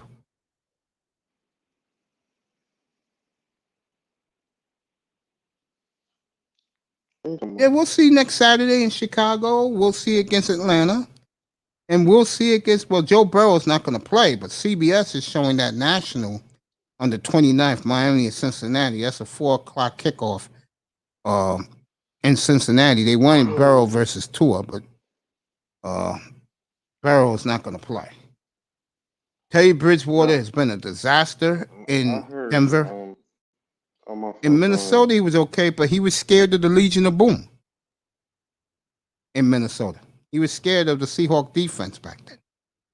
I heard Joe Burrow ain't looking good in camp right now. Oh, yeah? You would know, buddy. I mean, I take your word in everything you say. Seriously, I take your word. I forgot who was talking about it. Somebody was talking about it. Matter of fact, it was TD, actually. Yeah. I'm going to leave that alone. Look, I congratulate the brother. He's one of the reasons why I'm doing this platform. But, bro, when you are a pom-pom waver for a team, I cannot take you seriously. I mean, I respect the man's hustle. I respect his game. He's a good dude. Tony's a great dude. But, bro, I'm going to leave that alone. Remember, it was him. Let me tell you something before I started this. Back in April of 2020, I told everybody in the manosphere that Buffalo was going to be a juggernaut. And they thought I was crazy. I said, yo, Buffalo, especially when they made the Diggs trade. And that trade worked out for both teams because Minnesota got Jefferson out of that trade. So that worked out for both teams. Yeah. You know. Right. When they made that trade, I said Buffalo's ready to go. I said 13 teams can win this. I said I'm going to go with, I said last year I was going with Buffalo. And I fell short. Bridgewater in Minnesota was all right. He's a disaster right now in Denver.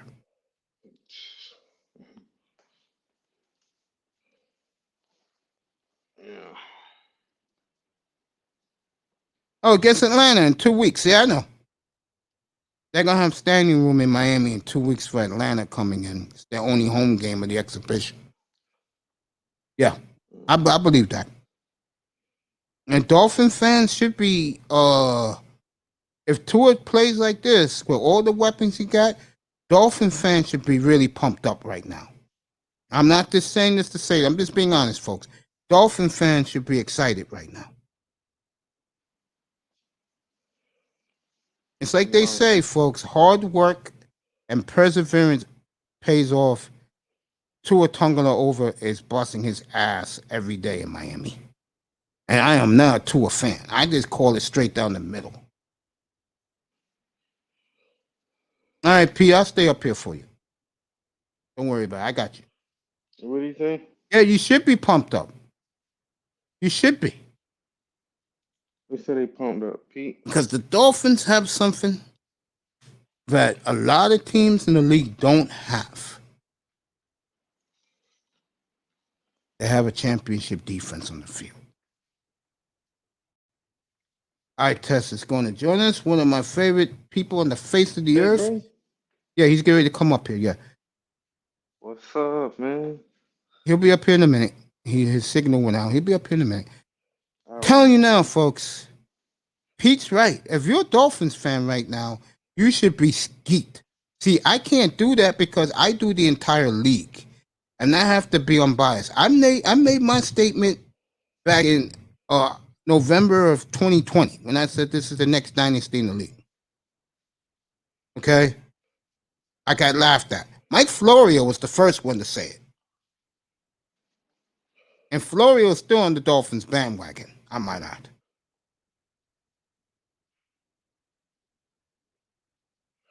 Okay, folks? Yeah, we coming up. We Let coming that up. quarterback play like he is right now with the real guys out there. I'm telling you. Just saying, folks. Just saying. And if he ever gets a consistent running game, waiting for eye test to get up here. If he ever get a consistent running game, who the hell is going to beat this team? I mean, I'll give you a couple of teams that can. Buffalo. Indianapolis could have put the quarterbacks out, so they're out the window. I know the young Dolphin team would love a rematch with Kansas City. Mm-hmm. I think Buffalo, Kansas City are teams on their radar right now. Yeah, and I heard Tua been slanging there, boy. He been letting it rip.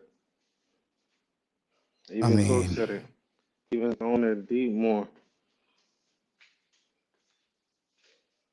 Flores was on NFL Network last Friday, and he told Siciliano Willie McGinnis, I don't worry about my defense. They have arrived.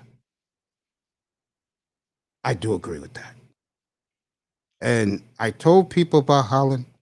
A lot of NFL experts. Remember, it wasn't a great defensive draft this past year in 2021.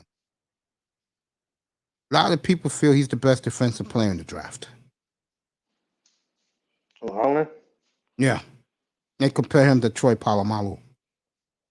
Wow, that's big. And Pete's trying to, I mean, not Pete, fucking Manzano's trying to tell me, I forgot the player he said. I said, you out of your mind? But, yeah. Isn't it scary? You know, Chris Sims said this, and he's right. Isn't it scary how the Dolphins in 2 years put this team together? Well, bunch of guys you never thought they would draft other than the quarterback. Mm-hmm. 2 years. Not bad. Speaking of Manzano, is Manzano in here? Let's see.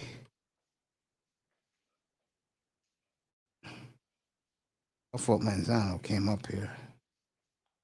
When for Yeah, he's laughing at Manzano about what he said. It was last week. I'm like, what? I said, you out of your mind? I forgot who he compared him to. I mean, he wasn't a bad player, but if you're going to be compared to somebody, you might as well be compared to a man who's going to the Hall of Fame Sunday.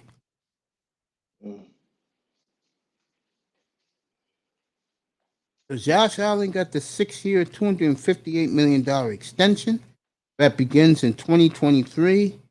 It's $43 million a year. He didn't get nowhere near Mahomes, nowhere near Rodgers, but he got over Prescott and what's our boy? Watson. Shady McCoy writes on Twitter, you owe me dinner. So I heard them Watson trades and they ain't heating up lately. Yeah, the Texans, if you didn't hear, named Tyrod Taylor the starter today. Mm. And if I'm a Texan fan, I'm not happy about that. You know why? Because Tyrod is going to win you 7 to 9 games a year. He don't care the talent around him. The guy wins and gets you into the playoff. Now, they're not going to make the playoffs, but the point is, you're not going to get a top quarterback in the draft. If you would have played the third round, oh yeah, you probably get the number 1 pick. But since it's Tyrod, and according to NFL Network, the guys who were there, these players are in love with Tyrod in Houston, which is a slap in the face to Deshaun Watson.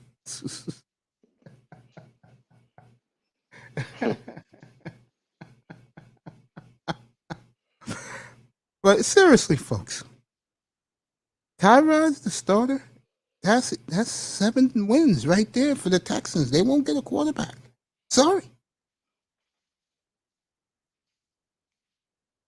And you can get Lauro up here whining even more. Where every win they get, he's gonna start crying. The season's supposed to be, we're supposed to lose for the first pick. Not with Tyrod at quarterback, folks. They're gonna win games. LaRue. Yeah. I'm just laughing right now inside. Yeah, I'm trying to think of the safety Manzano brought up the other day. And I'm looking at him like, are you serious, bro? Or he old safety? Hmm? Yeah, current safety, like he's still playing the league or Nah, he doesn't play in the league no more. Bob Sanders? Which guy? Say again? Bob Sanders? No, he didn't mention Bob Sanders. It was somebody else. And I looked at him and I said, dude, really? I don't know. Some guys are in left field, bro. He's one of them. I'll never forget this guy said to me in my face, and I was having an argument with the general, that the Phoenix Suns back in the 70s and 80s played outside. I remember the day I brought that up, and everybody, chat room, the panel, they were laughing at him so hard, bro. Play outside? Yeah. What the hell? Yeah. He said that? Yeah, he did. Oh, man, Zano, man.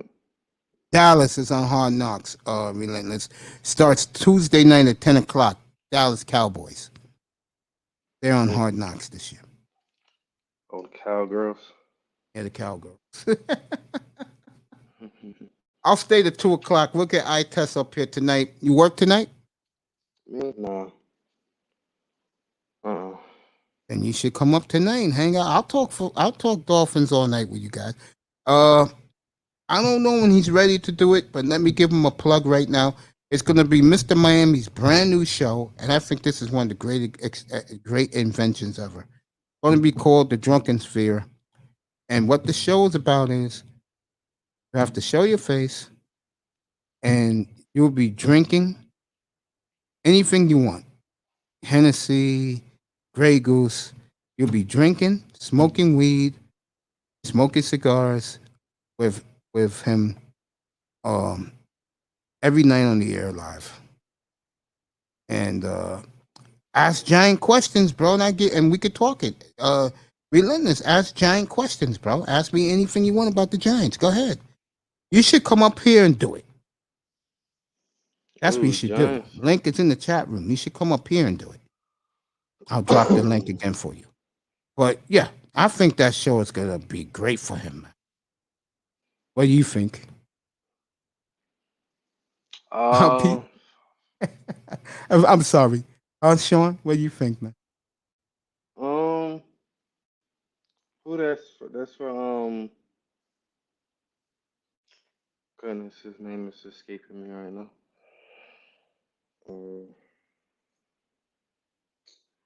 Oh my goodness, my mind all over the place. Trying to get over this sickness. What's the guy name again? Which guy? Who's going to be Mr. Miami? Yeah, Mr. Miami's going to do it. Yeah, that's going to be his platform. Yeah. Okay, that sounds dope. I know, I agree. I mean, I'll come by and say hello, but I don't drink nor smoke, so I ain't going to contribute nothing up there. I'm just going to give him. I'm going to have my nephew make the thumbnail for him. Yeah. Yeah, that's going to be dope. Yeah, I think it is too. Why? For him, it's going to be awesome. They're going to be talking about anything? Whatever they want to. Mr. Miami's going to be talking sports more, but you know how some of these guys are. They want to talk about women, and trust me, the women will be in that room. One of my favorite people also, the great Relentless, is here. Afternoon, young man. Yeah. What's going on? Going on? Joe's up here, the great Yo, Joe. what's Joe good? Sabana with the beautiful wife. What's up, Joe? It's good, Mace. I'm good, man. Yeah, go ahead, Relentless. Ask me about your Joel, Giants, man. what's up, Joel? It's good. Hey man, did you see that bullshit? Did you see that? I think I was talking about it yesterday. Did you see that bullshit? That trainer fight camp. I mean, that training camp fight between Josh, Yeah, yeah, the offense and the defense. yeah. Did you see? I think they. I saw a video on Twitter. I don't know if it was a real. You know how people be circulating these fake videos, Mean man. things are staged? No, I mean fake in terms of like they put in like footage of like another fight, but maybe it's like another like fight, but maybe it's at a different time. I don't know if it's real, but apparently it was the fight got so heated that I guess I know Daniel Danny Jones was Dimes, in the fight. yeah, Daniel Jones, but the fight wasn't with him. It was with the running back. Yeah, I know. It was between the running back and one of the safeties or something. So I Yeah, guess you don't know what this young man's talking about. Last week, the Giants had a full scale brawl at their practice on the first day, and it was the offense and the defense, and Yeah, it was Daniel Jones Missouri. was in the middle of it. Yeah. Mm. and Joe Judge, you should have saw Joe Judge. But I never seen this guy so angry in his fucking life. Because Daniel Jones, I guess the fight was so heated. Daniel Jones, I guess he fell on the ground, and there Hmm. was a bunch of people. I guess when the fight cleared out, he was on the bottom, so he was on the bottom of the pile, and he was sitting there. Joe Judge was. I think he threw the clipboard at. Hey, bro, I need to. I have to find the video, man. I hope it's a Yeah, real video. It's if I not. find it, I'll show it for you. I'm gonna look for Yeah, it but right that's now. not. But that was. I was wishing they would do a hard knock for the Giants, man. 'Cause imagine if they had the hard knock for the Giants, and you were able to see that fight. Oh yeah, Boy, yeah, whew, that'd be TV right there. I'm telling you. yeah. I But agree. Mace, I, And they I mean, ready to the Cowboys, man. Why they Joe, I doing the want you to Cowboys? stay for a second. Yeah, I'm gonna get back to that in a second. Joe, let me ask you this real quick, because I know you got to run. Your yeah, it's good. observations of Tua so far. I mean, I think he looks. I think he looks pretty deep, pretty good. But I think I think that Bears practice will tell us a lot about his development and how he handles pressure. You know what I mean? Because Khalil Mack is a beast. You know what I'm Yeah, saying? we'll see next He's a Saturday, by different the way, breed, bro. 1 o'clock Eastern, NFL Network. Yeah. Yep. Yep. Yeah. What shocks me, and I was talking to Sean about this, is what shocks me is he is throwing rockets Yes. at the backups. Yep. And also something I saw last week, which I was very impressed with. His linemen, guys on the defense after practice went up to him and shook his hand, which tells me he's winning his teammates over Yep. Yep. because he's working hard. Yep. And Facts. like I compared him to Bernie Kosar, and people say, "What are you talking about?" In 1985, when Bernie Kosar was a rookie, he was horrible, but he had 2,000 yards running backs to back him up. In his second year, he got Lindy Infante as offense coordinator. He blew up, never looked back. And I think Tua is gonna have that type of career where if he, because they're gonna use him to open up the running game. If he's throwing rockets like he's doing, and the best talent ain't out there with him, and he's doing this now, imagine when he gets Gilsicki and Yeah. Fuller with and Waddles look great. You know me, I'm not a Waddle guy, but Waddles look great. So, and Albert Wilson, even though Sean said he had a couple of drops, he said that Wilson is looking good. So right there, Hey, that man, tells give me me a second. I'm gonna come back. I'm gonna come back on you in a second. you're gonna come back. Yeah, 'cause I was gonna get back to the Giants with you. I didn't even think about the fact that he didn't have Jazeki, Preston Williams, any of those guys. Shaheem. Didn't have Fuller Like, and didn't yeah, have he's gonna be. Devontae Parker either. Yeah. I mean, He's doing this with the yeah. I know. backups. Well, Parker practiced. Parker practiced. I think Tuesday and after Tuesday, because he had a big catch on Tuesday. They said. Um, but yeah, man. I mean, it's crazy that our pass game has to open up our run game, and now it makes me feel like they knew what they were doing, not going and getting a running back. You know what I mean? Yeah. What are your Yeah. thoughts? What are your thoughts? Let me ask you this. Yeah. What are your thoughts on the two offensive coordinators, though? Like, I'm gonna have to eat my words, bro. no, not to say that they're not. No, not to say that they're not good offensive coordinators or whatever the case may be. But are you content with having two offensive coordinators? No, I'm not. But if this kid's throwing like this with better talent in front of him, which he will, I'm all in, bro. Yeah. Sean's back with it. I'm all in. Talking Dolphins right now, Sean. Well, I'm all in. What can I say? The number one factor, again, to it all, the number one factor is that offensive line. Yeah, that's what I told Sean. And if that offensive line could gel with them young guys, bro. Yeah. We're gonna be that's what Cameron Wolf said yesterday crazy. or the day before yesterday. He said that the Dolphins have a fortress in the offensive line. Yeah. And he said that if they can't run the football with this type of offensive line, it's on them. In other words, if they don't have a consistent running game, which I fear, it's all on Chris Greer and Brian Flores. Yeah, but here's another thing too, Mace. You open the offense up. Let's say you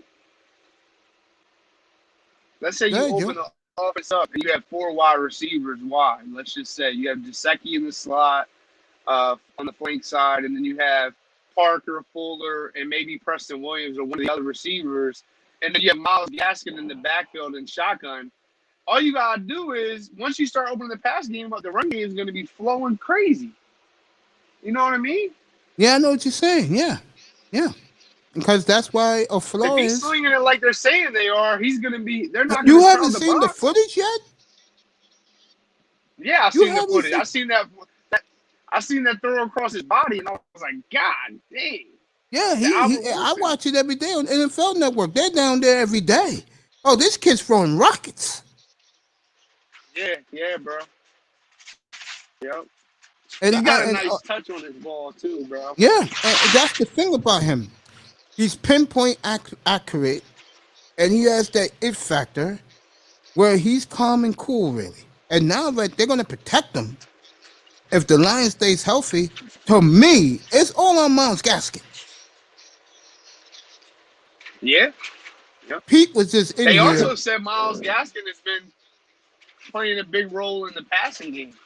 Well, he does that well, but I want him to run his little ass for 1,200 yards. I know he can catch the football. I wish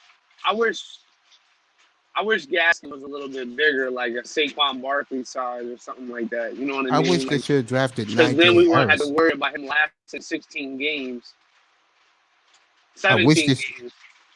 I wish they would have drafted Najee Harris at 18 and not Phillips. Yeah. And we wouldn't have this problem right now. Yeah, that's true. But I'll tell you what, Mace. Don't be surprised if Miami trades for a running back. That's why. Hey, look, let me ask you this. Don't be surprised. Would you trade Xavier Howard for Josh Jacobs? I could see them trade up, or Naheem Hines. Keep that name in your mind, Naheem Hines. Yeah, that's the running back who played for the Colts, right? Yeah, he's on the Steelers, that kid, yeah. Yeah, because I just look at the Dolphins right now, and if they had a power back to go along with this offensive line and this arsenal, and Tua is getting more confident by the day, like I told Sean about half hour ago, Pete, they will be a scary team this year. Yeah, they'll be real scary.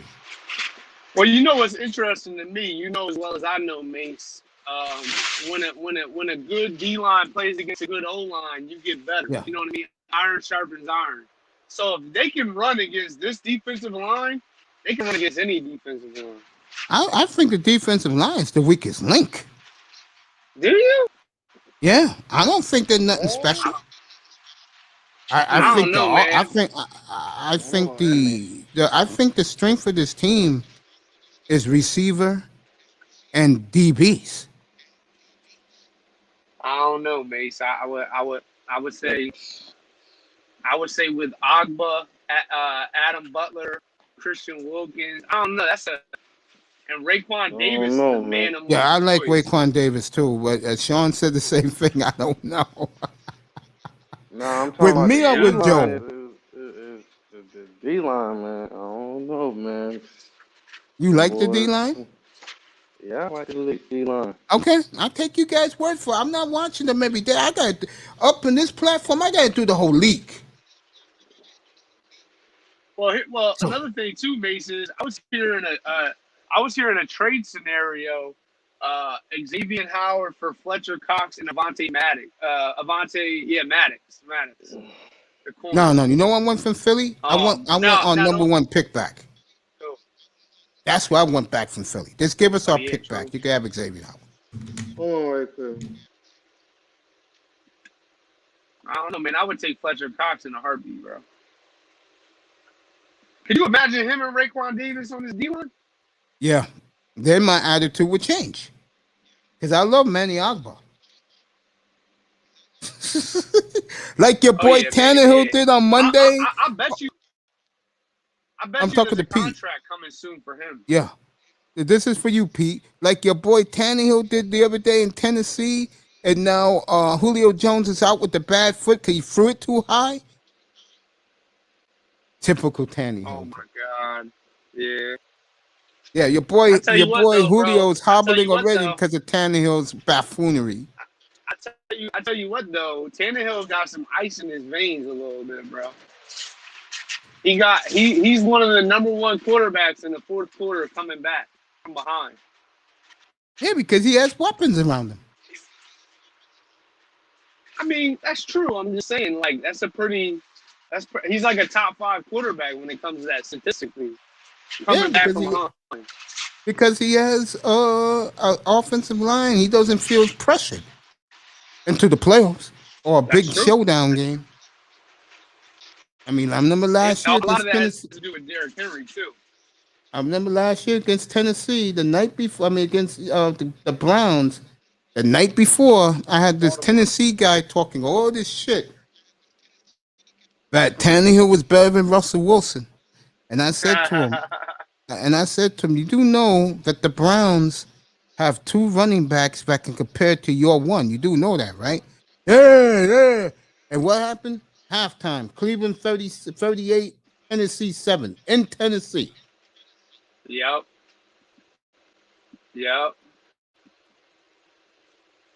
Well, the hard part too is that Cleveland's defense is a little bit is on the rise. Yeah. Oh yeah. It's on the rise. If we had the guy they got right now, we'll be talking Super Bowl, bro. Miles Garrett. If we had him, it would be a different conversation. But unfortunately, we don't have a guy like that. But Agba is pretty damn good. If Jalen Phillips can bring 7-8 sacks, we'll be talking about deep in the playoffs, bro. Yeah. I couldn't agree more. He can generate pass rush without having to engage 8. Because Miami was engaging 8 a lot last year. You know what I mean? Yeah. Now, Mace, you remember back when Patrick Graham was the defensive coordinator, right? And Miami was playing the Steelers, and it was right before halftime. They sent the house, but the DBs were playing like 20 yards off, and I forget who it was. I think it was Juju caught a slant and took it to the crib. You remember that game? Yep. I remember thinking to myself, like, yo, this defense that Flores is calling is trash, bro. But then, this year, he had people playing 5 to 7 yards off the ball and sending the house. Now, 5 to 7 yards, it allows you to react on a slant or an out or a curl or whatever. But 15 to 20 yards, you better, listen, you better have pure speed, bro. I agree. And I remember thinking to myself, like, damn, is Flores sabotaging us right now? Miles Miles Sanders in the first and the second. Mm, I would take that. really? I like Miles Sanders a lot. Yeah, I No, like he's Miles not a Sanders a problem. lot. But really, if it's all first, I'll do it. Mm. But Mace, you also got to think about it. You're talking about a 25-year-old running back that hasn't really is coming into his prime. And you don't have to draft a running back now. All I want Gaskin to do. Whereas corner, I don't know, because corner is a lot All I harder want Gaskin to to do is place. run through the tackles. That's it. Shut He'll be all right. down corner is a lot harder to place. Let you guys talk for a minute. I'm gonna get me some water. I am Hey, just I just got me a bottle. Yeah, let me go get me some water. I bet you guys could talk Dolphins. Dolphin time, bro. Go ahead, talk. Season's here, fellas. Mm-hmm. Dolphin time. Be back in 2 seconds.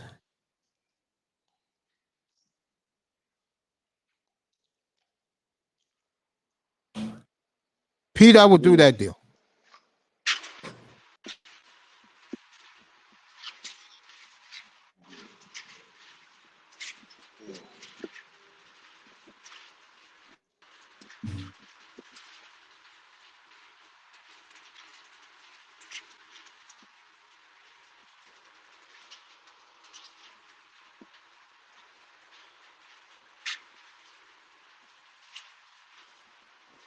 You, Yo, you hear me? yeah, I hear you. I hear you. All right. Yeah, man. I mean, I hope Miami can get. If they are gonna trade X, I hope they can get something good for him, man. Yeah. Something that we can use this year. Right. And I mean, they see if the center position is a true need or not.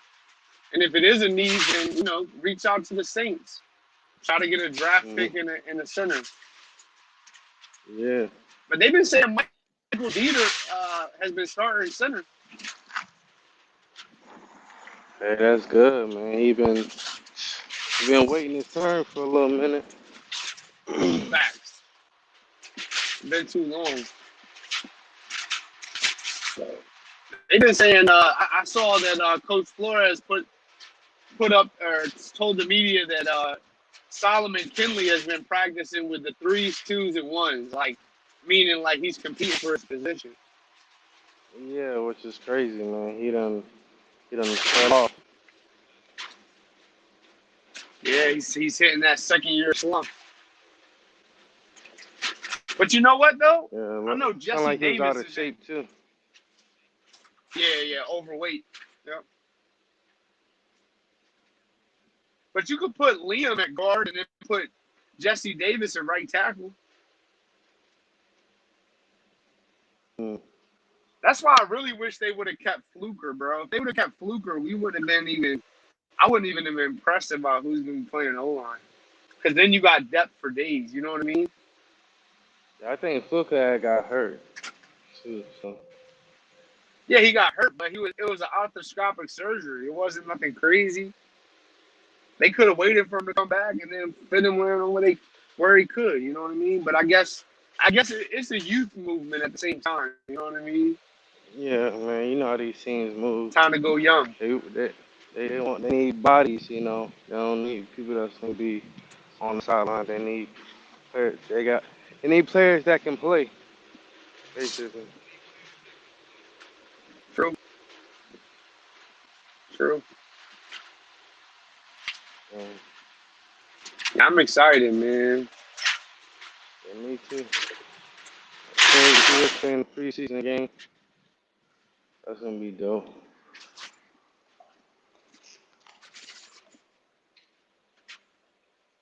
I wonder if Tua will start or if they'll start Jacoby.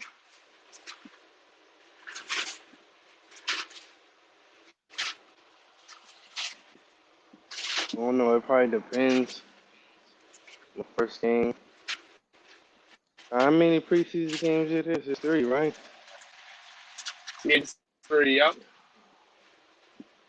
So it's Atlanta, Chicago, and somebody else. Atlanta, Chicago, and who else? Damn, I forgot the other team.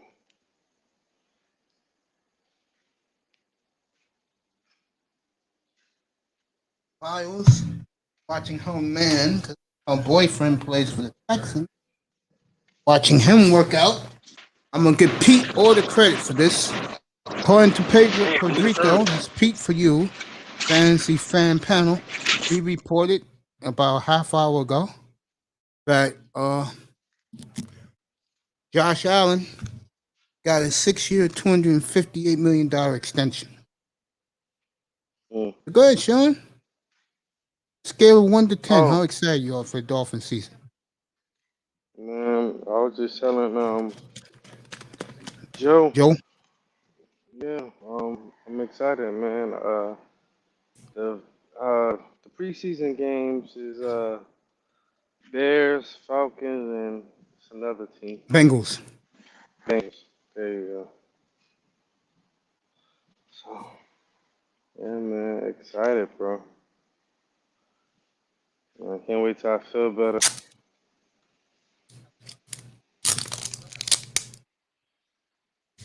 I'm trying to get over this bad cold that I had.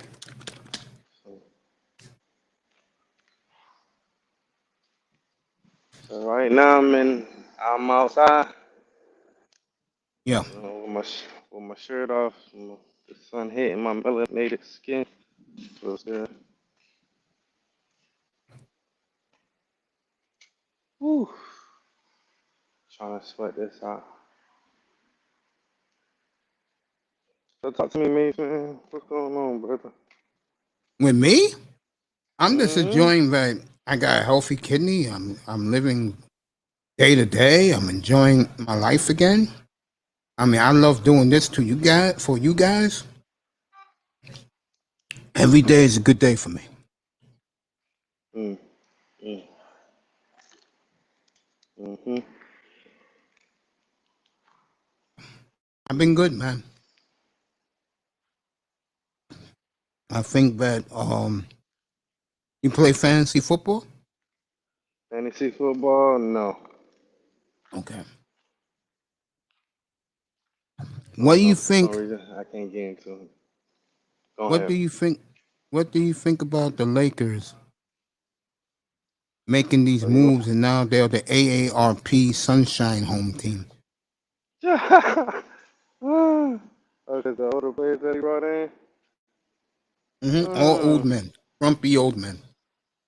hey, you know LeBron gonna get offended by you saying that. He said keep that Grumpy old same men. energy. Hey, your boy Carmelo going to play with LeBron finally. No, the reason why I asked that question, because to me, I think in the West it's a 4-team race. And I think Denver is definitely one of the 4. Mm. Man, we gotta come back stronger than ever, man. I agree. Well, let me ask you this. Would you think about trading Porter now? Mm. I don't know. It depends on what you giving up. What you get back in return? Uh-huh. But then again, I'm scared he can be scary good, man, like KD. Oh, I know he Very is. good. I Like know he is. like that's like getting rid of KD, like a younger KD. That's tough. He destroyed Portland in that first round. Like the threes the man was hit. I'm like, And then I don't know what the hell. I never even heard of Mikal Bridges in my life until game 1 and game 2 of that series. I was like, who the hell is this guy?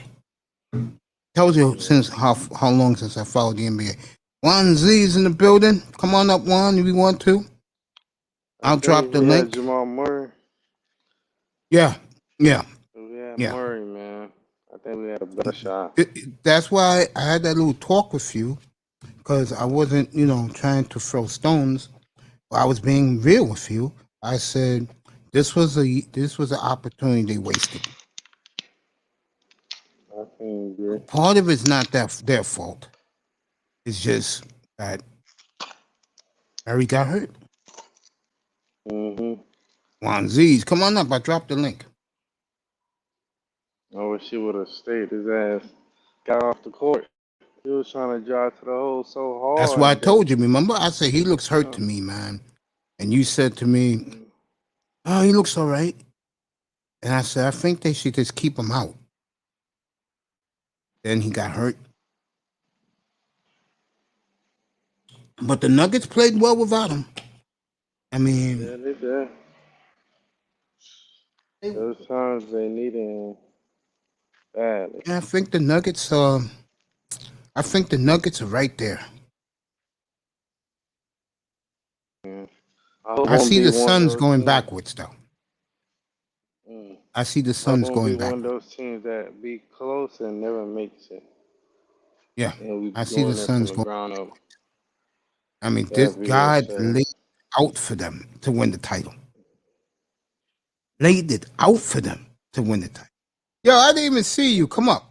I dropped the link. Come up here. I dropped the link for you. Get up here. Hopefully, Ian will join us in a minute. Ian, get up here, brother. Get up here. Yeah, get up here, Ian. I didn't even see you.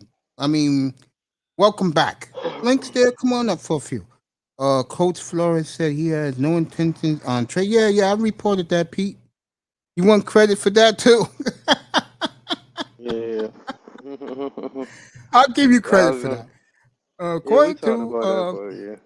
According to Pete, Brian Flores said he has no intention on trading X. Do you believe him? Yeah, because it had came to my phone. Okay.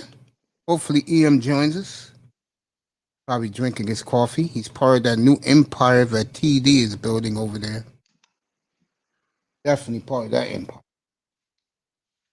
Yeah, fair EM. Here we go. Sending him a nice note. Whew. This sort of heat, man, ain't no joke. So I know it's one of them hot. They hot right now. We'll get the heat on Tuesday up here. Right now it's been kind of mild up here. Usually July is our hottest month of the year. It's July, but this year it was April, May, and June was hot.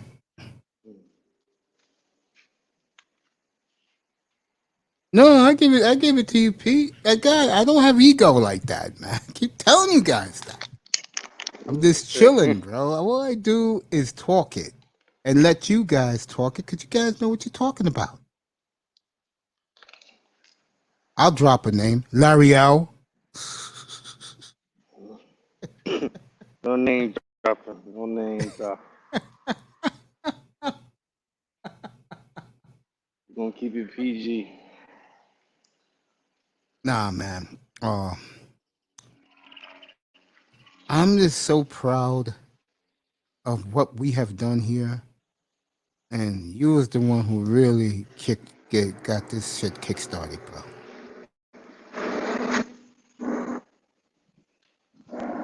And like I said, yes, you did. Because you came up here every day and was telling us what was going on. And you was right. Yeah. Hey, you think I give you credit? iTest was going to come up here. I know iTest is coming up here tonight.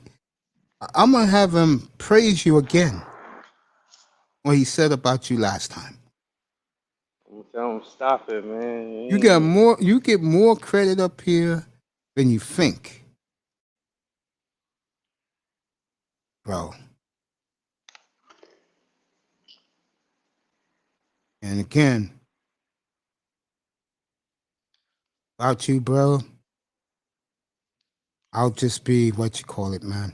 Dead serious. I think one of the reasons I get a lot of hate in here is because I'm right most of the time. And the only reason why I'm right most of the time is guys like you. You're my Ian Rappaport, my Adam Schefter. And I read the wires. That's how you're going to find out information. You read the wire. Pete came in here today. He broke 2 stories. Because he read the wire or he's watching NFL Network. One or the other, he's getting the news. A lot of these guys, like the NBA crowd, that's just a perfect example. I told these guys, these Laker fans talking all this, they're trying to get rid of you guys, man, and bring in the guys who made the ratings sky high. And I told them, they're not going to, those same guys, they're not going to like the NBA 2 years from now. When guys like Michael Porter and Jamal Murray going to get all the love.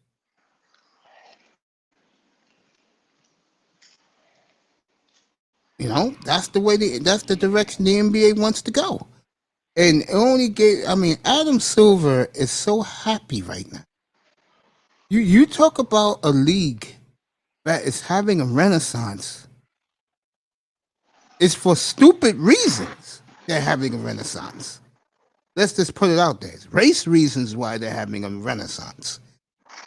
But still, they're having a renaissance. And what the NBA has seen this year is that if you want your fans to come back, you're going to have to make one of your stars pull a Giannis, which is put your franchise in a backpack and let him carry you to a title.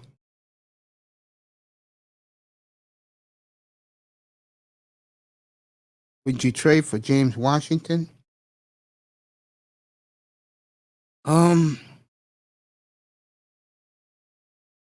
I don't know. I think the trade you had before, Pete, makes sense for Sanders and a 1 and a 2. Manzano, the link is in the chat room. All you have to do is hit it and come up. You know I give you your hello when you get up here, just like I did Sean. Just like I did Joe. Joe was here a few minutes ago. Just get up here. You'll get your applause and you can talk what you want. Sean, like I was saying to you, buddy, yeah, you helped us more than you realize. Manzano's here, folks. Yeah.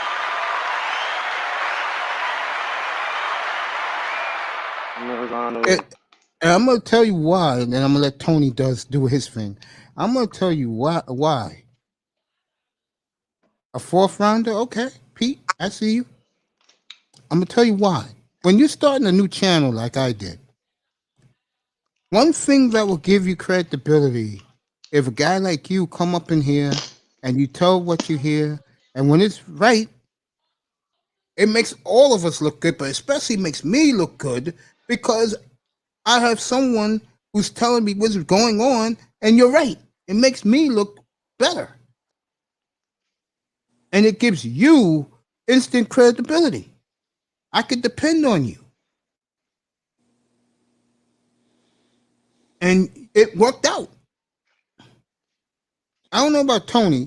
Pete will tell you. One thing that makes him roll his eyes at me, most of the stuff I say is right. I agree with you, Mitch. Most of I'm a Dolphins fan. I hate when you're right, but you're always right.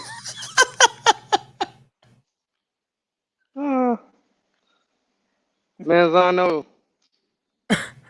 I'm going to tell you the one that bothered the NBA fan up in here like no tomorrow. The second the Knicks were eliminated by the Hawks, I said, we're going to find out what Ben Simmons is really made of. Oh, we found out, all right. That boy choked. That boy choked, man. Oh, my God. I still can't get over that man missed a 2-foot layup and the ball went out of bounds. You cannot make this shit up. Didn't you say Embiid looked like he was about to punch him? Yes. I remember he looked up at the Jumbotron. He went this like this. You can't make this up. Now his pompous ass, I'm talking about Ben Simmons, has told the 76ers he wants out of town, send me to California. That's why I see the De'Aaron Fox trade happening. Cali, where? No one's Cali, trading for Dame. You don't think anybody's Lakers trading or for Dame? Cali Clippers? So, No, man, they don't have it for him. You know what I'm saying? You will have to trade Westbrook straight up or Anthony Davis straight up for Simmons. Okay. And I don't see the Lakers doing that. LeBron would do it, but Rob Pelinka ain't going to do that. How about Golden State? Since you think Philly's the favorite to get De'Aaron Fox, where do you think Damian Lillard ends up landing? He said he would like to go to the Knicks. Knicks? But honestly, when I look at Dame, he doesn't seem... Let's call it one to the Knicks. Kemba Walker. Knicks have done a terrible job. Yeah, they have done a terrible job. They have done the Knicks have done a horrific job.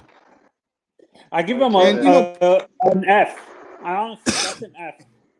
And a lot of people getting on me about this last night. You have to put the Heat in the mix to win a title. The Heat did what you're supposed to do.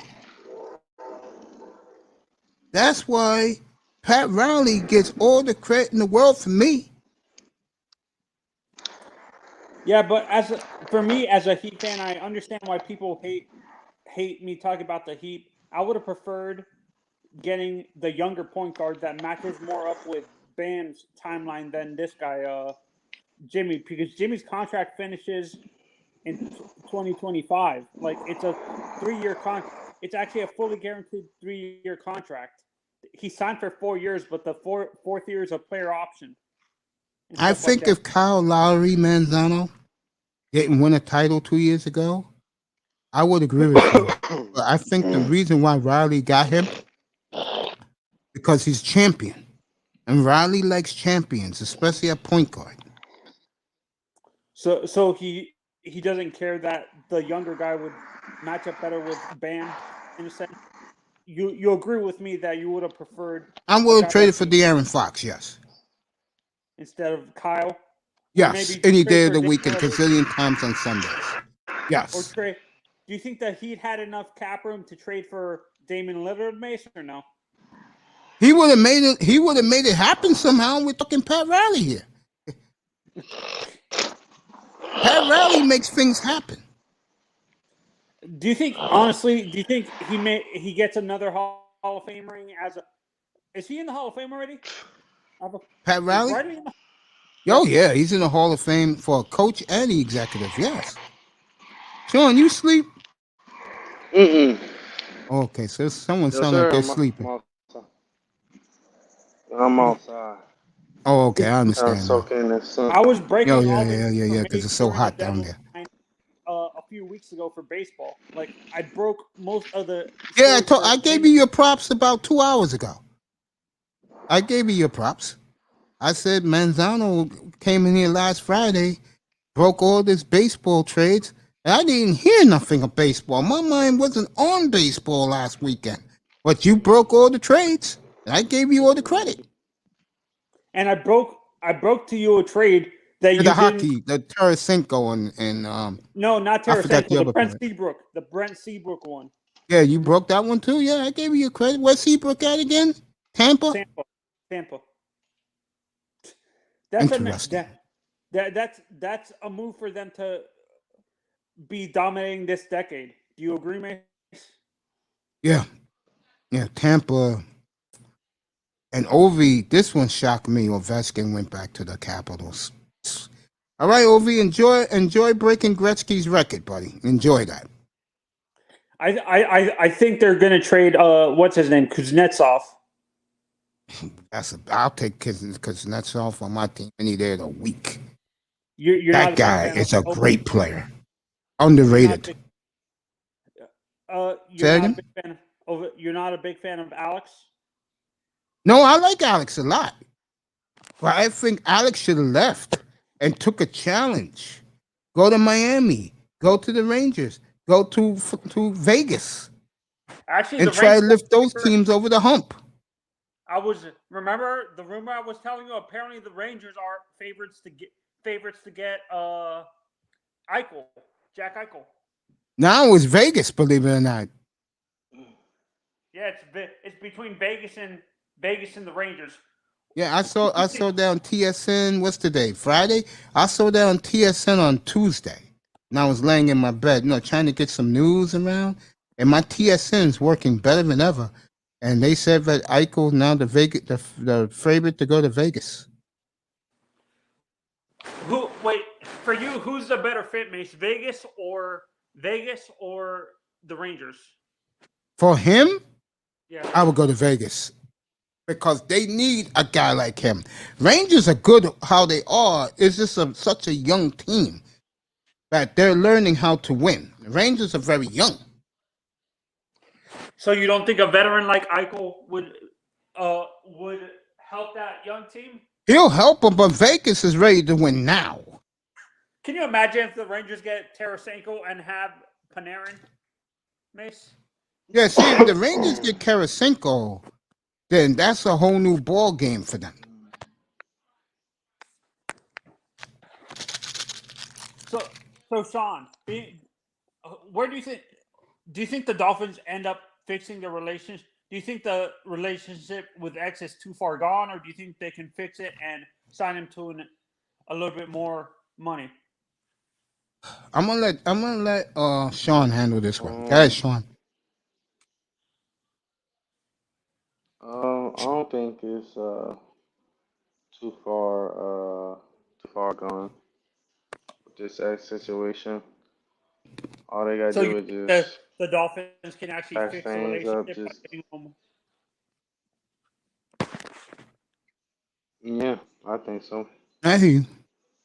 Yeah. Yeah, but I was I think telling this X on gonna other, be like I was actually saying this on other places. For me, I understand why you want to keep X, but to me, it makes financially no sense if you want to stay under the cap to be paying close to $100 million to your defensive backfield.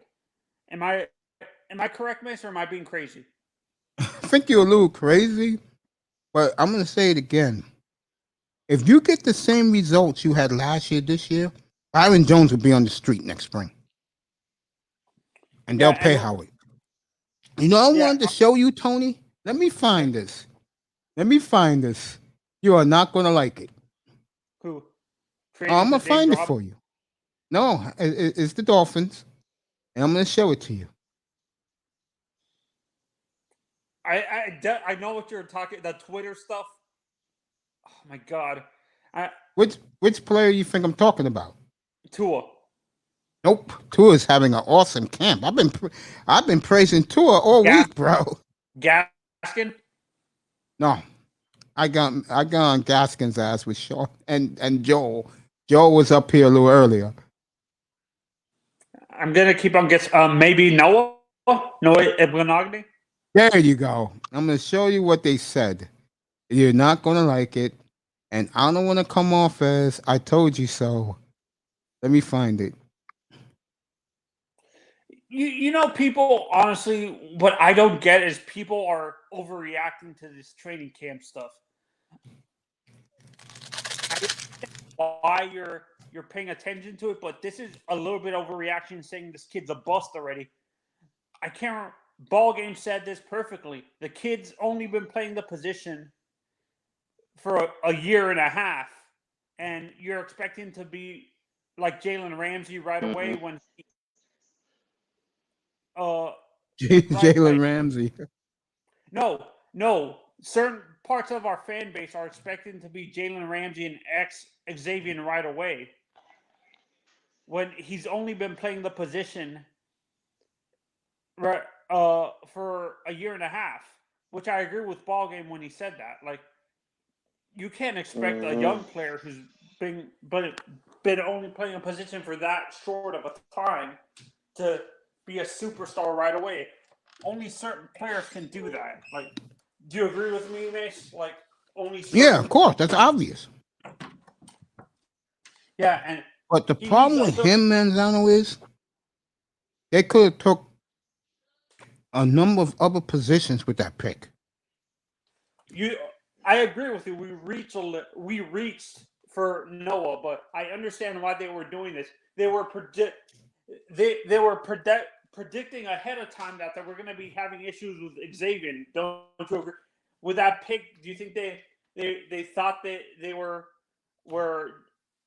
in a sense predicting that they were going to have at the end of this season or the previous season that they were going to have issues with X in terms of his contract? Yeah. What have they been saying about our favorite safety, Mish? What's his name? Javon Holland. Yeah, he's a stud. Among people, Troy Polamalu. Yeah, like I said, for me, he reminds me of Sean Brock Marion, not Troy. He doesn't play anything like Troy, to be honest. When I look at he reminds me of Brock Marion or Eric Berry. Well, Eric Berry's a good comparison. What did I tell you, Sean? What did I tell you? Sean, you there? All right, wait till Sean gets back. Grinder, the link is in there. You come up. So what's your predictions for how the standings are going to play out the rest of the season for baseball, Mace? In your honest opinion. I think the 3 teams in the West will easily make it. The Phillies have caught the Mets. They're only a half game behind, but their pitching is a lot stronger. So I see the Phillies overtaking them.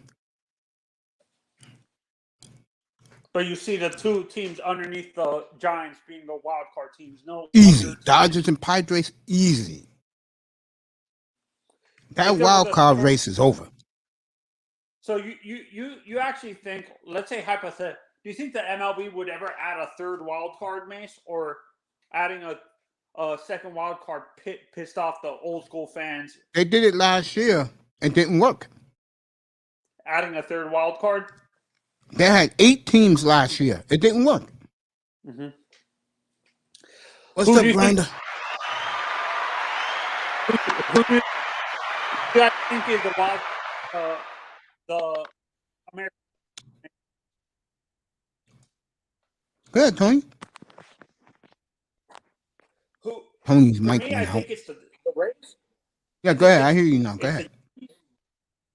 I think the Rays and the Yankees are the wild card. Do you agree, Mace? 3 weeks from yesterday, I told you guys the schedule, and Oakland got a brutal schedule.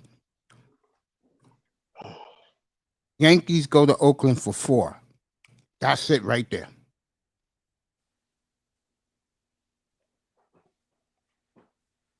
That's it. They said the Yankees are the favorites to win the East now. Like, they can catch up to the Red Sox with the moves they made. Do you agree with that, Mace, or do you think it's the media having? It's the media hype them. No, Yankees can't catch Tampa. And Boston owns them, so no. Yeah. No. Yankees got to catch Oakland.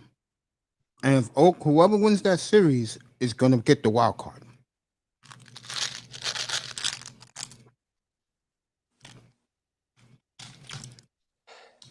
Grinder, I saw that video, bro. What video? Was you directing that at me, bro? What? What video? The one about the brothers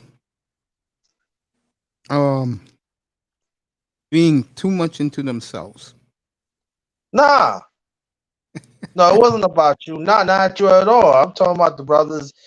They're very egotistical in this space. You don't think I'm egotistical? Nah, you just a monk, man, motherfucker. You say what it is, and that's it. What? Don't put yourself. No, come on, you know better than that. Shit, you say you don't want no Manzano's woman. cracking up. You don't- Manzano's cracking up. I think you disagree. Yeah, there's a thing. Come on, man. Come on, brother Mace. You know there's a I difference. agree. Come on, Mace. There's a difference how these fools acting here, man. You know Cash that. App. Mace, What's the other one? you tell the truth, but you're too much sometimes. You take it No, to he's not. Mace is Mace. See, this is the. But see, no. Let me explain this. And brother Mace, we talk. There's a difference. You know, Mace always been like this. You hear what I'm saying? But there are brothers in here. You know, they full of it. You know what I'm saying? It doesn't fit you. You become fake. I totally agree with that. They faking it. You have these women. You see, they got some of these women. I'm not saying all. They got these women in these chats, and they feel they the one. Oh yeah, I'm this and that. But you disrespect another black man that has substance. So they actually letting me know that your life outside ain't. You don't have it. I talked about that hour and a half ago. Yeah, I could say, like, I think the fame is that's what turns them fake. The fame of having so many people following them on, like, having so many subscribers. Do you agree, Mace? Yeah, but that's going to change. That's going to change probably next 3 or 4 weeks. That's going to change. The new differences now is having your own studio or the equipment. I got the equipment over there. I'm not worried about equipment. That's the last thing I'm worried about. But Mace, am I gonna be all right? Yeah, you got 2,000 subscribers. You're gonna be fine. Okay. Oh, you talking about the ones who do not have 1,000, 2,000? That's what you talking about, right? No, I'm talking about the guys who think they're all that, but they do their shows on the iPhone. Oh, I get what you said. Okay, got Or you. guys who have panels where all their guys are on iPhones talking all this shit about women. Me, I'm gonna be fine. First of all, when I go off on somebody, Really, Mason? you don't think I'm gonna be all right? Yeah, he makes you good. I never thought that a lot of brothers do they live off their iPhones. I never knew Yeah, that. they do. I never knew that. Wow. Yeah, because see, when you show that you buy equipment, you're showing everybody else you care about your product. Mm-hmm. I mean, I care about this. Not you. You what you call it, bro? Mm-hmm. You care about your platform. Right. That's where it shows them. Mm-hmm. You know, when you do like I do, I put in the hours. That's one of the reasons why what respect I get. And our neck of the woods, where we be at a lot, me and you. Because people notice I put in the work. Right. And at the same time, you real with this. You very consistent. Your masculinity is not wavering to anybody. You stick with who you are, and that is a difference. I stick for who I am. I'm not changing. If a woman don't come, it's fine. You don't come. I don't even think about women. I just focus on giving you guys a great product. That's what I care about. And it's money funny, my Cash App has exploded all of a sudden. I'll tell you why, Mace, man. You the man. I keep on telling you. Don't really you know what I'm saying? You show you're smiling. You know, clean. A new kidney would do that. Yeah, no. Don't.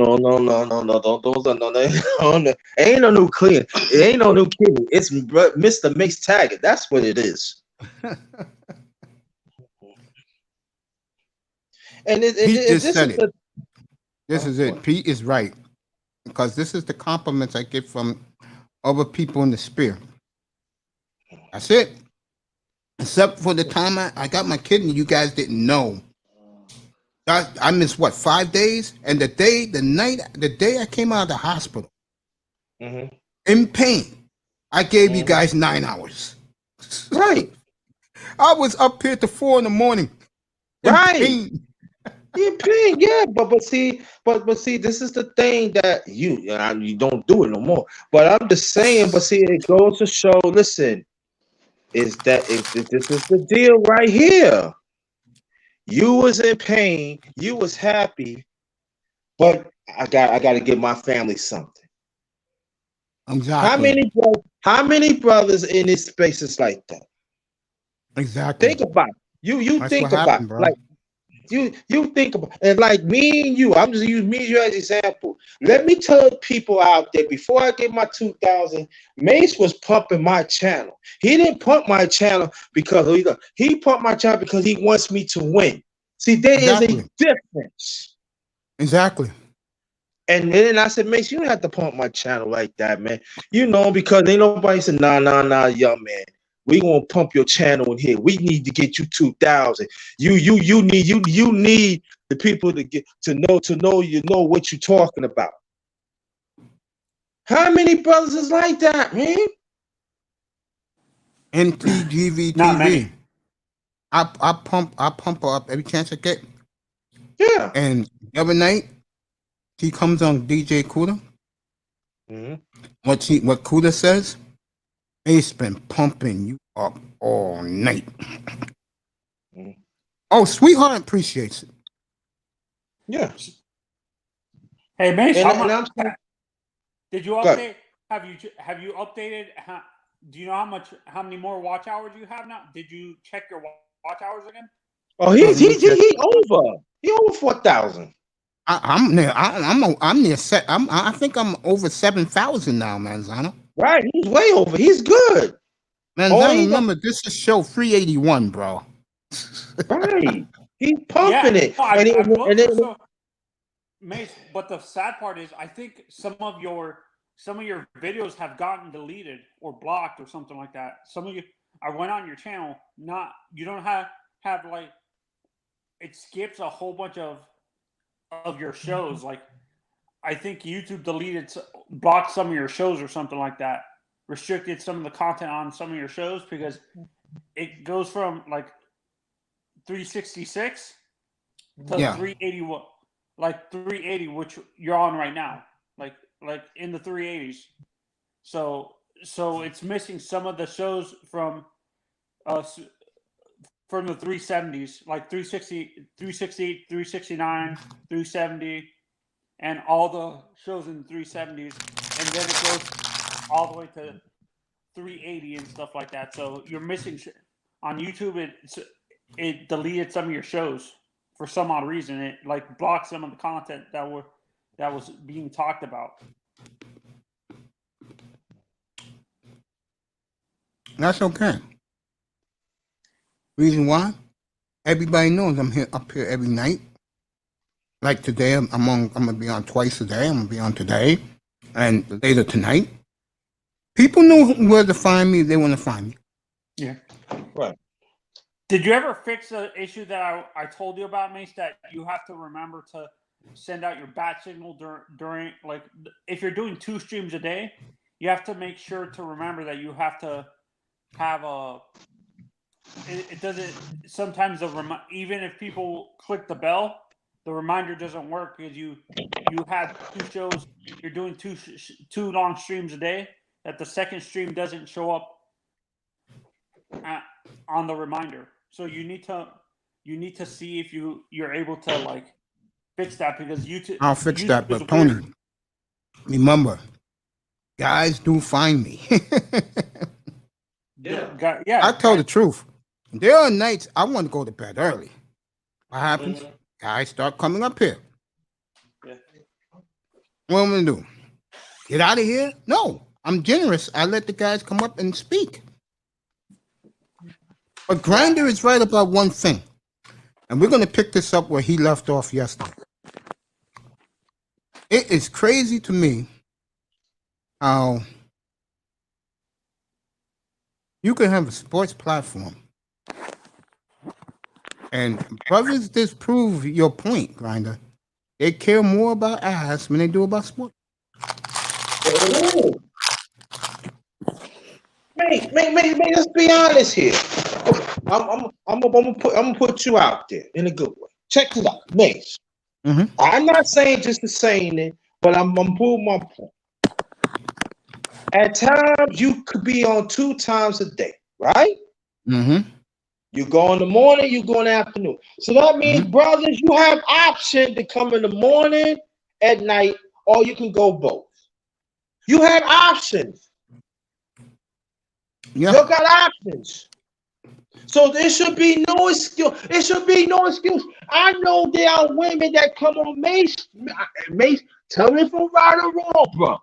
There are women that sometimes come, sometimes in the morning, sometimes in the night, sometimes they come in both.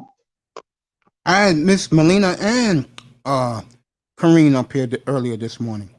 Right. So I couldn't make it this morning because I had to, like, talk to my niece about my second oldest brother in the hospital. But I seen it. So I'm saying like this. So please, just say that, y'all. I'm not trying to hear that no more. No. But y'all don't want to. Y'all don't want to. The last guy I would ever imagine would come in this room, he has come in here 4 times and come up to the panel. And I'm going to repay him by doing a show about the sisterhood. Game Changer. And Game Changer don't know a ball from a strike.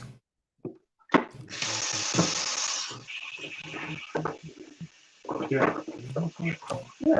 The reason why he comes up here, he didn't forget when he was going through hard times. I supported him fully. I was always in his room. I sent them super chats with no problem every day. And I love Game Changer. I miss him. I miss his show. But I'm doing my own shit now. Know what I'm saying? I'm doing me. For us. For everybody who comes up here is family to me. You know? And I think the one thing that is so glaring is a lot of guys, especially the guys who have big followers, they do not respect their chat room.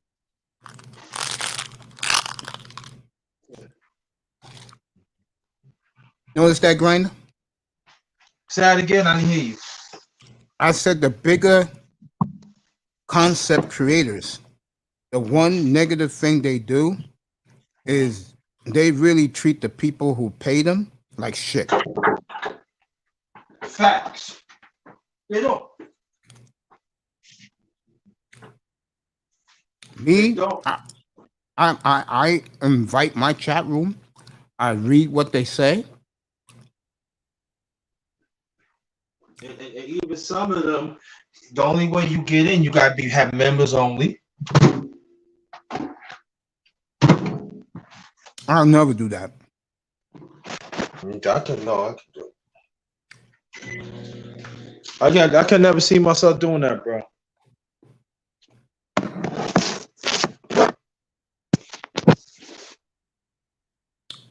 I think a lot of people are going to be in shock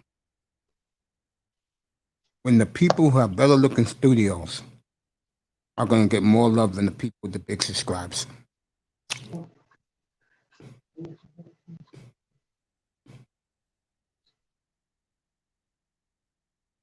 So I had a person tell me, they said, I never thought you were a content creator. I said, yeah. They said, I got some mics and stuff for you if you want it and everything. I said, yeah. Yeah. You got to improve, man. Now, when you're a woman, like Love Dorsey,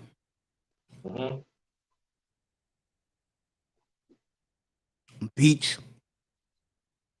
Yeah. Shout out to Beach. The beautiful Casey. You can do your videos from a car or a bedroom on your phone. Why? You're attractive women.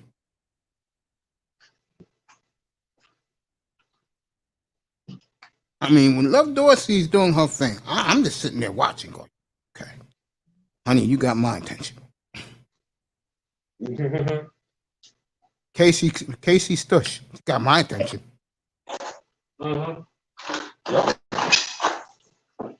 And I forgot the third one I said, does it from a car a lot. Those women can get away with any woman that looks hot. She can get away with doing videos from her car on an iPhone. Guys are going to watch.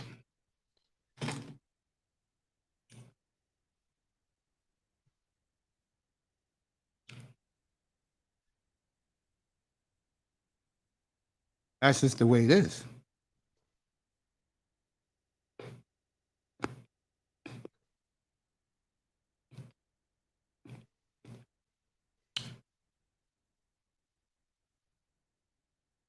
I think it's pretty cool myself, to be honest with you.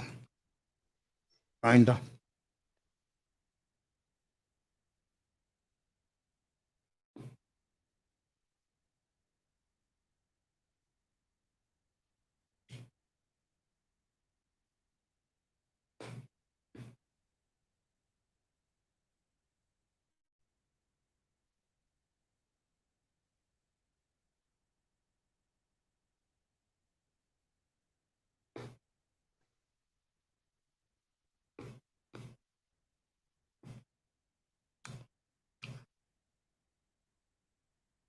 When you get Brandon Ingram, I will make you the favorites to win the title.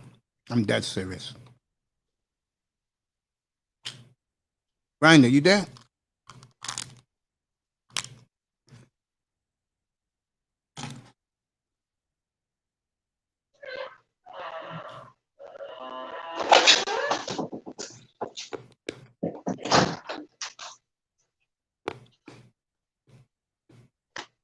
Yeah. Yeah. I was telling you just now that yes, it shows people that you care about your product, but you're just not up here for bullshit. Yeah.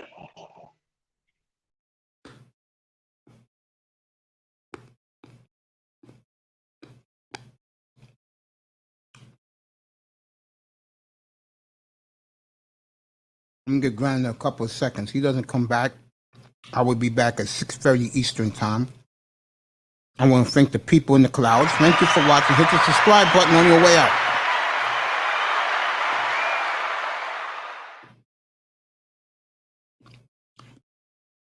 I want to thank Tony Manzano. That Grand is back. Yeah, bro. Yeah. It shows people that you care. I'm gonna have MTGV TV fix my background screen. Okay.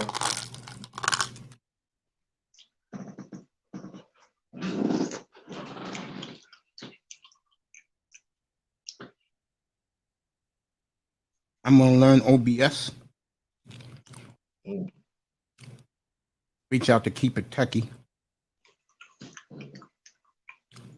I had Sheila E up here last night. Okay. He wants me to do a fashion show. And don't forget, coming soon, Mr. Miami's Drunken Fear. Oh, yeah. That will make him a lot of money. Oh, yeah. Manzano wants to know, what do you think of the Knicks signings? What about it?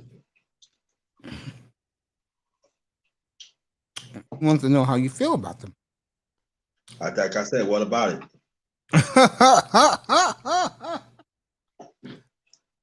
He doesn't like them, Tony. He agrees with me. You better. Knicks do All right. a horrible job. If you're gonna do that, you hear what I'm saying? You know what I'm saying, Mace. If you're gonna use them assets and land the big cheese, that's all I want to hear. Land the big cheese. That's it.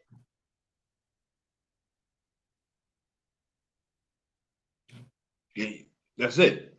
If you talking about you getting them want to stop them.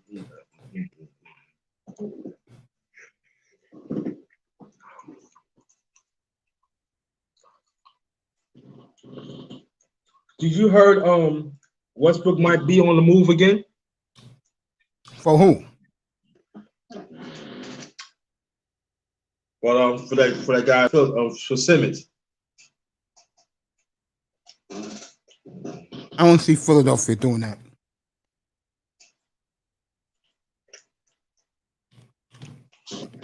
Because I hate to say this about Westbrook. In LA, he fits because he's one of them. But like if he goes anywhere else, he ain't gonna help you win. LA, he can help them win because he's home. Mm-hmm. And he's gonna be the star of the team. They're gonna market him. And LeBron. That's a LeBron move right there. You come from? That's what LeBron wants them to do. You think LeBron wants to market Westbrook? No.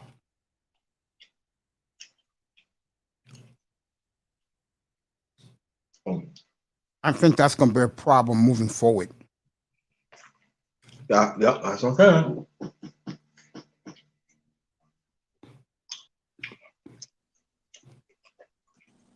It's not gonna go well. Brenda, I want your opinion. Me and Mace were talking about this.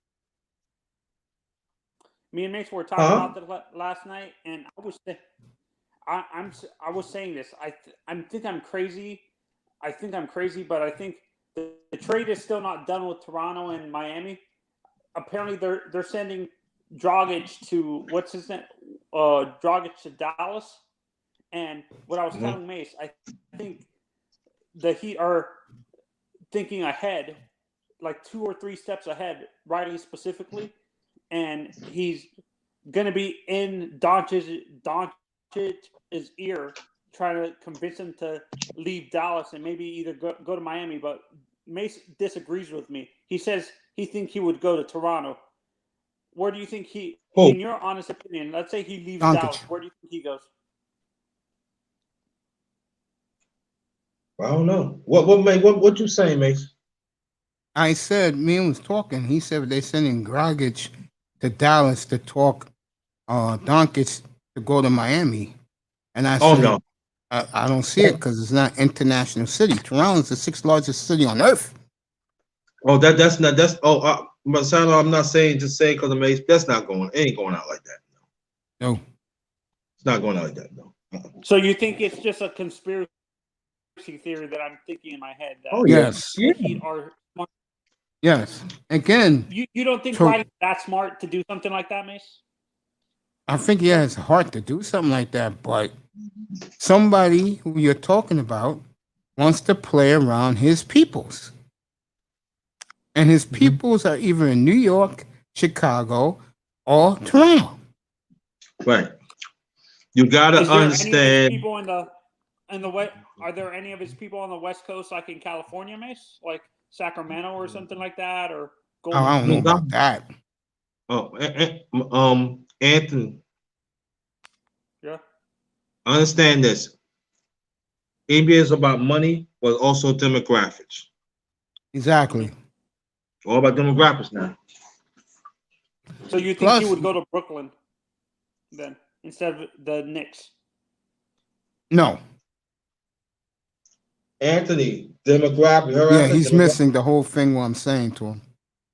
No, you said let me lay it out to you. Let me lay it out to you, and I'm going to use Giannis as an example. What is Giannis's first choice if he gets traded? Toronto. Why? African runs the team. Half the team are African. It is good for foreign ball players to go there. Right. Because they have your peoples in that city. 6th largest city in the world. And also, you think about the business, the global state, very good for Toronto. Yes. Okay, now I see what you're saying. Like, Miami's not like an international as much of an international city as people think it is, Mace, is what you're saying. If you're Latino, it's totally international. If you're Caribbean, it's totally international. If you're a guy like from London or Paris, it's international. But if you're from Sylvania, no. No.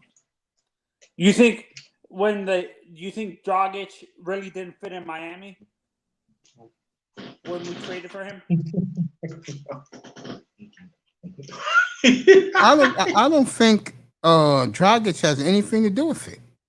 The guy wants to play where he has his peoples there to support him. So you think so? In your opinion, you think a guy like Buddy Hield would fit in Miami because of the Caribbean representation in that area, Barbados, Jamaica, and stuff like that? Yeah, he'll run to Miami. Yeah. Or Trae Young or John Morant.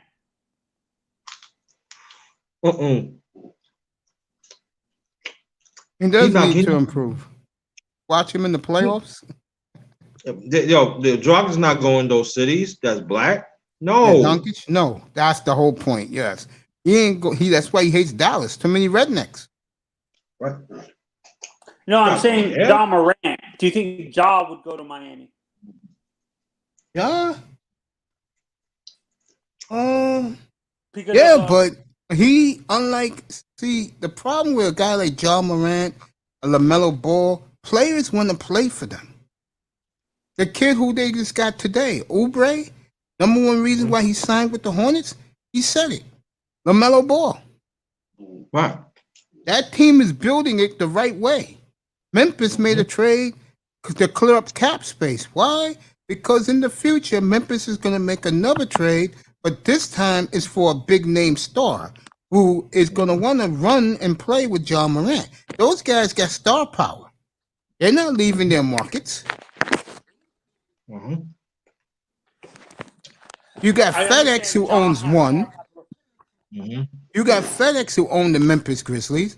And you got Michael Jordan owning the Charlotte Hornets. Those two guys ain't going anywhere. Right. No, but what I'm talking about is I understand people want to play with them, but in my head, I think we were talking about this, and I think you told me, May, specifically that someone told you that Memphis is known to be a racist city, and a certain part of the fan base wouldn't what's it called, like an African American player representing a dark. There's two Memphises, Manzano. There's the city where Ja loves because a certain YouTuber lives in that city sometimes, and he sees them all the time at the club eating chicken wings. And he loves it there. Why? He sees all these black chicks wearing Daisy Dukes twerking.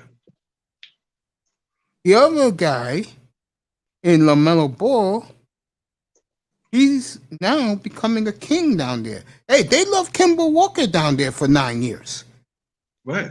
Charlotte will love you as long as you produce and you're a good citizen. Right. Okay. That's what I'm saying. I'm talking about the other part of Memphis, the part of Memphis that loves a guy like Tyler Hero. That's in the outskirts. Yeah, he told me that. Yeah, but they don't like the black ball players in Memphis. No, the white people. Right. So you don't think Trae Young would leave Atlanta? They just gave him a 5-year extension. They did. Right. Yeah. And also, go ahead, Grander. And also, they gave Collins an extension too. They're not going nowhere. No. And they're in the perfect place. They're in Atlanta.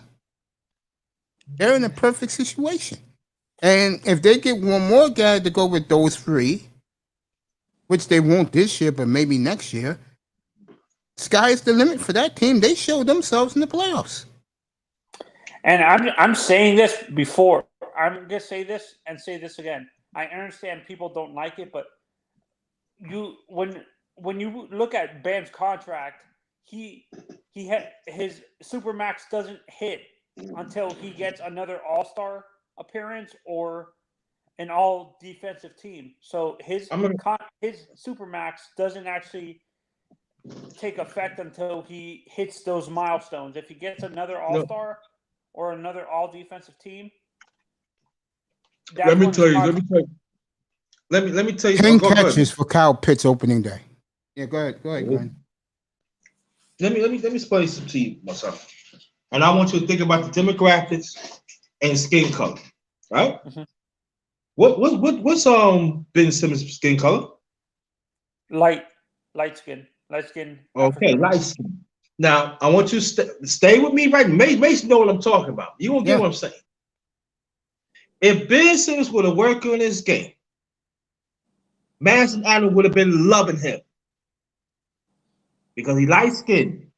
Mm-hmm. It counts. Mm-hmm. But he didn't work on his game. In London, kissing light-skinned women. Right. And he would have worked Philly on would his have game. gone behind them. Gotten behind them. So my Pete, we'll do our point- fantasy show next Friday.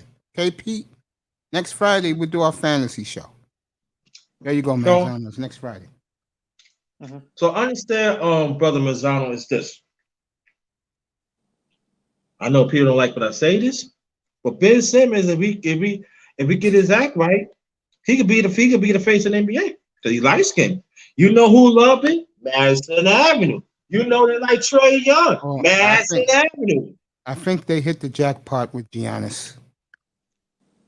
Right. And then Devin you Booker- got Jackpot with Giannis. So you Yeah. think Devin Booker would Fits. Perfect. Fits. yeah.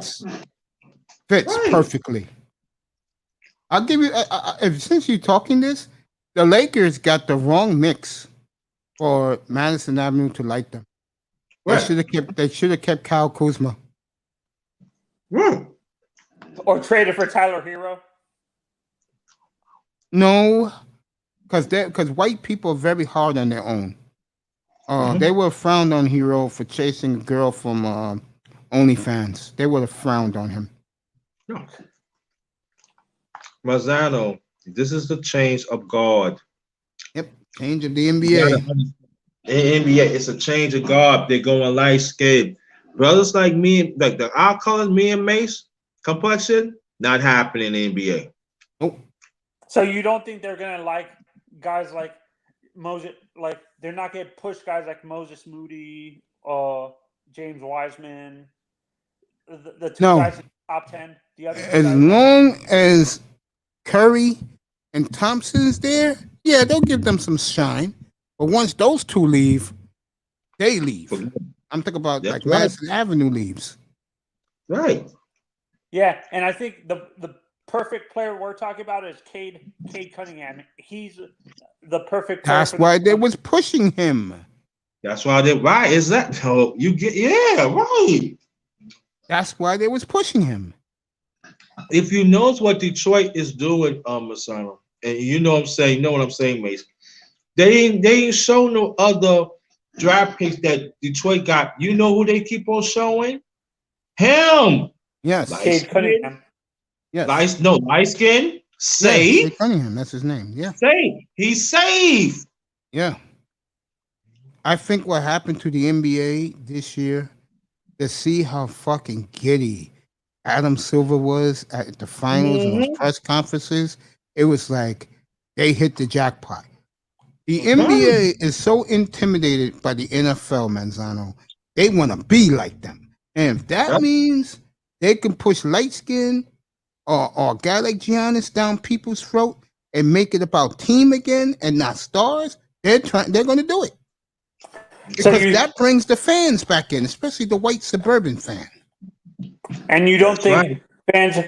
I understand the color of their skin, but do you think fans would get behind a team like the Heat, or because that's almost a super team, they wouldn't get behind like that? No, because people in this country, I keep telling you this, people in this country are jealous of Miami's lifestyle. No. Miami has the lifestyle everybody wants to live. Know what the problem with Miami is? Why people don't go there like you think? I'm talking about like want to live there. Ain't too many jobs unless you in the law firm, or you own a restaurant or a club, there ain't too many jobs. You work in the hospital, there ain't too many jobs. Because Construction or something like that. Miami's more glamour city. They're an event town.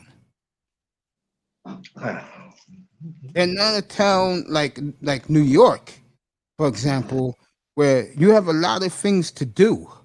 Miami's things you can do is Like fishing and yeah. stuff. Miami's activities is more for the outdoors person or a person who got money who can play tennis every day, who can go on the golf course every day. A lot of us don't have that luxury. A lot of white people don't have that luxury. So Mazzano, what Mace is saying is the white people want to be in diverse society, and there are some cities in this country that's not diverse. If there was Yeah, more white Latino players, you think if there was more Latino players in the NBA, it would be better for a team like No. Miami? No. No.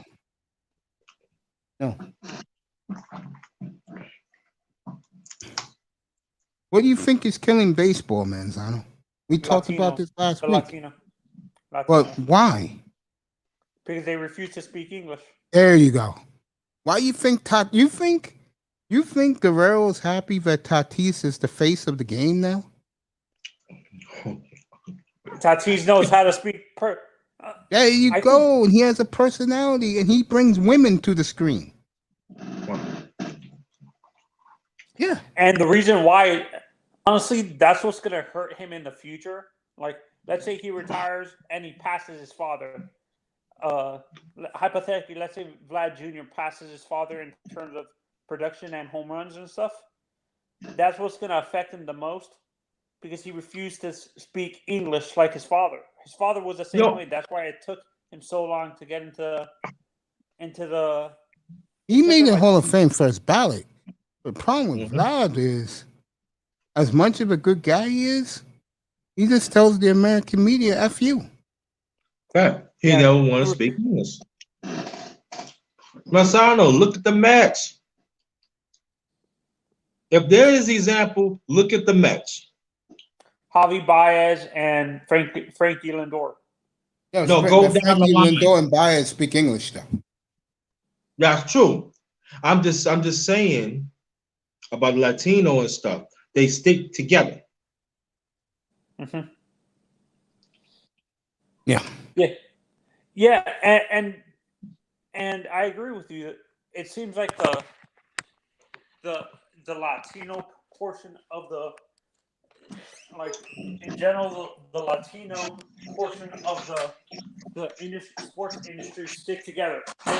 They talk positive about each other, but when you get to other races, they bash their own. And you know what? And you know all the scores on my side in baseball. Them white people don't like that. Nope. They don't like it. I mean, I said this the other night when Grinder was up here and Grinder stayed quiet. Look at the Angels now. Mm-hmm. The fans are in droves. It's not just because of Ohtani. It's something that matters to a community. They brought up their They brought up their double-A team basically, and these kids are hitting home runs every night. Ohtani yesterday was brilliant. He pitched a shutout and hit a double. That's great for the game of baseball. And unlike Guerrero, who's a cool kid, his son is cool. Vlad Jr. is a cool guy. Look at Ohtani at the All-Star game. Look at Ohtani every time he walks up to the plate. He can strike out. He's still smiling. Right. Why? We were talking about this after the home run derby. I think Ken Griffey wanted Ohtani to win, not this. Yeah, and what did he do to Alonso? Here's the trophy, and walked away. Right. The arrogance of Alonso is what's going to affect him. Turns everybody off. Right. Yeah, and to be honest, another thing you might agree with me, Mace, being that there's a huge Asian community in that Anaheim area. of LA? The whole state of Santa? California, bro. Everywhere but Portland, Oregon is Asian based. They call Seattle Little Tokyo because half the people there are Japanese. Mm-hmm. In San Francisco, it's Chinese. LA is Korean and Chinese. San Francisco is Chinese. Chinese. Chinese. Chinese. Okay. So, wait, is there a lot of Asians in Oregon, Mace? No.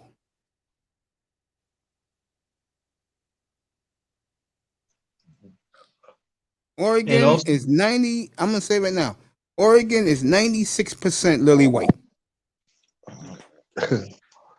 So, would you say most of the state of Washington is, except for Seattle, Is lily white. except for Seattle, which is a huge Asian Half community? Asian, half Japanese.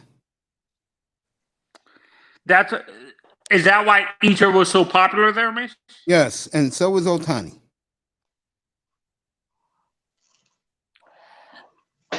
And by the Do you way, think Otani? guess who's do you think guess who's Ohtani been will be hanging? super Guess who's popular been in hanging out with the Angels lately? Huh. They showed Do you them guys a think picture of Ohtani them the will other be- night. Do you Oh, guys think if Otani went to New York, he would be super popular there? Yes. Huh. yeah. Who, Yeah. hold on. Who, Mace? Who's been hanging out with Otani lately? Coming Yeah. on the road trips and stuff? Ichiro. Oh. They showed them together the other night. They had a picture of both of them outside Angel Stadium. The Japanese players seem to stick together too. You notice that? Well, Mace? the Japanese women think Otani is dreamy, and that helps. When your own women drop whatever they're doing and gonna go pay big time money to see you, that's huge. Very huge, yeah. I have a question. Was Hideki Matsui big in New York, Mace? Yes. The porn fiend, yeah. If you don't know that story, Matsui used to exchange porn movies with the media. Oh, Jesus Christ! Oh, good Lord! True story. Who was the setup pitcher for the Yankees? He was an Asian guy. There was an Asian relief pitcher that they used to have on the team with Mariano. You mean Irabu, that bum, the man who George Steinbrenner called the Toad? Irabu? Yeah. No, I thought Gagne pitched in New York for a little bit too. Gagne is not Asian. Gagne is French. He's from Montreal. Eric Gagne. He's Canadian. He's French Canadian.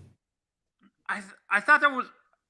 Oh no, Hideo Nomo. I thought Nomo pitched a little. Nomo bit for wasn't the- a reliever. He was a starter. Nomo was good in his day in the 90s. Nomo's 90s, bro. Yeah.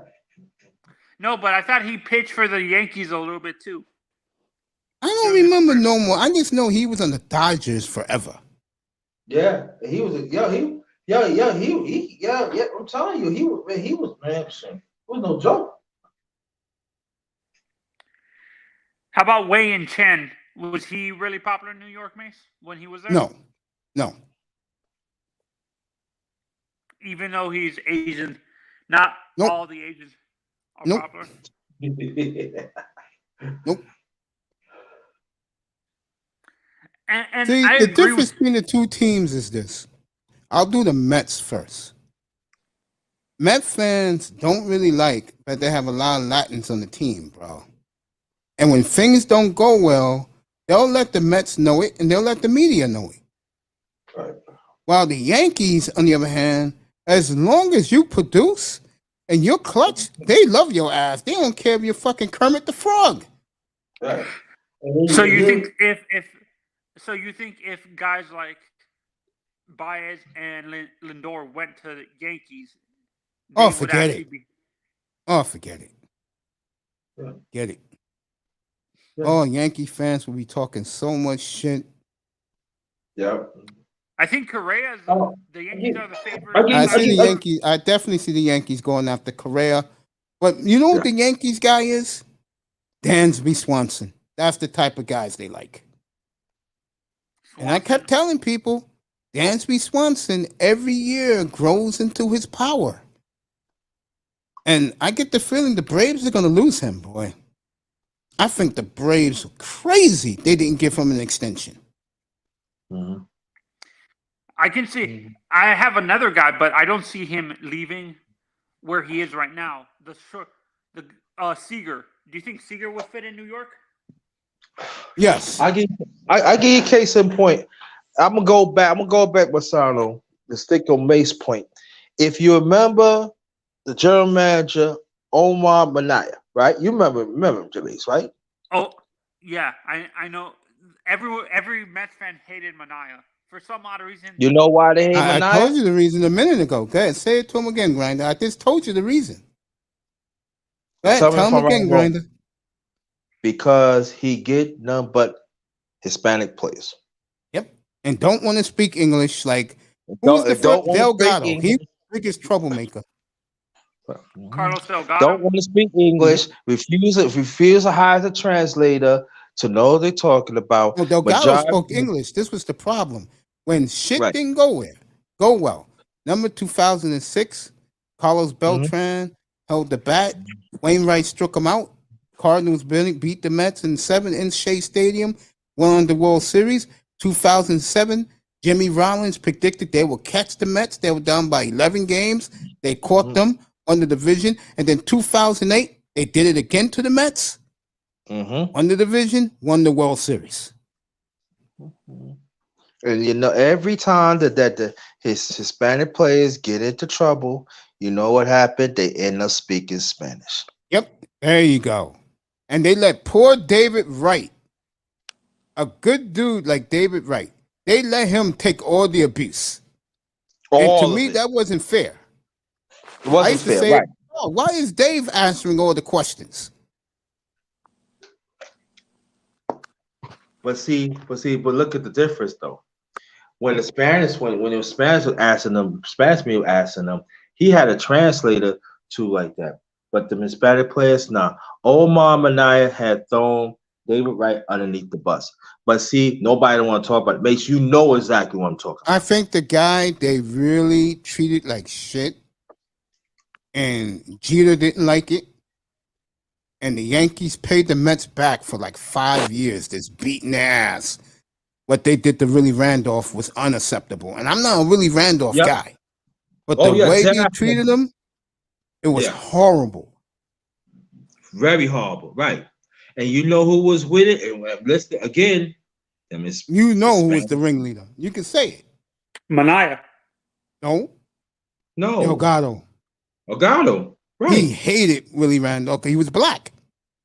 Right. They never gave him a chance to really manage what he really wanted to. They never gave him a chance. They scrutinized everything. They didn't want to play hard for him. Even a routine, grounder. They make it seem that they get an error. They wasn't playing hard for fly ball. It seems like they couldn't catch it. Routines, mate. See, when I talk like that, man, they think I'll be lying. You see it, Mace? Yeah, I used to talk about on Mad Dog Radio all the time. Yeah, the way they treated this guy, bro, was horrible. Yo, how could you blow 3 or 4 straight double plays? Routine. It was inexcusable, and I'm getting a kick out of this because you know how I feel about the Mets, but I'm being fair here.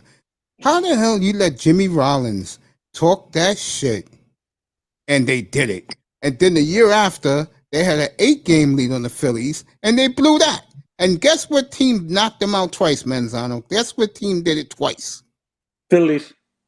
Nope. The Phillies won the division because of this team. Take a guess who it was in the division. The Marlins? There you go. 2 years in a row, the Marlins won 5 out of 6 from the Mets at Shea Stadium to end the season. Phillies won the division. And guess who got the blame for that? David Wright. There you go. I feel bad for David. I agree with you. I feel bad. And let me say this. David Wright was having all-star. Them years he had all-star. He was Golden Glove and plus bringing runs in, but he still get blamed. David Wright had, before the back went out, David Wright was having monster years. He was having Hall of Fame years. Let's talk about David Wright specifically. Mets fans disrespect. Let's say David Wright was drafted by the Yankees. How would they have treated him? No. You're wrong. Met fans, you know what it is? I'll compare him to a great Yankee in Yankee fans' minds, okay? He's the Mets fan Don Mattingly. Yes. Totally agreement with that. He is Mets fan Don Mattingly. That David Wright can do nothing wrong. Let me tell you, Masana. It got so bad that even the black fan was talking up for David Wright. Yeah, got real bad for David Wright. And the media didn't want to do it. They know Dave was good, but someone had to take the hit. Right. And you know what happened? The Hispanic players were sitting back and let it turn on. Yep. And good old Minaya, that no good coconut prick. Very classy of Jim Kelly showing a picture of Instagram of him and Josh Allen together. If you didn't hear, Josh Allen just signed a 6-year, $258 million extension that starts in 2023. Oh, $258 million. That's he makes a little bit more than Prescott and Watson, but makes $10 million less a year from Rodgers and Mahomes. That's good. To me, that's fair value. Fair. But one thing about Buffalo, folks, the Pagula's got money like the Lord. Yeah. This is a question I want you guys to ask. I'm a Marlins fan. How long should I wait before they start signing big free agents like a Correa or Swanson? This fall, December, this winter. Little Rock. What's up, bro? Thank you for coming in. Saying hello to me.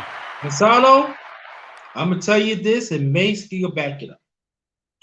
The Marlins got 6 aces. Only they need is hitting.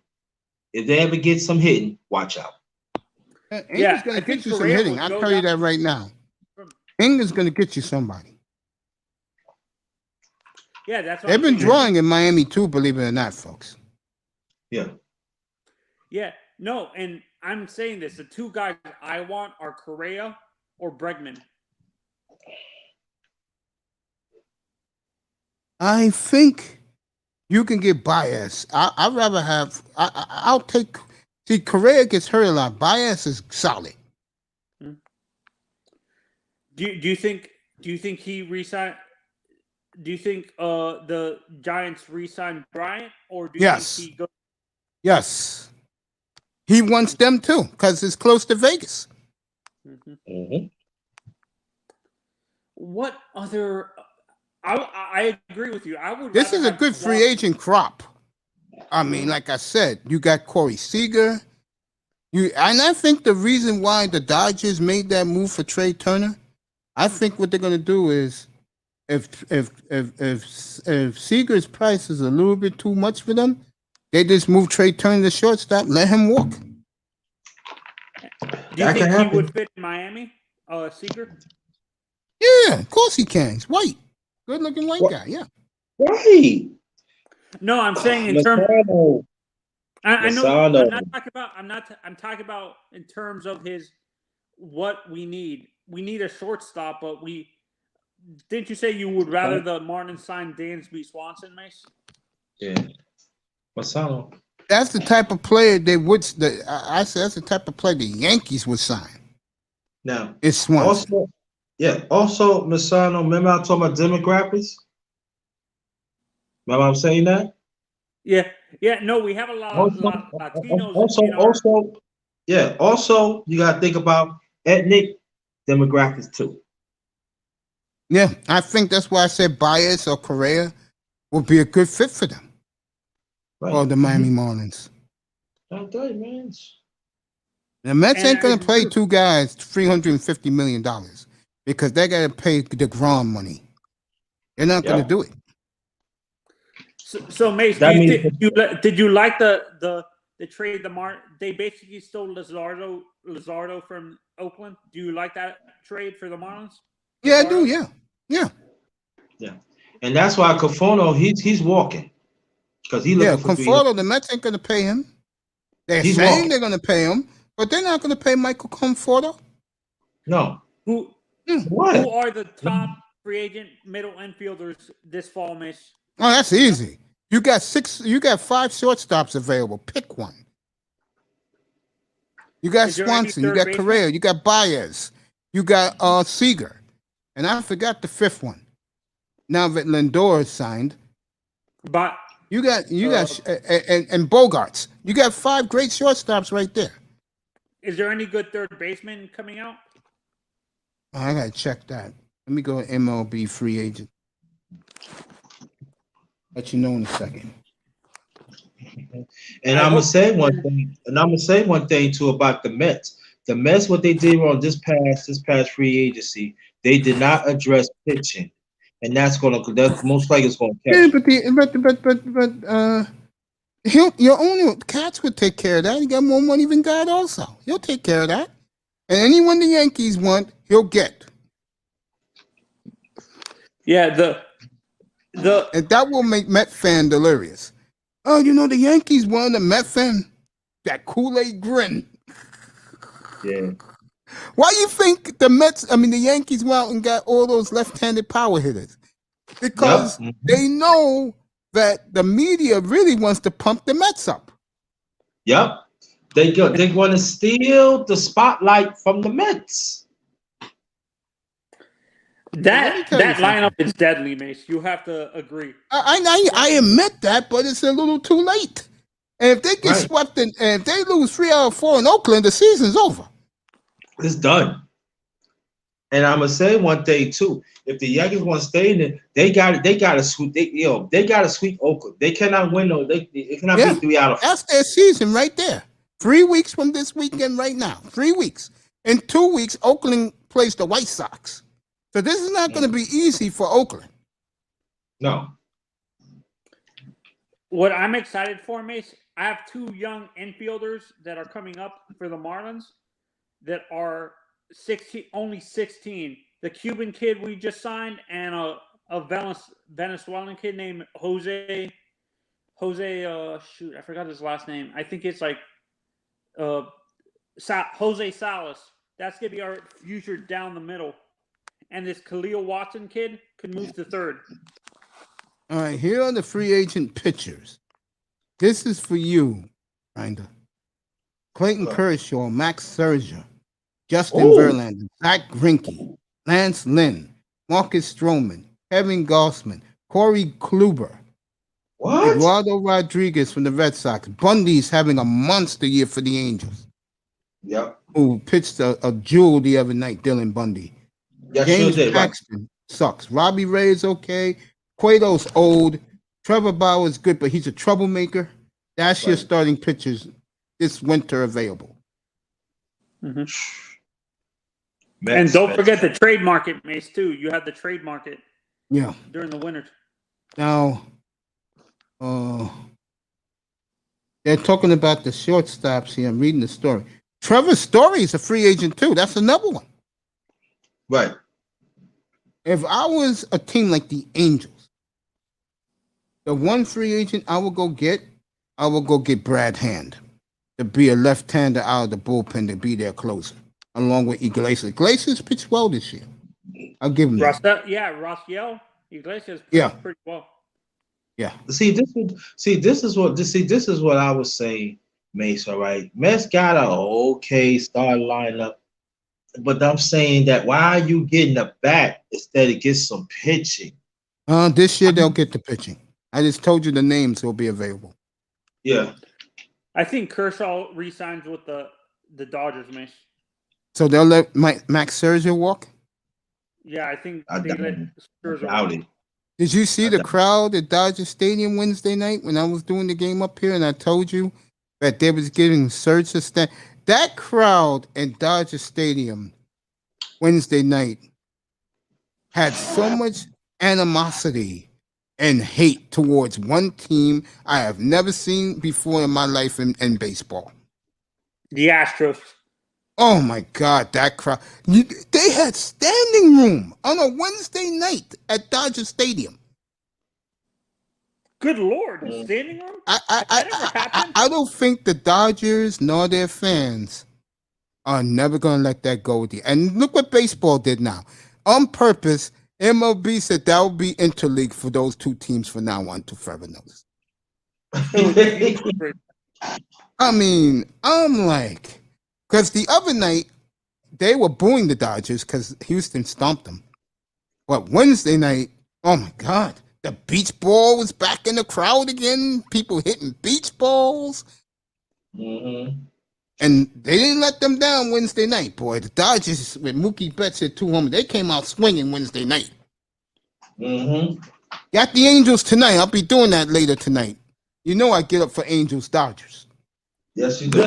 The position I'm looking for, Mace, specifically, I want shortstop, third base, and... All right, I got it for you. Here you go.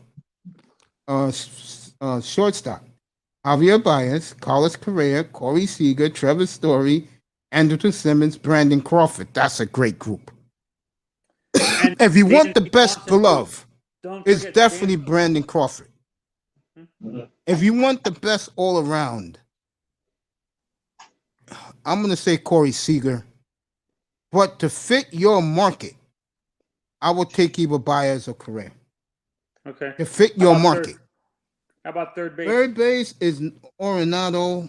I think he'll stay in St. Louis. Chris Bryant, I think he'll stay in San Francisco. Escobar, Ramirez will be good for you from the Indians. Jose Ramirez. Yes, he's a good player. He's very good. He's very, very good. What other position you want? Second base. There's nothing there. Sterling Castro and Cesar Hernandez. How about first base? Freddie Freeman. I think the Braves resign him. I see the Yankees resigning Rizzo. You can get Brandon Belt if you want him. The only problem, Brandon Belt's never healthy. Yeah. He was injured. How about? I'll tell you one thing. Yadi Molina, Travis Arnold. I would get Yachty. Honestly, I would want the. He would fit the Miami market.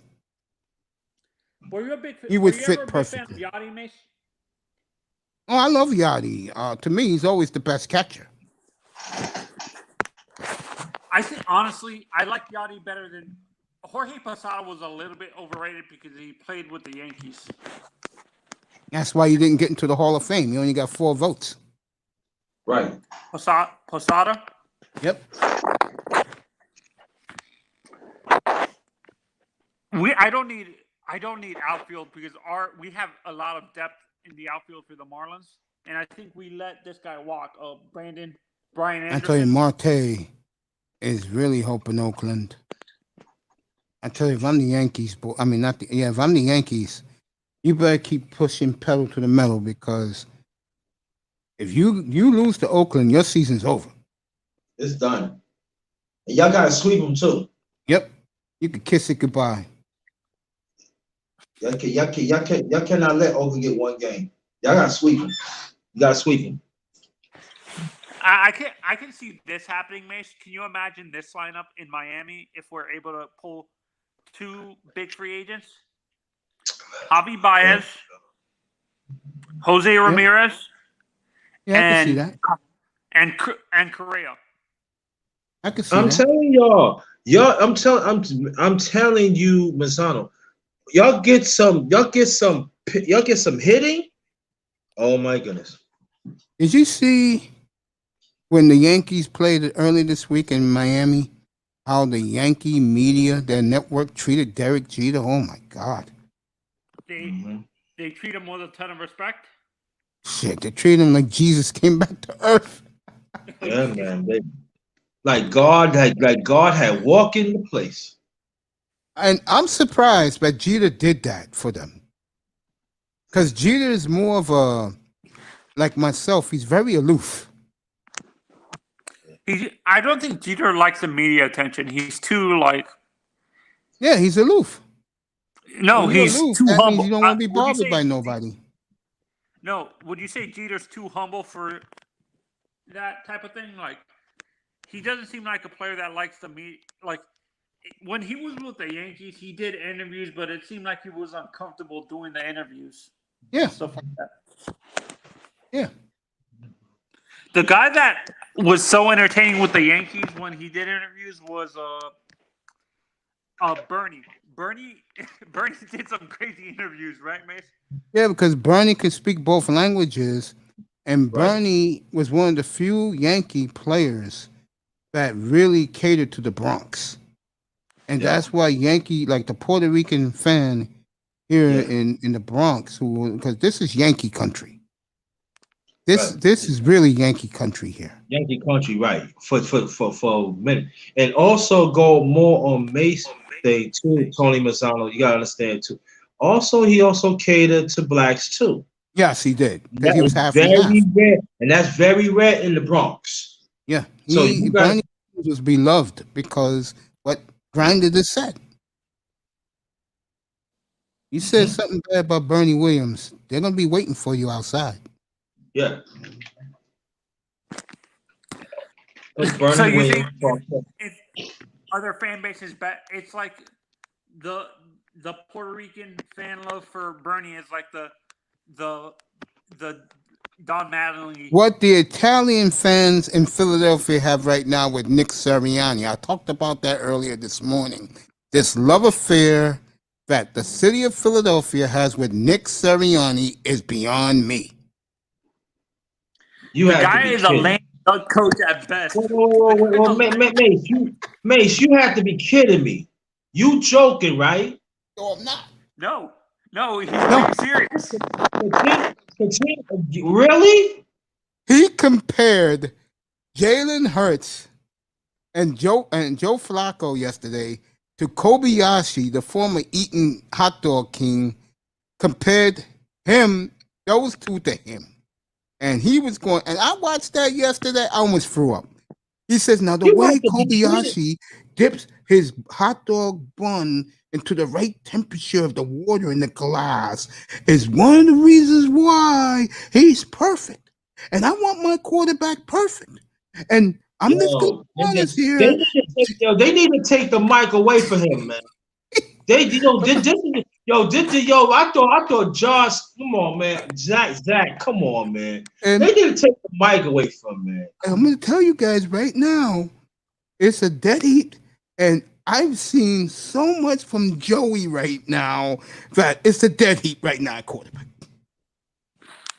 Oh, good Lord, man. Oh, well, was Howie with him? Yo, take that mic. He said hot dog temperature. Come on, Kobayashi, yeah. Come on, you need to take that mic away from him, man. Come on. Phil, where's you dope? Come on. The women like him. I know the Italian women like him because he's growing that beard now. And he's become a heartthrob to Italian women in Philadelphia. The guy's a goober. I know he's a goober. You know he's a goober. That's crazy, Masana. You crazy. This love affair that the city of Philadelphia has for Nick Sirianni is beyond me.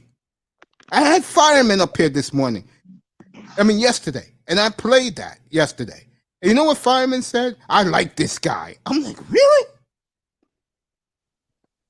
I'll tell you right now, if Nick Sirianni was in a place like Miami, where the temperature is lukewarm right now, only because Tua is showing us something, but let's say Tua wasn't showing us anything still, and he came up with that analogy, Salguero, Kelly, Dave Hyde, they will roast Nick Sirianni.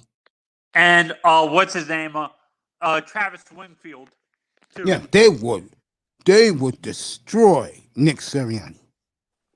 But again, and I said this to Manzano at the beginning, he's one of them. Joey Flacco is one of them. They will accept both of them without a problem. That's just the way they think in Philadelphia. Honestly, I kind of feel bad for Jalen, to be honest. Yeah, of course you have to, because You got that over here, and then over here, Fireman said it this morning. I knew this was happening. Philadelphia is desperate to get this guy there. Watson. They're willing to give up those 3 number ones. That's all they have to give up. Mm-hmm. Or Aaron Rodgers. Well, Rodgers is happy right now because he's going to be an unrestricted free agent next year, and this winter coming up, he'll be leaving Green Bay with a Kool-Aid smile on his face. The question is, where you gonna go? Yeah, would they send him? Well, he wants to go like a Denver, which he said, a Miami if it doesn't work out with him. I think 2 will work out. I think again, with the Miami situation, it should have been up here early, Manzano. I had them all up here. I had Sean Jones up here. I had Joe Sabata. Eye test popped in. We were talking about it. Well, if Tua plays like this is a 12-win team. Yeah. It's just the running back that scares me a little bit. Yo, man, he got to get 1,000 yards, man, and catch 400 receivers, man. If I don't see at least 800 yards by Thanksgiving, you're gonna hear it from me. Mace, I think you're gonna hear it from me. Mace, you being too nice. Say again? You being too nice. I said 1,000. Fuck. No, I don't look at him as that capable. Who's our guy, Cameron Wolf Manzano? Yeah, Cameron. He said on Wednesday the running game scares him to death because now there's no excuses. They have a fortress. His words. They have a fortress at offensive line. Yeah, they put Eichenberg at left guard. Did you see that? Yeah. Cameron said that. Honestly, Yeah. I see what they're doing. I think honestly they're thinking of drafting an actual tackle because Eichenberg. I understand why they did it because Eichenberg is more of a guard. Do you agree, Mace? When you look at Liam, he's more of a guard. Hey, the guy can play. He's Notre Dame. He can play. Prayers to our boy Quentin Nelson up here. He's gonna be out 3 months. Colts are done. Wait, even though all the something? reports on Jacob Eason, they like him a lot now. There's another Joe Flacco. It's a young Joe Flacco. He's a statue, but he has a missile for an arm. They do. Yeah, he can throw the ball. He can throw the ball 80 yards. That's all they care about. Right. Yeah, they're in love with Eason now. They don't have to go out and get a quarterback. Nick Foles the other day begging to go there. You know how his teammates are looking at him right now in Chicago? That's not a good look. No, it's not. Not a good look. No. Nope. Nick did that because he knows there's no place for him to play with the Bears. He's third string. Right. Mace, I have some NBA news that you might want to look up. Apparently, Kawhi plans to re-sign with the Clippers. Yeah, I said that last night. Yeah. I said don't be surprised if he goes back. That's why I told guys that if he goes back, they go ahead of the Lakers. And it will be Golden State 1, Clippers 2, or either way you want to put it. Lakers are 3. Because their team is too old. And you know what? And that's a good thing. And it's a good thing he went back to the Clippers. I think he should go back. Too old, bro. The Lakers. They're I call them the sunshine home. Honestly, I put Phoenix and Utah above the Lakers. I think Utah is going to fall apart because they show their ass. Yo, they hate each other. They just hate each other, bro. That's not going to work. You should see how they play. No, the telling part for me was that near the end of that game, Donovan Mitchell was in pain on the floor.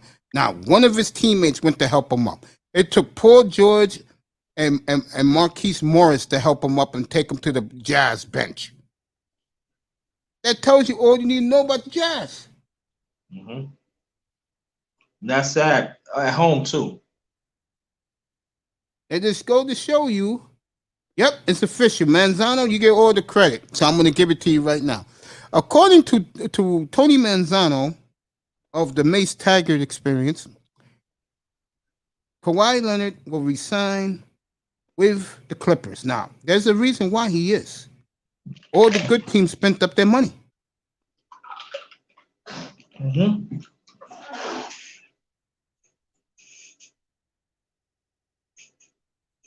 Iguodala made his decision. He went back to the Warriors. So the Warriors is getting the band together for one more run. And I think they'll win the West. I do. Mm-hmm. And what you think about Phoenix? I think they're going to take a step back and give Monty Williams credit. When they lost game 5. No, was it game 4? Game 4. He said the team was demoralized and they never recovered. That was their championship right there. And they let Middleton score the last 12 points in the game and beat them. Right.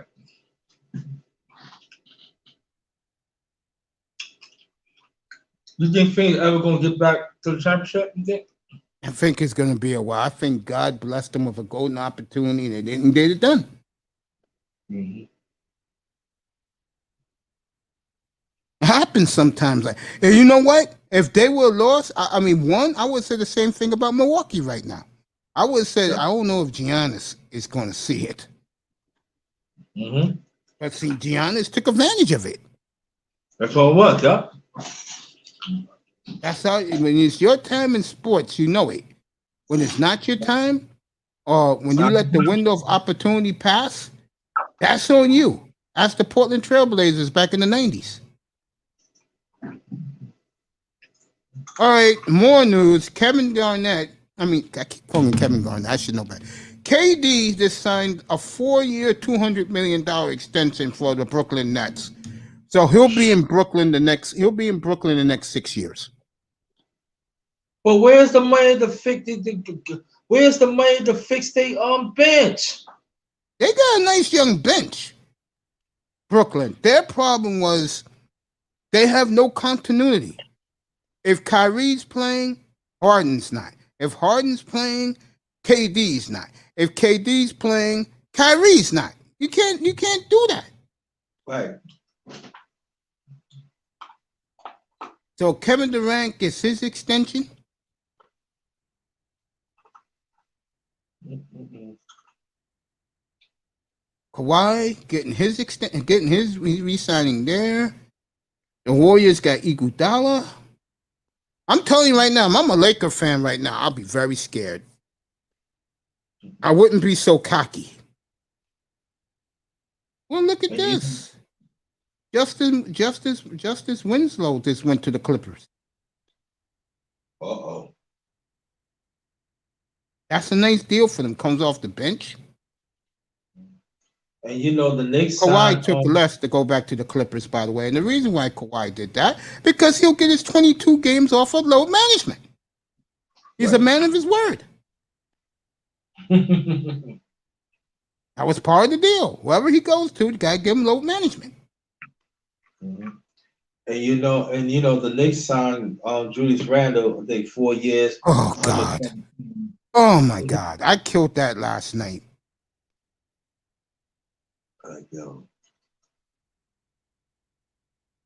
He got his deal. The Clippers will definitely give him the 22 games off.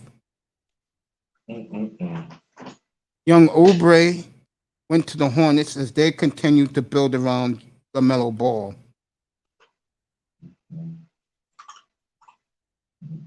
They're still trying to get Bradley Beal. That doesn't make it. Knicks, I'm not even gonna talk about the Knicks, man. Y'all, if y'all gonna get Dame, y'all better make it happen, man. Fuck that.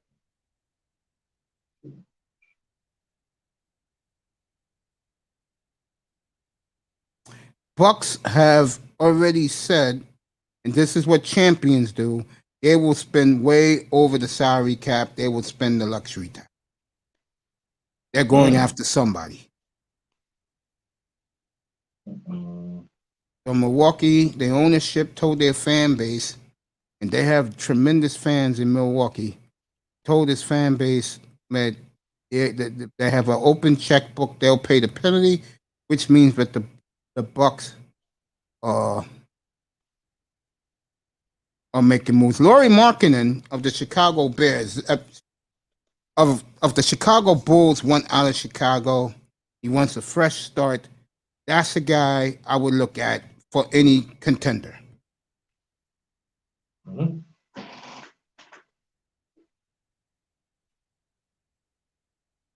All right, Sam Morril and 2 future second-round picks goes to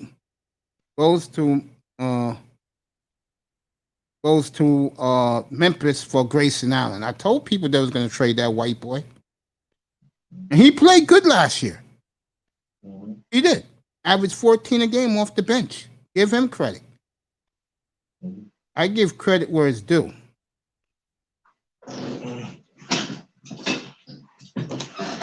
Like I said, Knicks, y'all better make some run. Y'all got asses, man. Use your asses, man. Because if you bring that, man, and the East is getting stronger too.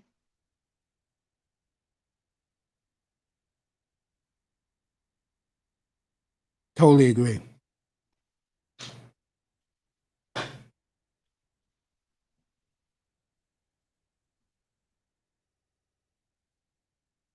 Though it's like Derrick Rose and all that. Come on, man.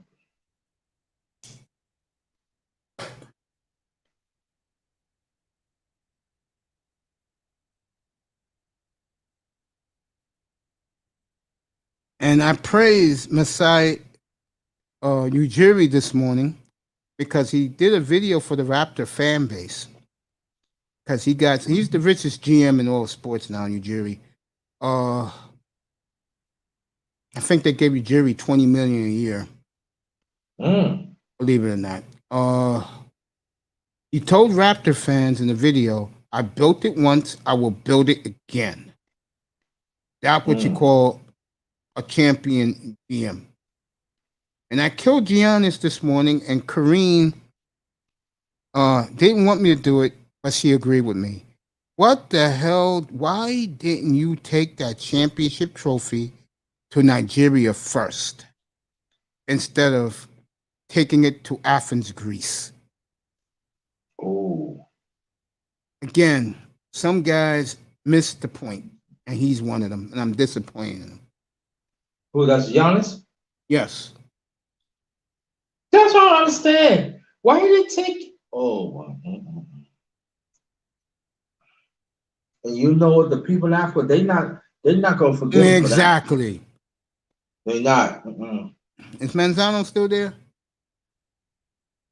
No, he left. That's gonna hunt you, Giannis. That's gonna hunt you for the rest of your life. I didn't even know you was in here, man. I was doing the news. What's up, Iman? What's up, brother?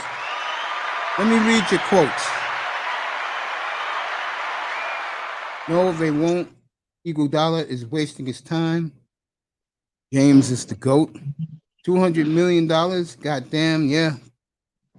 Bucks are willing to spend some money, man. Iman's cracking up. They can't play at the same time. What team? The Warriors or the Lakers? What team can't play at the same time, buddy?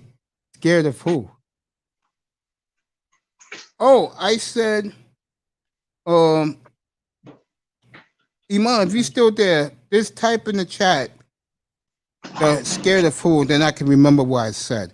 But I said before, if I am a team, the Nets. Yeah, they paid Durant $200. Yeah, 4 years, $200. $200 million, yeah. The Nets, I don't think they're scared of anyone.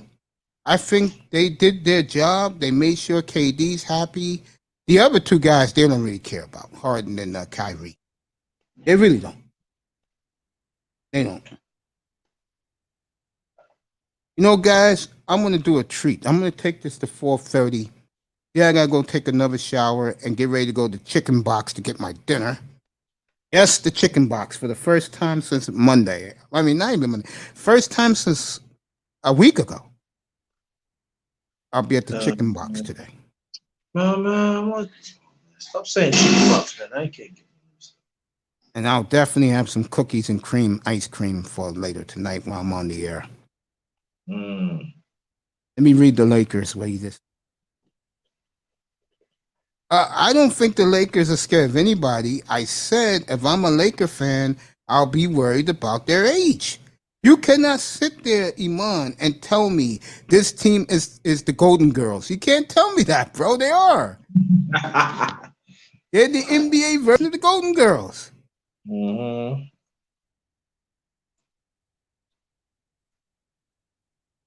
I told you. With Kawhi coming back to the Clippers, he'll be ready by playoff time. So the Clippers need. You got, to me, it's the Clippers. It's Clippers, it's Warriors, Clippers, Lakers, Nuggets, Suns. That's how I look at the West right now. That's how I look at it. ARP is about to win.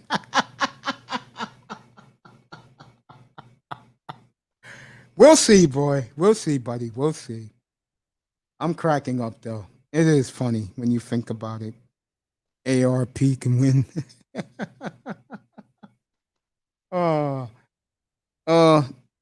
Grinder, talk to the audience. I'll be back in 1 minute. 1 minute, I'll be right back. Get ready to go to that chicken box at 10 minutes to 5. Put my order in. Plus, people are broke now. Because usually when you go on the first, these chicken box places is crowded because people have money. And I'm not slandering or slamming anybody. But once that money runs out, boy, it is a great time to go shopping. It's a great time to go to places like the chicken box.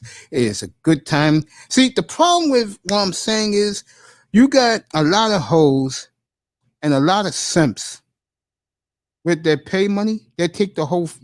You'll take the baby mama and the kids out to eat. You ever notice that, guys? Yep. So, those simp guys, it makes you wonder. Be back in a minute, everybody. Got you. I got you. Yo, welcome to Maytag Experience. This is the channel. This is the number one grinder. He'll be back in a minute. Welcome. He said he's gonna be here at 4:30. More, I don't know what time he'll be back tonight. But he got some special for us as always. Let me talk about the Knicks. I don't know what the Knicks is gonna do, but the Knicks better do something. They got asses, and I think they got some money left. And I'm saying that we thought it was gonna get Kawhi, but Kawhi had resigned with the Clippers. So that is done. So I'm saying it's still probably in play with Dame and stuff. So I say this, that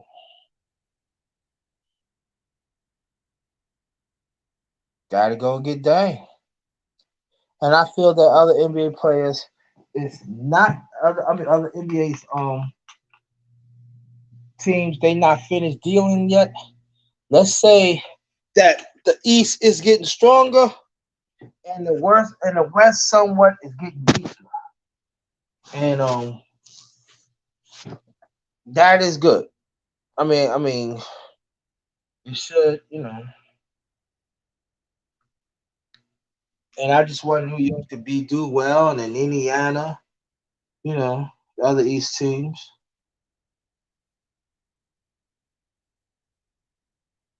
Yeah, so the fight's coming up later in the month. Spence against Pacquiao. That's gonna be later in the month. Watch out for that. Very soon I will have the Grinder Sports Show. I'm maybe I said maybe 70-75%. But y'all will see it soon. I'm gonna plan it out. And the one and only Brother Macey will be my special guest. And we're gonna talk about different things. We'll talk about sports. We are gonna talk about sports, but also we're gonna talk about the older players of each sport that made an impact in each sport, whatever sport it is.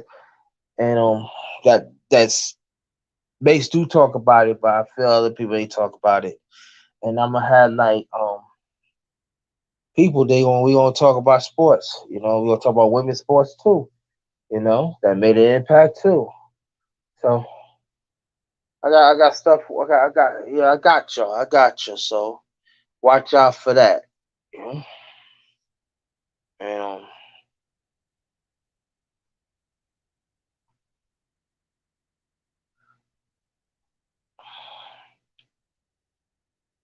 yeah, so no one grinder gonna add another platform. And also I want y'all to please check out my boxing talk. And also I want y'all to check out my MMA. It looked like brother Mace, the one and only brother Mace be coming back. And He's about to win. they Let me ask you something. Let me ask you a question. okay. What round do you see the Lakers going out? First. Really? Yeah. Cause I feel the West teams ain't finished dealing yet. I totally agree with you. I think the Lakers did what they had to do, but I also think that they went too far too quick. I totally agree with you. They showed their hand too much quickly. Exactly. Too fast. And I think that, and then like with Westbrook and stuff, I think it doesn't look well for LeBron. He doesn't like that because he's a prima donna, he's a diva. He got to be number one. And let's be honest, Westbrook is a dog. He don't care. This is his town. That's his town, yeah. I tried telling that to Prince Pierre. He don't want to hear it. It's reality, bro. Westbrook is his team now. And you know what the scary thing is? The Laker fan who don't live in Southern California, the LeBron fan, they're not going to understand that shit. Nah. But in Los Angeles right now, they are so happy that motherfucker is there. And you know the number of reasons why they want him there? You want the truth? I said it the other day. Because he does all the PR in Southern California. And he was on 4 different teams and he did it. Right. He is synonymous with the Los Angeles community. He's just not barbecuing in Brentwood and the little daughter saying, "Dad, you can have a hot dog now." He is entrenched in LA. He's LA, Russell Westbrook. That was as good of a PR move the Lakers have made in a long time. Yep. He's going to sit there. He's going to answer the questions. He doesn't have a good relationship with the media, but the LA media will give him leeway because he's one of them. Right. And I'll tell you, I think that's a slap in the face in LeBron James's face. I do. He wasn't happy when did you ever see the picture when LeBron when they found out they got Westbrook? No. He was drinking some wine and he went like this, like they do when you got a glass of wine. But he made a face like, you got to be fucking. Because remember, LeBron used to dog him. Remember he used to pick the All-Star teams? Yeah. He used to pick Westbrook last. Yeah. Yeah. Now Russell Westbrook's getting the last laugh. Uh-huh. And you know the scary thing is? Yeah. I think Westbrook is going to play his best basketball. I do. Matter of fact, I made a prediction with Prince. Westbrook, I'm predicting Russell Westbrook wins the MVP of the league this year. I can eat mine. He better. I'm going to go Westbrook MVP. The last time I gave Westbrook MVP, he won his MVP that year. He'll win it this year. Russell Westbrook. He'll be the MVP of the league. And he's going to deserve it because, again, he's LA. Now, with the media putting him on a pedestal, and the other two clowns, that's James and that's AD, one is always broken down, and the other one doesn't care. You could tell he doesn't care anymore. And could you blame him? Seriously, I'll give Braun a break. I don't blame him. It's the sycophants that don't get it, but the guy has accomplished, like he said, his legacy is safe. It is. 10 finals, 4 wins. He's safe. He's good. I mean, he don't care about that other stuff. You know, he's good. LeBron's good. He's in a good place.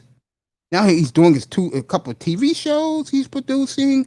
He got a talk show coming out. The Laker fan knows this. That's why they have embraced Westbrook like they have. Yeah. Yeah, Giannis is the GOAT. Yeah, I know that. He's the GOAT. Giannis is the GOAT. And if Westbrook wins in LA, he'll be the new GOAT. Without a doubt. Laker fan and the national media will put Westbrook into a stratosphere that will kill KD. Yep. Oh my goodness. Yep. Look at you, mom's cracking up. Oh, that will kill KD. Oh, him and Harden together? Oh, yeah. Yeah. Yeah. Those two will be saying, what the F? Oh, God. Russell, the national media will not do it as much because, they're in LeBron's jock. But the LA media? Shit.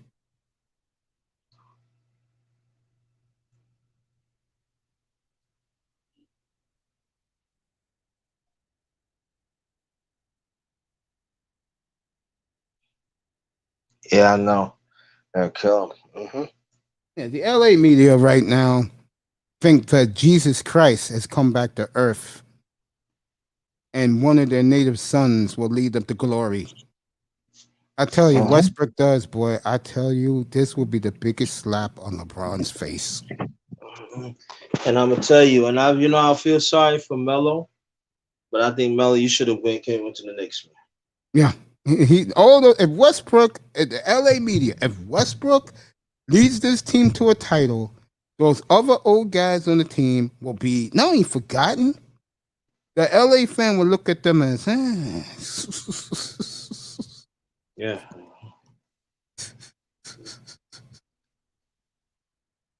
Westbrook's gonna have a monster year with the Lakers, folks. I can promise you that right now. He's gonna have a monster year. Here's the question: will the other Laker players keep up with Westbrook? I don't know. I know LeBron can. Ken Davis, weak ass, can. I don't know. His brittle ass. Lakers, do it now. Lauri Markkanen went out. Trade Davis for him straight up. There you go. Get Lauri Markkanen. He'll play hard for the Lakers. He's on a contract year. He's a scratch forward that can put the ball on the floor. Plus, Jeannie Buss loves her white guys who look good. He looks good. Yeah. Jeannie will love to make that move. Just get rid of Davis. He's brittle. Yeah. He's brittle. And I tell you, folks. You don't think Jeannie Buss like black guys, man? Let me stop. Somewhat, but she's our age. And women our age, especially white women, they like the good-looking white guy. You know that. That's true. Yep. Right. Yep. Yeah. Yeah, they do. Do I think Jeannie is happy right now? Yeah. Getting Westbrook there.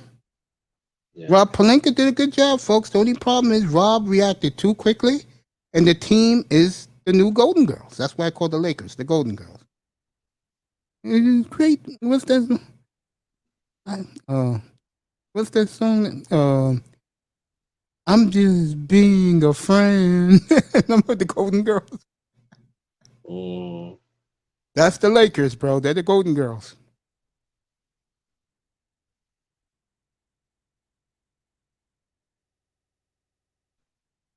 Think yeah. What do you think what Sacramento gonna do? Now that Simmons said he'll play in California, they'll probably trade the Aaron Fox for him. Which, I mean, yeah, the Aaron Fox for him, and that should put the 76ers over the hump. Mm. I think when Lillard gets back from Japan on Tuesday and look at the Blazer roster, he's not going to be happy.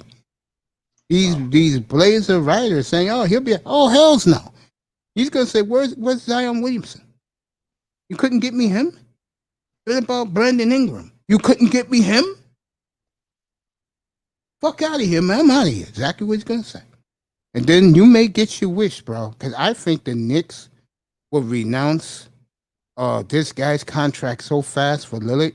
Who's that? The kid from the Bronx. Oh yeah. They'll renounce his contract so fast.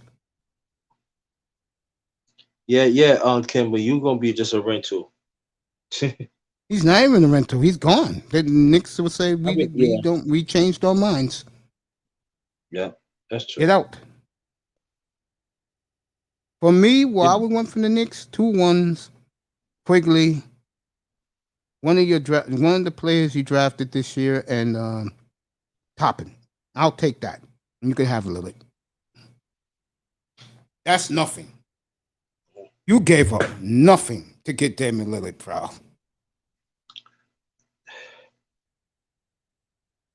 I get that. I get that quickly, yo. Without they change their mind. That should do it. Blazers will do that. They'll do that. Now, if they get that, what you put the Knicks? I think they still got work to do there. Lillard there. They should be where they were last year. But I think a big mistake was they gave Fournier all that money. And I think what happened with the Knicks is something I said last week or earlier this week. The difference between the Knicks and the Lakers, the brand. Knicks haven't done nothing in nearly 30 years. Right. The Lakers are, and remember, the Lakers in the 2010s, after they won their title, they had 10 losing seasons in a row. Right. But they're still the Lakers. Right. That's why all those old guys went there. Mm-hmm. For the mystique. Yeah. Well, the Knicks have to do it again. And I think once they do it again, then guys will start coming. Give me 1 minute. When I come back, I'll tell you next year's free agents class, and you tell me who you want. Knicks got plenty of money still. Okay. I would never given Randall all that money. No. That was a mistake. Go ahead, talk to the audience. We'll be back in 1 minute. Okay. Welcome back, y'all. You got the Mace Taggart experience. Again, it's the #1 grinder. And when Mace come back, he gonna let us know the free agency again. But I think on Milwaukee, like when he was talking Milwaukee, they wanted to pay the luxury taxes. I feel that Milwaukee want to stack. I think Milwaukee gonna have somebody defend their champions. And there are some people saying is Giannis is a first ballot Hall of Famer right now. Yes, he is. I believe that it's all about, keep on creating. I think keep on adding on to his legacy. And I think that now the players of Milwaukee, they got confidence now. You got Drew Holiday. He played for Olympic. He played for Olympic team. I think that's going to help him a lot. Anybody that plays for Olympic team, usually when they play in the NBA, play in the season, they really improve a lot. And then it's like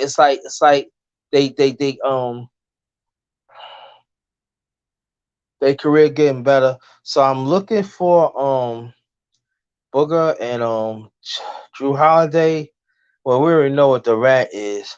But I'm looking for them other players in the NBA, other players in the Olympic team. They're gonna get better. They really gonna be good. They're gonna get better. So I'm looking for that.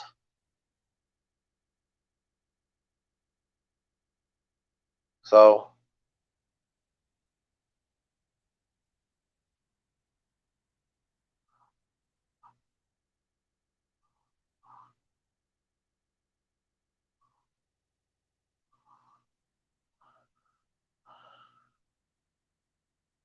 yep. Baseball. I think the Mets. I think I don't know the Mets. Man, I think the Mets gonna get one of the wild card in the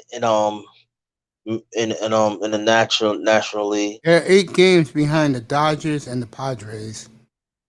With Oh, 45 games to go, and the Phillies have already caught them. yeah. So the Mets got get one of the wild cards. So I don't see the Mets gonna win the division If they because don't they win the pitch. division, they're out. Because I don't see the Dodgers and the Padres losing, or the San Right. Francisco Giants. So that's it. So again, Mets it's got to gonna be win the another. division. Mets, the Yeah, they gotta Brewers are going win to it. win their division because they are an 8-game league. Brewers are going to win that division. And the Yeah, Mets going to have to. We're going to good news for the Mets. Syndergaard's coming back any day now. that's good. But I'm still worried about their relief. They believe pitching, man. They blow saves, man. They can't even hold.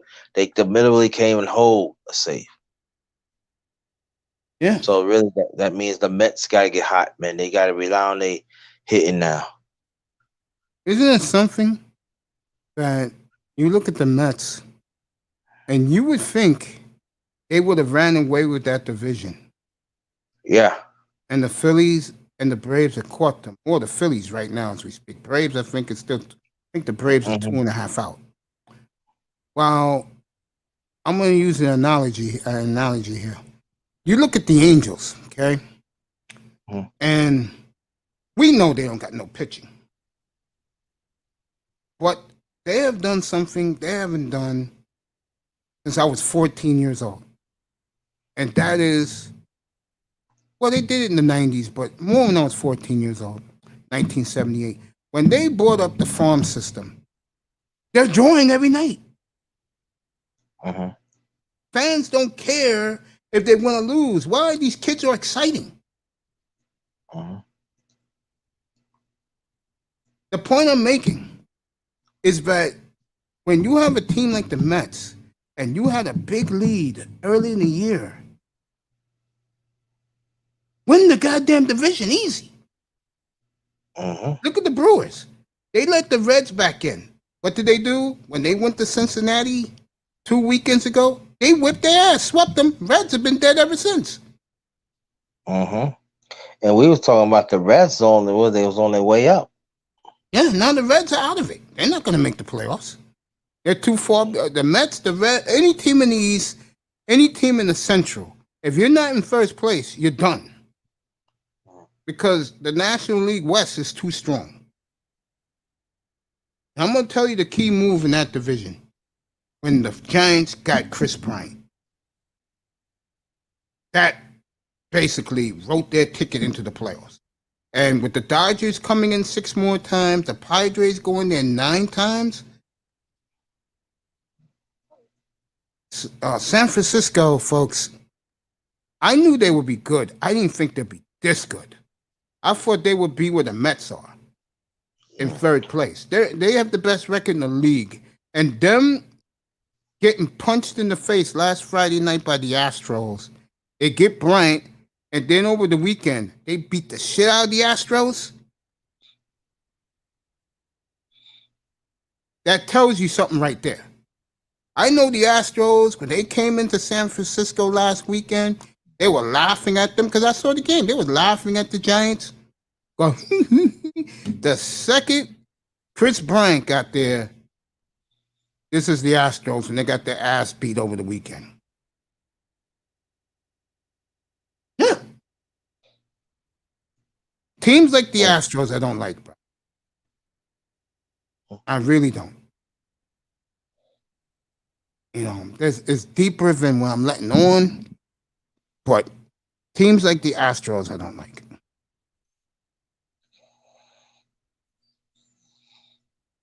And that no grinder, what show you doing tonight, buddy?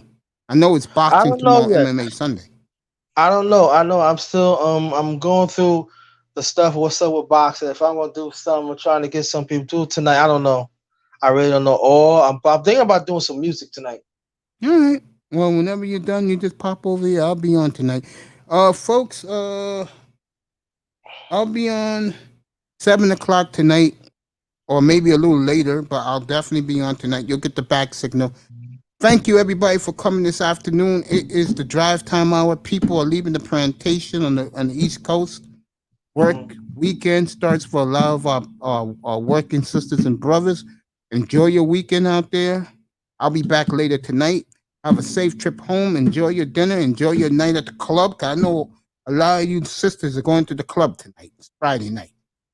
So, everybody else, have a good night, a good afternoon. Enjoy your dinner. I'll be back after dinner. I'm on my way to the chicken box in about 15, 20 minutes from now. Or I may just eat cereal. I don't know yet. Well, I just want to say to everybody, thank you for coming. We did a good right. 7 hours and 40 minutes since 8:45 this morning. And I just want to say thank you all. Enjoy your dinner. Safe trip home for everybody. See you in a couple of hours for the nightcap. Anything goes Friday. You can talk about whatever you want. Afternoon, Thanks. everyone. Get home safe. Hit that like and subscribe button, people in the clouds. Have a good afternoon, everyone.